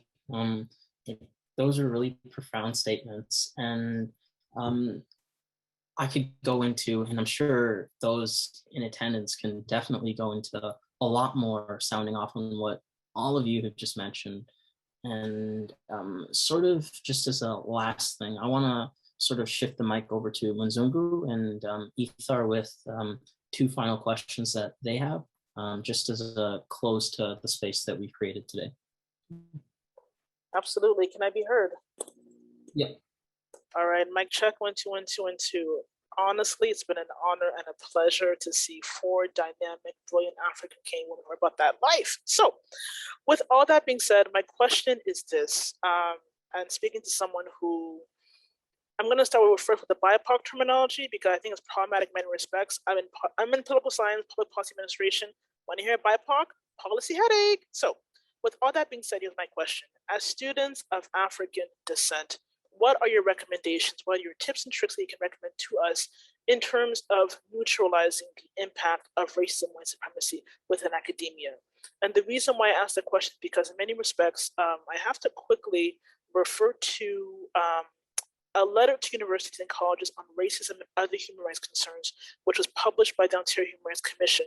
And they basically spoke about just the impact of academic racism on students and what can be done. And I feel in many respects, we speak about racism, we speak about the impact, we speak of the effect, but in terms of specific strategies that can be deployed to assist students who are in need and who are traveling and navigating these spaces, what would you recommend to us as students in terms of how can we neutralize the impact of racism and what can be done for the long term is my question. Thank you.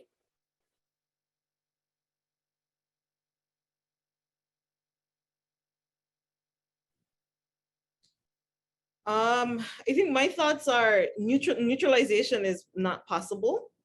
Sorry. But inoculation would be another way of looking at it. So again, in my experience, I wasn't prepared, to be able to read racism as it was happening, right? And I think that's one of the things about Canadian racism is that it's so insidious. Like you're feeling the effects, but you're not sure where it's coming from. And so one of the recommendations that I would give is to have these conversations, speak explicitly about what racism looks like in the academy, right? Like, so what exactly might students encounter? For example, having, if they choose to write about a particular topic in class and the professor tears apart their paper, but it's not clear as to why. If they can't get funding for their student events because of assumptions that they're gonna attract a particular crowd, which has happened to me in my student service years. So how do you, so then like educating them about the fact that these types of incidents can happen and what to do about it if it does happen. So for example, having allyship within university administration, that's something that worked for me in my student service years. So not fighting the battles alone. I think those are the main things, like the education piece in terms of like anti-Black racism is inevitable. And that's sometimes the hardest battle to fight. Like that's the hardest hurdle to overcome, because a lot of Black students, when they come into the university setting, they likely see themselves as the ones who are special, they're chosen, right? Like they didn't fall through the cracks like their peers, right? But their peers didn't fall anywhere, they were pushed, right? And so, sometimes I know this from my personal experience as well, like a lot of my peers, like they didn't want to talk about racism because they wanted to believe that it didn't affect them. And some of the work that I was doing as an undergraduate was having these explicit conversations, like having student events, inviting community members on campus to have these discussions about how intersectional racism or intersectional discrimination works within the university setting or within our day-to-day lives. But I think creating spaces where you can name what it actually looks like on a day-to-day basis is one of the best ways to prepare students for what might happen to them. And then ensuring that, at least from an administrative level, for anybody who's in the room in terms of administration, that they're doing the work in providing supports for students to fight back against the racism that inevitably happens. Yeah. I think that's really well said. I don't think you can get rid of it. It's just in the system, right? It is the word system. It's systemic for a reason. It is in the system. But I think from my experience, one of the things that really helped me was that I was part of groups of other Black students, racialized students.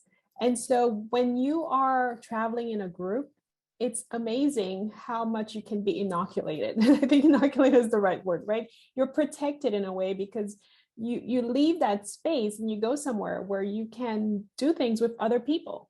And those things doesn't even have to be conversation. I mean, like, these are the group that I'm still with, right? These are the folks that I still interact with. This is my support group. And I think that made all of the difference between me being here versus saying, okay, I'm walking away because someone said I got like an awesome grade in chemistry because the teacher liked me, right? Like, that doesn't happen. But at the time when they say that to you, you're like, oh, maybe, no, it's chemistry. Doesn't matter if the teacher likes you or not, right? You either have the formula or you don't.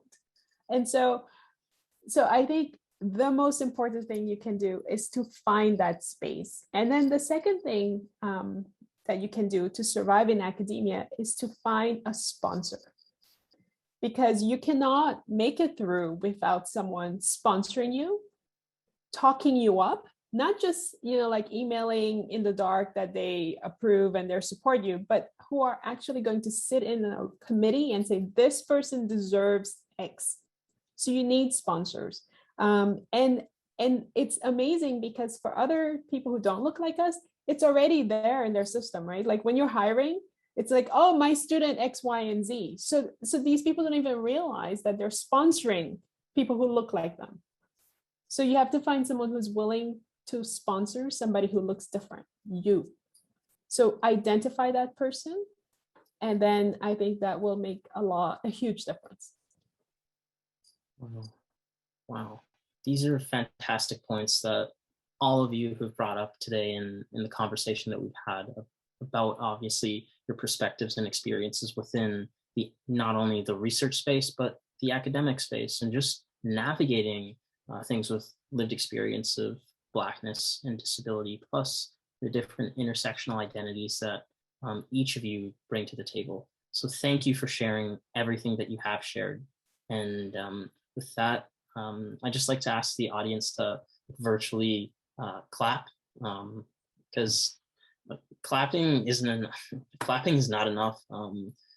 But all of the panelists have done a fantastic job today in offering themselves to discuss this heavy topic. So thank you. There was one more question. Yeah, if you guys still have time, I want to ask 2 questions actually. One was to Dr. Lloydie. It's what attracted you to your area of interest? Because a lot of people in the social science, like, they're trying to understand how we ended up here. And you might be the first female Black scientist I've seen, so I'd like to understand that. And then the question for everyone else is, what are some things that you wish you had known more about research when you started your career that you know now? Thank you again for inviting me to the space. So I fell in love with the embryo. So I was sitting in my first developmental biology class, and my professor, who became a sponsor, Laura Grable, gave this amazing talk on, actually it was around August, year not to be named. And she said, this one cell after fertilization is going to give rise to this complex person. And I wanted to know how and why. And pretty much I'm also very focused. And so I wanted to know, and I still want to know. I still don't know. So that's what wakes me up at night. I dream about the embryo. I dream about pathways. That's how I found my research. So it was that one class, that one person that made a huge difference in my trajectory. So the second question, something that I didn't know as a first generation immigrant from Haiti, whose parents assume I was going to go to medical school, is that they pay you to go to graduate school in my field. So you get a stipend to study biology. How cool is that? So it wasn't a lot. So later on, I learned that it was really little money, but right up till that point, I was coming right out of college and making some dough. So yeah. Sort of as a last request to the panelists here, some folks in the audience were just kind of wondering, how would they be able to stay in contact with you? Because networking is important, building that community is important. So awesome. I believe they're going to drop their information or best contact details in the chat. Members of the team here, we're going to compile that, and in our post-event deliberations or emails to attendees, we will send that information. So thank you once again. Thank you. Sorry, it's hard to sit here and not say anything, but thank you so much for being here. And I will clap if this has to be virtual. I do more than clapping. I would whine and jump and do all those things. This is amazing. And thank you, Victor, for you and the research team's hard work on pulling this all together and the awesome questions. Thank you. And Kim, I just want to quickly hand things back over to you. And Kim. Thank you. Yeah. Thank you. Sorry, and spotlight everyone. Thank you for the panelists for coming. And yeah, I think representation really does matter. And I'm sure we're all feeling really rejuvenated and excited about our own, academic futures after having this chance to speak with all of you. So thank you for coming in and doing that. So we're going to close out our event soon. We did still have 2 research students who are just going to present quickly their the research that they've been working on over the summer. They're super hardworking, so we want to give them a chance to highlight that. And then after that, we'll be ending off our event with our raffle and thank you. Awesome. So I'll just share that really quickly.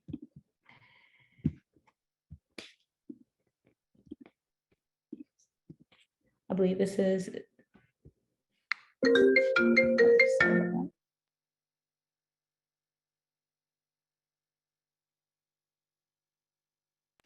I believe that was Jaya. Can you guys hear me? Yep. I have to do it from my phone. Okay, 1 second. Sorry, I have to present from my phone because my audio is so bad on my computer. Can everyone hear me? Okay. Yep, you're all good. Okay.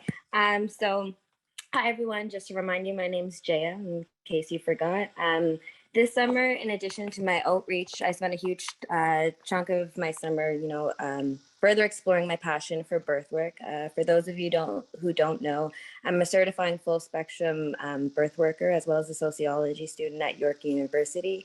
And so fortunately for me, the summer afforded me the opportunity to dive deeper into the intersections of reproductive and disability justice.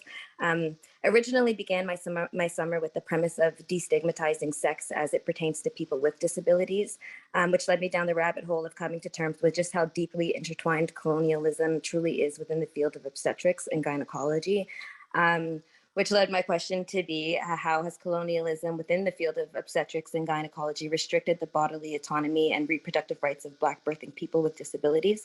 You can go to the next slide, please, and thank you. In terms of background, I think it's really important to know that bodily autonomy is the right to governance over our own bodies. It's specifically, or a term that was coined for women, non-binary, trans and disabled people. It means making decisions about one's physical self, and it also means the freedom to take up space in the world as our authentic selves. And so unfortunately, bodily autonomy is not always seen as a right, especially for people of color. And it's in fact exasperated when that body is female or capable and able to produce and birth a baby. So the reoccurring and overlapping themes of the roads that led me to the intersections of reproduction and disability were ableism, anti-Black racism, and how governments and external forces continue to stake a claim in how our bodies exist in the world. The relationship between colonialization and the loss of bodily autonomy is very evident when we explore atrocities like this transatlantic slave trade. It's more pertinent when the body is also Black, Indigenous, or another person of color. And it's stronger when that body or that person is disabled. You can go to the next slide, please, and thank you.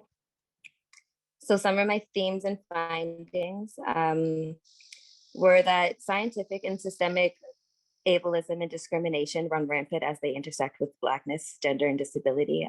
Literally at every turn, they're like, Oh, you again. It exists within the medical, academic, legal, and political frameworks, and it's limiting our care and access to services as Black birthing people, as Black disabled people. There's socioeconomic ramifications of like the care models, and the fact that a lot of the time we're put in positions where we can't afford the fertility treatments or the pharmaceuticals and the drugs required to get pregnant when there's a reproductive issue. And a lot of the time, reproductive health and issues with reproductive health aren't seen as disabilities. Those two are invisible disabilities. And, you know, the medication for neurological disorders and other disabilities impact the ability to reproduce. So another thing that was coming up was like the longstanding history of forced sterilizations, abortions, and a lack of person-centered care, and how the lack of ethical frameworks in medicine by OBGYNs involving principles, virtues, care, and feminist perspectives, and as well as the concern for community and client needs has like decreased the ability for the field that was quite literally built on the backs of enslaved Black women to make ethically justifiable clinical decisions. It's an entire field that was started atrociously, and because of the people that it started on, it's like the research still hasn't been done on Black bodies, you know, especially in Canada. There's a lot of discrepancies with the birth statistics and disaggregated data. So part of the research importance is that women's rights include the right to equality, to dignity, autonomy, information, and bodily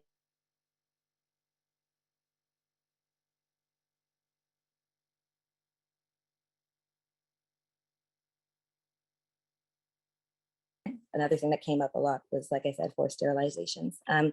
So one of the things that I think are missing is increased access to midwifery person-centered care model. It's a different care model, and it's not the medicalization of birth. It's an understanding of the body, and it's a lot softer and more compassionate in terms of who and how they're caring for people. Also going forward, there needs to be segregated national research focused on reproductive health and wellness, as well as an increased intention of access to care for BIPOC and disabled Canadians. There needs to be funding and programs for Black birth workers, because we need to be in those delivery rooms. Black and Indigenous women die at disproportionate rates in birth and labor. And so to have more people that are Black in the field looking out and caring for those clients, I think that is really important. And getting more Black OBs and stuff like that, there needs to be funding for those programs. Like in Canada, there's only 6 schools that do midwifery. And then there also needs to be more programs designated to informing, educating, and empowering Black disabled people with body autonomy and with the rights to make decisions and informed consent, and coverage for more fertility treatments and reproductive health related costs associated with bettering positive outcomes for Black disabled birthing bodies, and just putting more funding towards like actively educating people on the rights to their bodies. And gynecology and obstetrics is a very how do you describe it? It's like, I don't know how to describe it, but it's very repetitive, and to avoid lawsuits and stuff like that. So people are often kind of just pushed along a line, and Black people, Black women, and in specific, especially disabled people, are kind of pushed down and out of the line. Their care isn't centered or focused, and it goes so long without actually getting the attention that they need. So there needs to be more attention in Canada that's focused on advocating for and providing services for Black birthing people. And yeah, that's the research. And I am very grateful for the opportunity, again, Liz, for being able to explore what I'm actually passionate and interested in. And I'll pass it off to you, Victor. Sure. Just to reiterate, my name is Victor, and I'm one of the members of the research team here over at Ashe. And my role on the research team has, I feel, really allowed me to really come into my own, because when I consider my background as someone in biological science, and look at where I started throughout my undergraduate career leading up to now, versus like coming into the program here at Ashe, I just think back to that first sit down conversation I had with my supervisor, Lisa, and she really wanted me to explain my interest to her because she already in her mind had an idea of what I could do, just based off of seeing my expertise and the skill set that I brought to the table. And I really wanted to sort of make the two mesh, you know? And that conversation that I had with her was really eye-opening, because as someone who spent the better part of his career in science, I've only looked at research in one way. And that way has really been performing a series of tests to try and elucidate a certain mechanism that really helps me answer a question.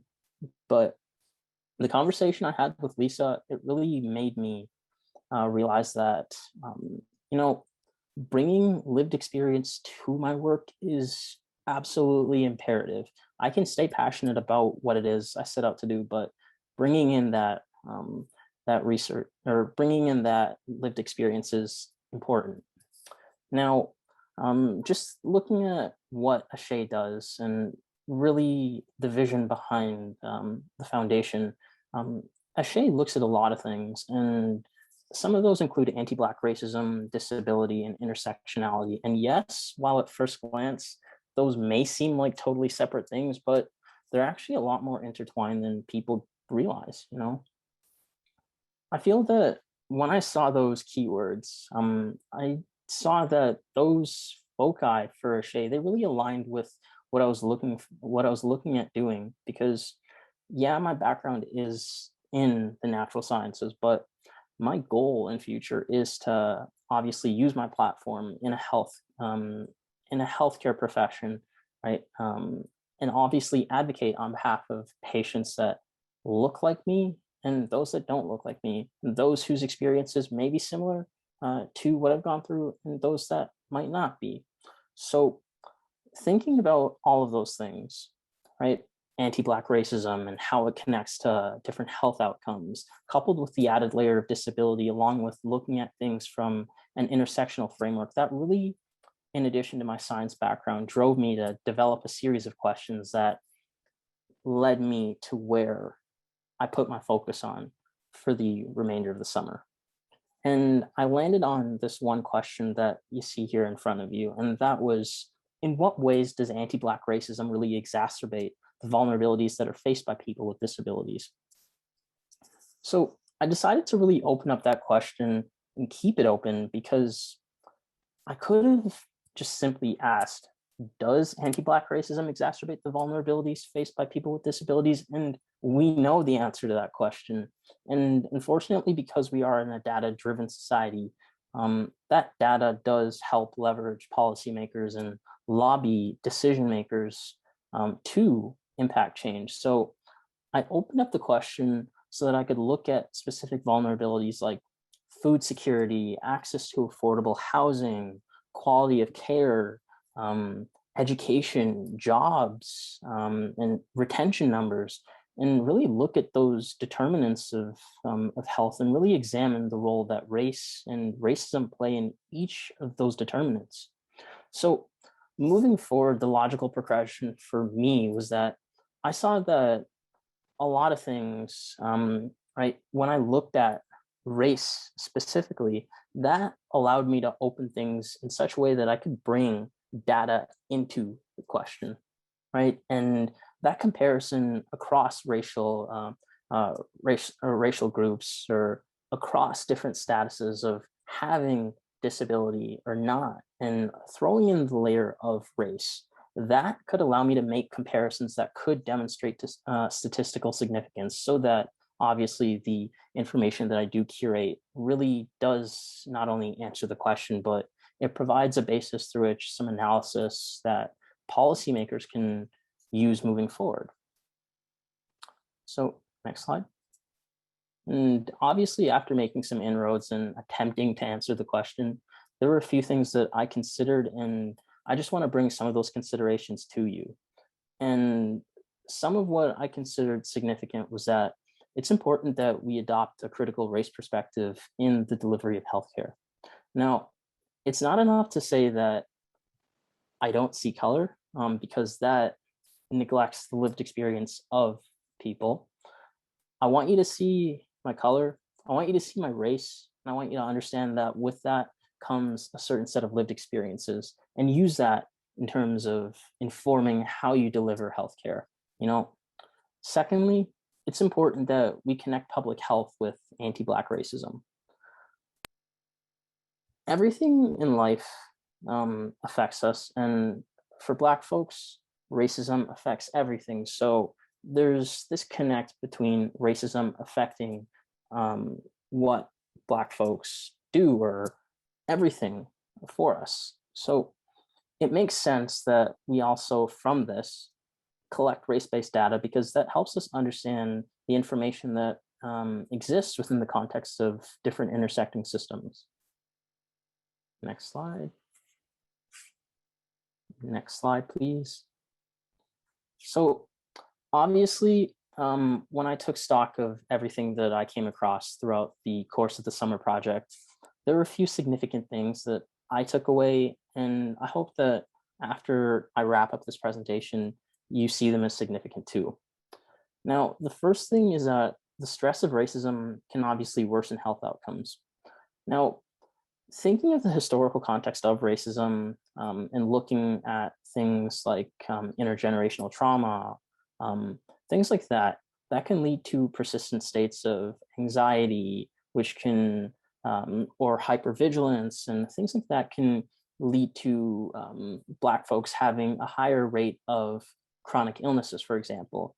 And when I say that racism is a comorbidity, all I'm saying is that racism can negatively affect quality of life. And therefore, it's really important that we consider anti-Black racism as a barrier to accessing high quality social services. And that addressing of that simple anti-Black racism as a barrier can open up so many doors in terms of improving health outcomes. And finally, the research that not only myself, I've conducted, but the team as a whole has conducted over the space of the summer period, that can drive system level interventions, or that can drive change through system level interventions, because we are taking steps through which change can be made. Next slide. So to really summarize things, and I'm going to ask the team to really chime in here, we just thought it'd be great to really take stock of what we found interesting throughout the summer space and things we noticed were missing. Because if you look at some of the presentations, obviously, not only my point on data not being there, but simple things like addressing race, that's not usually found in data until very late on. So we thought it was important to highlight gaps, because highlighting these gaps helps us as researchers be a bit more intentional about looking at where we can go and making steps to address what's missing. So would members of the team like to chime in on what they found interesting? If not, I can always take it away. Yeah, so one of the things that I found to be very interesting was the fact that there are still aspects of slavery which are echoed in the immigration system. For example, the economy of the current state is built on the backs of immigrants, yet there are so many issues with the immigration system which are ignored. And that the fact that these immigrants, or like initially when they arrive, they don't have citizen status, so they don't have the right to voice their opinions to the political. And I also found a lot of similarities between the different marginalized groups in terms of exclusion and oppression of both Black and disabled people. And that kind of leads to the next one, which is history shapes us into being, and something that should not be ignored.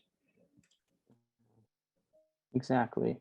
And on that point of history shaping us into being, history is although sometimes it may be seen as past tense, it really isn't past tense.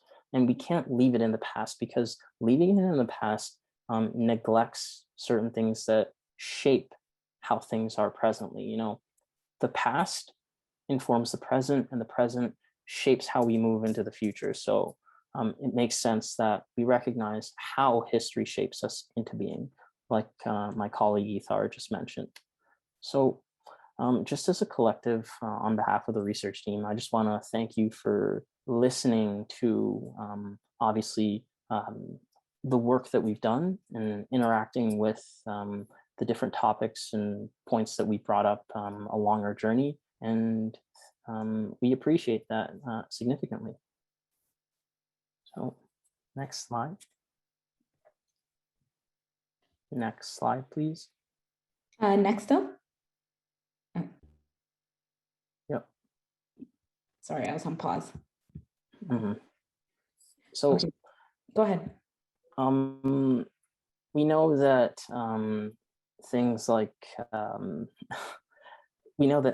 Zoom fatigue are a thing, because obviously you folks in attendance have been on call for a significant amount of time, but rest assured, there's some bang for your buck. So we do have a raffle in store for you, and member of our team has worked tirelessly in terms of putting it together and sort of coordinating the logistics of this. But this is a collective effort on the part of the entire Ashay team in terms of getting prizes. But I could go on and ramble, but I'm just gonna stop and kind of give space to have Inchem and a couple others explain. Yeah, again, like Victor said, we really thank you folks for coming for today. We will close it off, but before we close it off, we just did want to say thank you with some of our gifts. So before I go through all of them, I also want to thank the Black Law Students Association for providing us with many of these gifts. So some things that we're going to be raffling off today are crystal gifts from Earth Sister Gems. We're going to be raffling off 3 $25 gift cards, 1 to Amazon, 1 to Starbucks, and 1 to a different book list, which is a Black-owned bookstore here in Toronto, but they ship nationwide, so no worries if you're not from Toronto. We're going to be raffling off 3 signed copies, actually, of Can You Hear Me Now by Selena Cesar Chavons. And I'm Everything affirmation deck, an affirmation deck that was created by a young Black woman and her partners. So, and we have one last raffle prize, but we're going to raffle off these ones first, and then we'll let you know what the big raffle prize is and how you can enter to do that. So I'm just going to stop sharing and allow our staff, our co-worker Benyat, to get us going with the raffle. Also, can you folks see me, or is it just a black screen? Okay, there we go. Quick question, NCAM, are we using all the participants that have been here today? Oh yeah, so we'll do all the participants we'll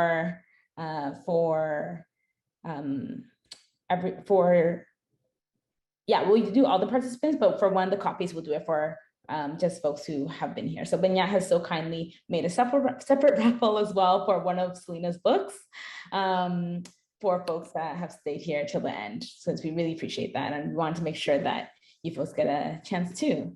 So the first thing that we're going to be raffling off is the gifts from Earth Sister Gems.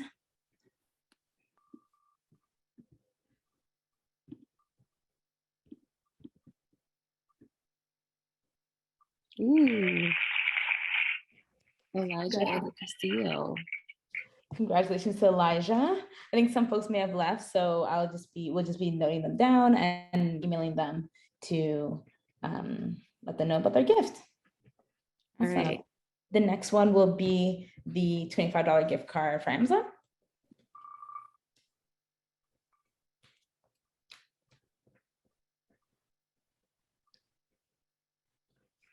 Kim Arneson. Awesome. $25. Congratulations to Kim. Okay, the next one will be the $25 Starbucks gift card.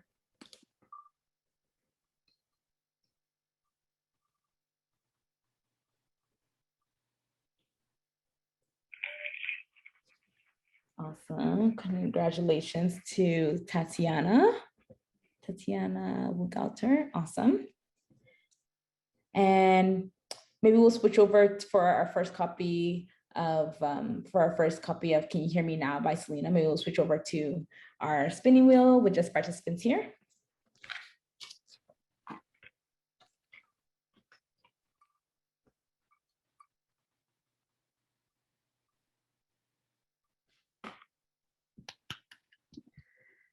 Congratulations to Alexandria Wanjiru. Well deserved. And we'll get in contact with you afterwards to figure out logistics in regards to sending it and getting your address. And we'll go back to the big wheel. You know what? Let's do one more on the small wheel. Why not? You guys deserve it. All right.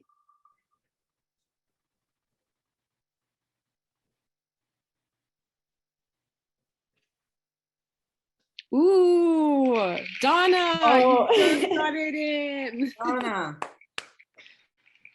Congratulations, Donna. Thank you very much. Awesome. And then we'll go back to, we can go back to the big. Sorry, did someone say something? No? Okay. And then I guess for the last book, we'll go back to this raffle. And, you know, for kicks, why not just do the affirmation cards with the small wheel? Ooh, I think we have Liz Marquardt. Nice. Oh yeah, congratulations, Liz. Yay. I believe Liz is still here. Yeah. And so the last, you're welcome. And again, we'll reach out to you in regards to getting your address and everything to send. And the last one is the I Am Everything affirmation card deck. You know, just for fun, let's just, yeah.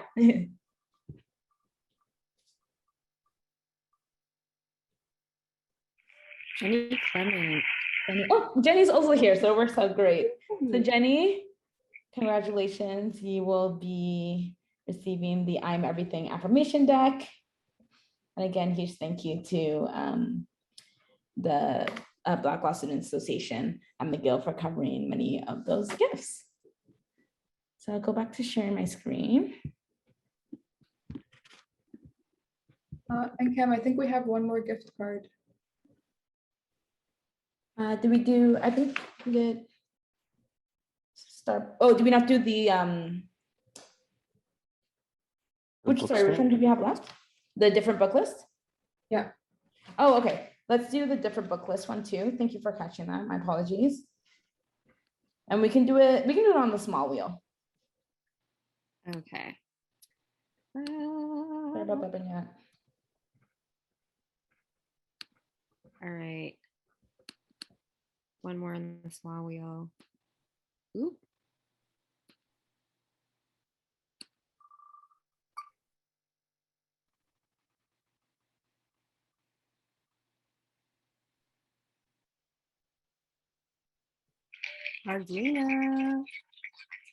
Audrina, congratulations. You'll be receiving a $25 gift card from a different book list. And also thank you for coming out today. And thank you, Ethar, for noting that. So yeah, it's just a small little way to say thank you. And now for our large raffle prize. Let me share my screen.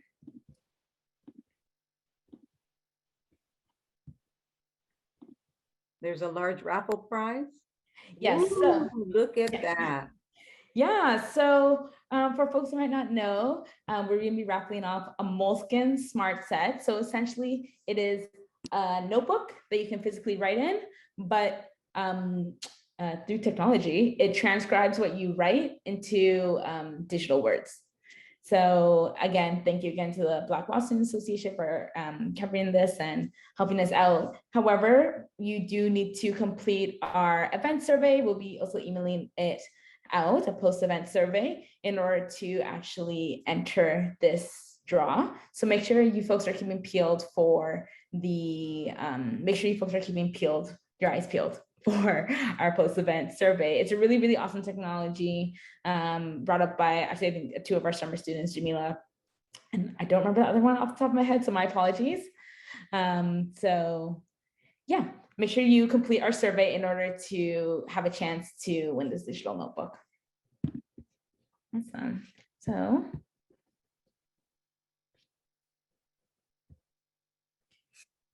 you did want to say thank you. Actually, this slide just says thank you. So maybe I'll just go to the next slide that has some more of our information. So I'm going to do a thank you, and Victor will close us out with some action items. So we just want to say thank you so much for coming to this event. It was really awesome to hear all the amazing things that you folks had to say. I know I learned so much, and I'm sure the summer students could too. A big thank you to our summer student staff for putting together this event and really hustling and getting folks out there, and just putting all the moving parts together and just working amazingly as a team. And yeah, just some ways to connect with us. You can join us as a member on our ASHE Community Foundation website. And actually, I'll throw it off to Victor to go through the connection. Can I say something? Oh yeah, go ahead, Lisa. So yes, there's lots of opportunities to be involved with the SHE Community Foundation, anywhere from the IT, social media, if you want to volunteer. We do have and will have different types of paid employment also. We also do honorariums, and also have many volunteer opportunities that you'll see posted in the fall once everybody's settled into school. We are also going to be doing a membership recruitment. So we'd love for you to be a member. Membership, we'll talk about when that recruitment process starts, allows you to have more access to some of the material and the resources that we do, or attend more things for free. It also gives you the right to vote if you are a Black person with disabilities on a lot of the goals, strategies, and research projects we're looking at moving forward. And finally, as we lead towards January 26th, which is our first annual general meeting, we'll be recruiting starting in mid-September for new board members for our board of directors. So if any of that is of interest to you, please reach out to us, join our email list so you always know what's going on. And like us, I don't know, whatever you do on social media to let other people know you're with us too. Really, really appreciate everybody today. Obviously, I appreciate the student group, the researchers, the outreachers, Mashahid for all this outreach, but I want to send a special shout out, a special thank you to NCAM for really jumping in the middle of the summer, getting us all online, taking care of things so I could take care of my health and other things as what happens with persons with disabilities, and for really making all this happen.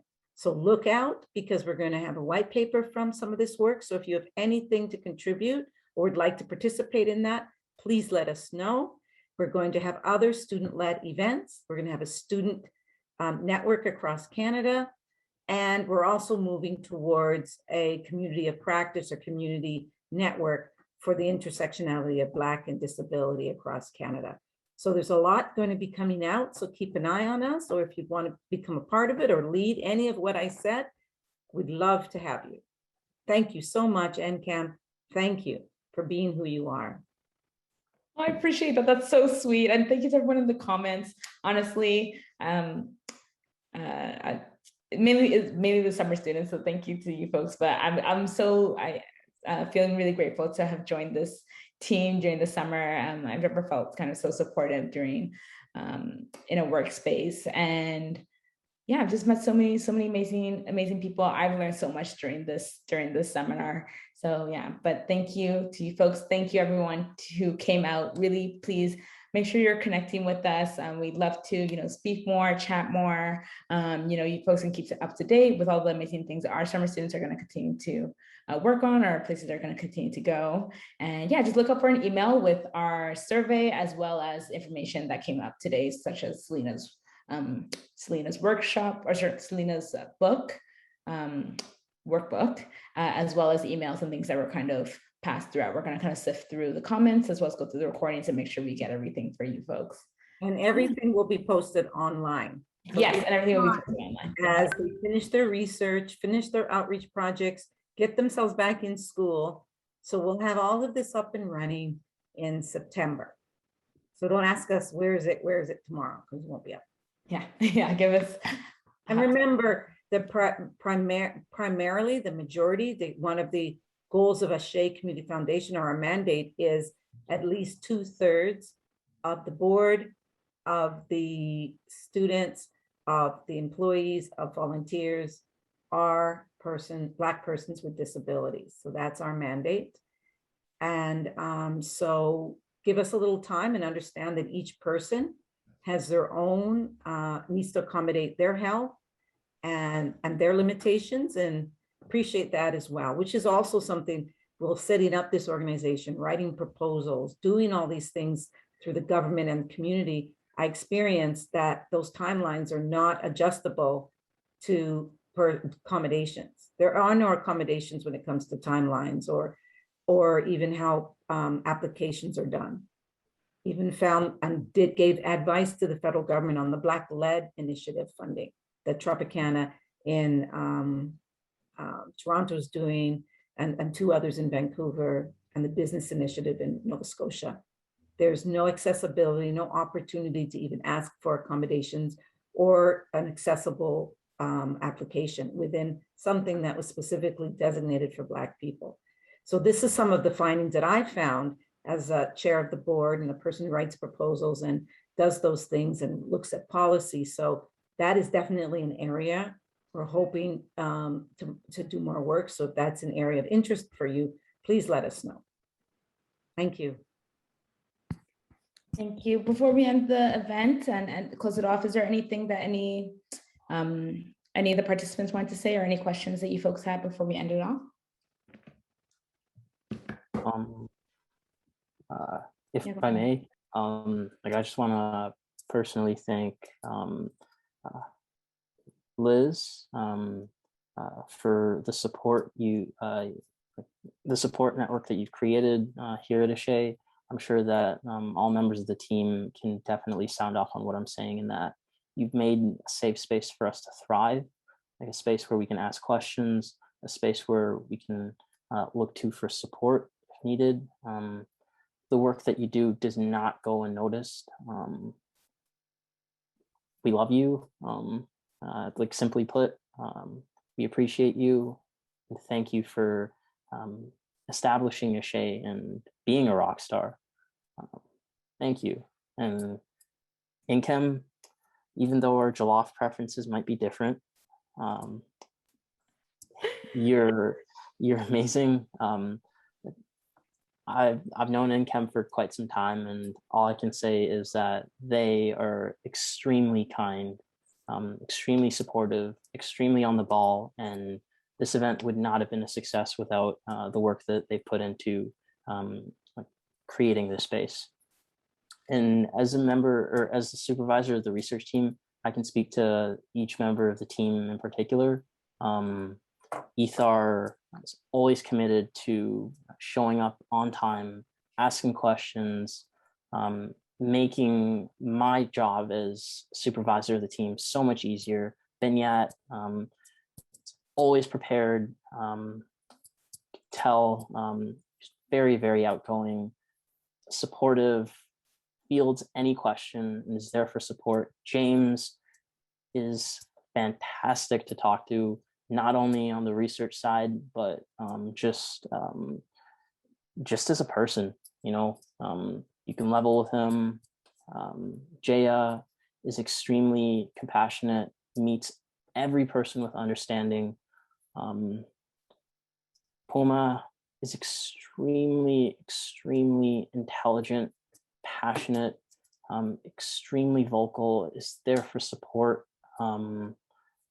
I could go on and on about like who's on the team, but again, simply put, thank you to everybody who's made this event like a success. It would not have been possible without each and every single one of you and the blood, sweat, and tears that you poured into your work. And yeah, so thank you. And yeah, I'd love to speak as supervisor for outreach and marketing. Thank you, Victor, for going through all of them one by one because they really deserve that highlight. I guess we'll start off with Jamila. Jamila, I'm still on the call. Jamila, thank you for all the work you've done this summer. Thank you for being a light at our meetings, for always being on the ball, being our go-to Instagram baddie, essentially, for ASHE Community Foundation, really getting our name out there. Jamila is always really kind of excited to learn as well, excited to, teach us, the rest of the team, as well as, just let us know when she has good ideas, and just, is very fearless in the sense that it's always okay to put out ideas, and, they always end up coming to fruition. They're beautiful. So thank you for that, Jamila. Next we have Latanya. Latanya, thank you so much for, just being so dedicated and working so hard every day. No matter what your schedule is looking like, I can count on you to kind of like be there, be on the ball, and just like really putting in that kind of sweat throughout the entire summer and just being like a rock. So yeah, I really appreciate that. Latanya. Latanya is also very smart, always coming up with like new ideas, and like cannot wait to see where you go from there. Mushahid, our resident marketing person. First and foremost, in regards to just the event, we'd like to say a big thank you for the team for being our marketing person for this event. We know we were throwing things at you, and you're always there to pick it up on the ball, to jump on a Zoom call, go on Canva, email me, even when we had like 1,000 different changes. You're always so cool, calm, and collected with it. And we really appreciate that, and just your flexibility and your commitment to learning this summer. It's been amazing, and you're going to do great things in OCAD. And lastly, Jaya again. So Jaya's on both the research and the outreach team. But again, similar to what Victor said, just thank you for all of your hard work, for really putting in that sweat for this event, getting the event proposals up, really being super resourceful in terms of finding cool ways to do things, finding new ways for us to connect with our audiences, as well as just coming up with ideas as to what Black students would want to see. And yeah, so it's been a pleasure working with you four in this summer. Research as well has been a pleasure working with you all. Special shout out to also Victor and Ethar for being on the ball, and just really also putting this event together, because I think we all couldn't have done it without each other. Yeah, just super cute shout out to Victor and Ethar for guiding the research team, for putting in those extra hours, as everyone did, putting in those extra hours. I don't think we could have been here. And again, special shout out to Liz. Thank you for bringing us all on. Thank you for trusting in us. I think that trust really gave us that confidence to kind of go from here and keep it pushing. And yeah, it's been a great summer, and it's been a great event. So I hope you folks are feeling proud. And thank you again to our participants for coming and taking the time, sitting with us, learning about ASHE. I hope that you can take something away from this, and yeah, we really appreciate it.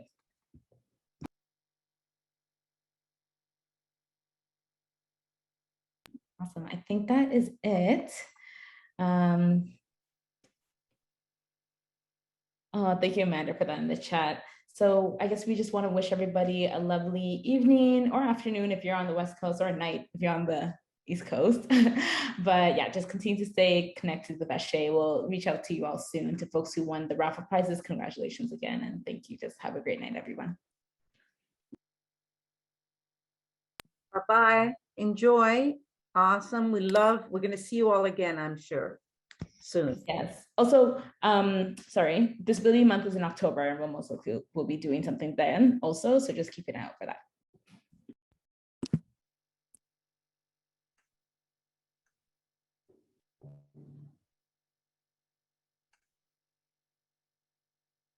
Great job, Ken. Oh, thank you. Good job, Victor. Good job, all of you. Oh, do we want to stop the recording? Oh yeah, let me stop it.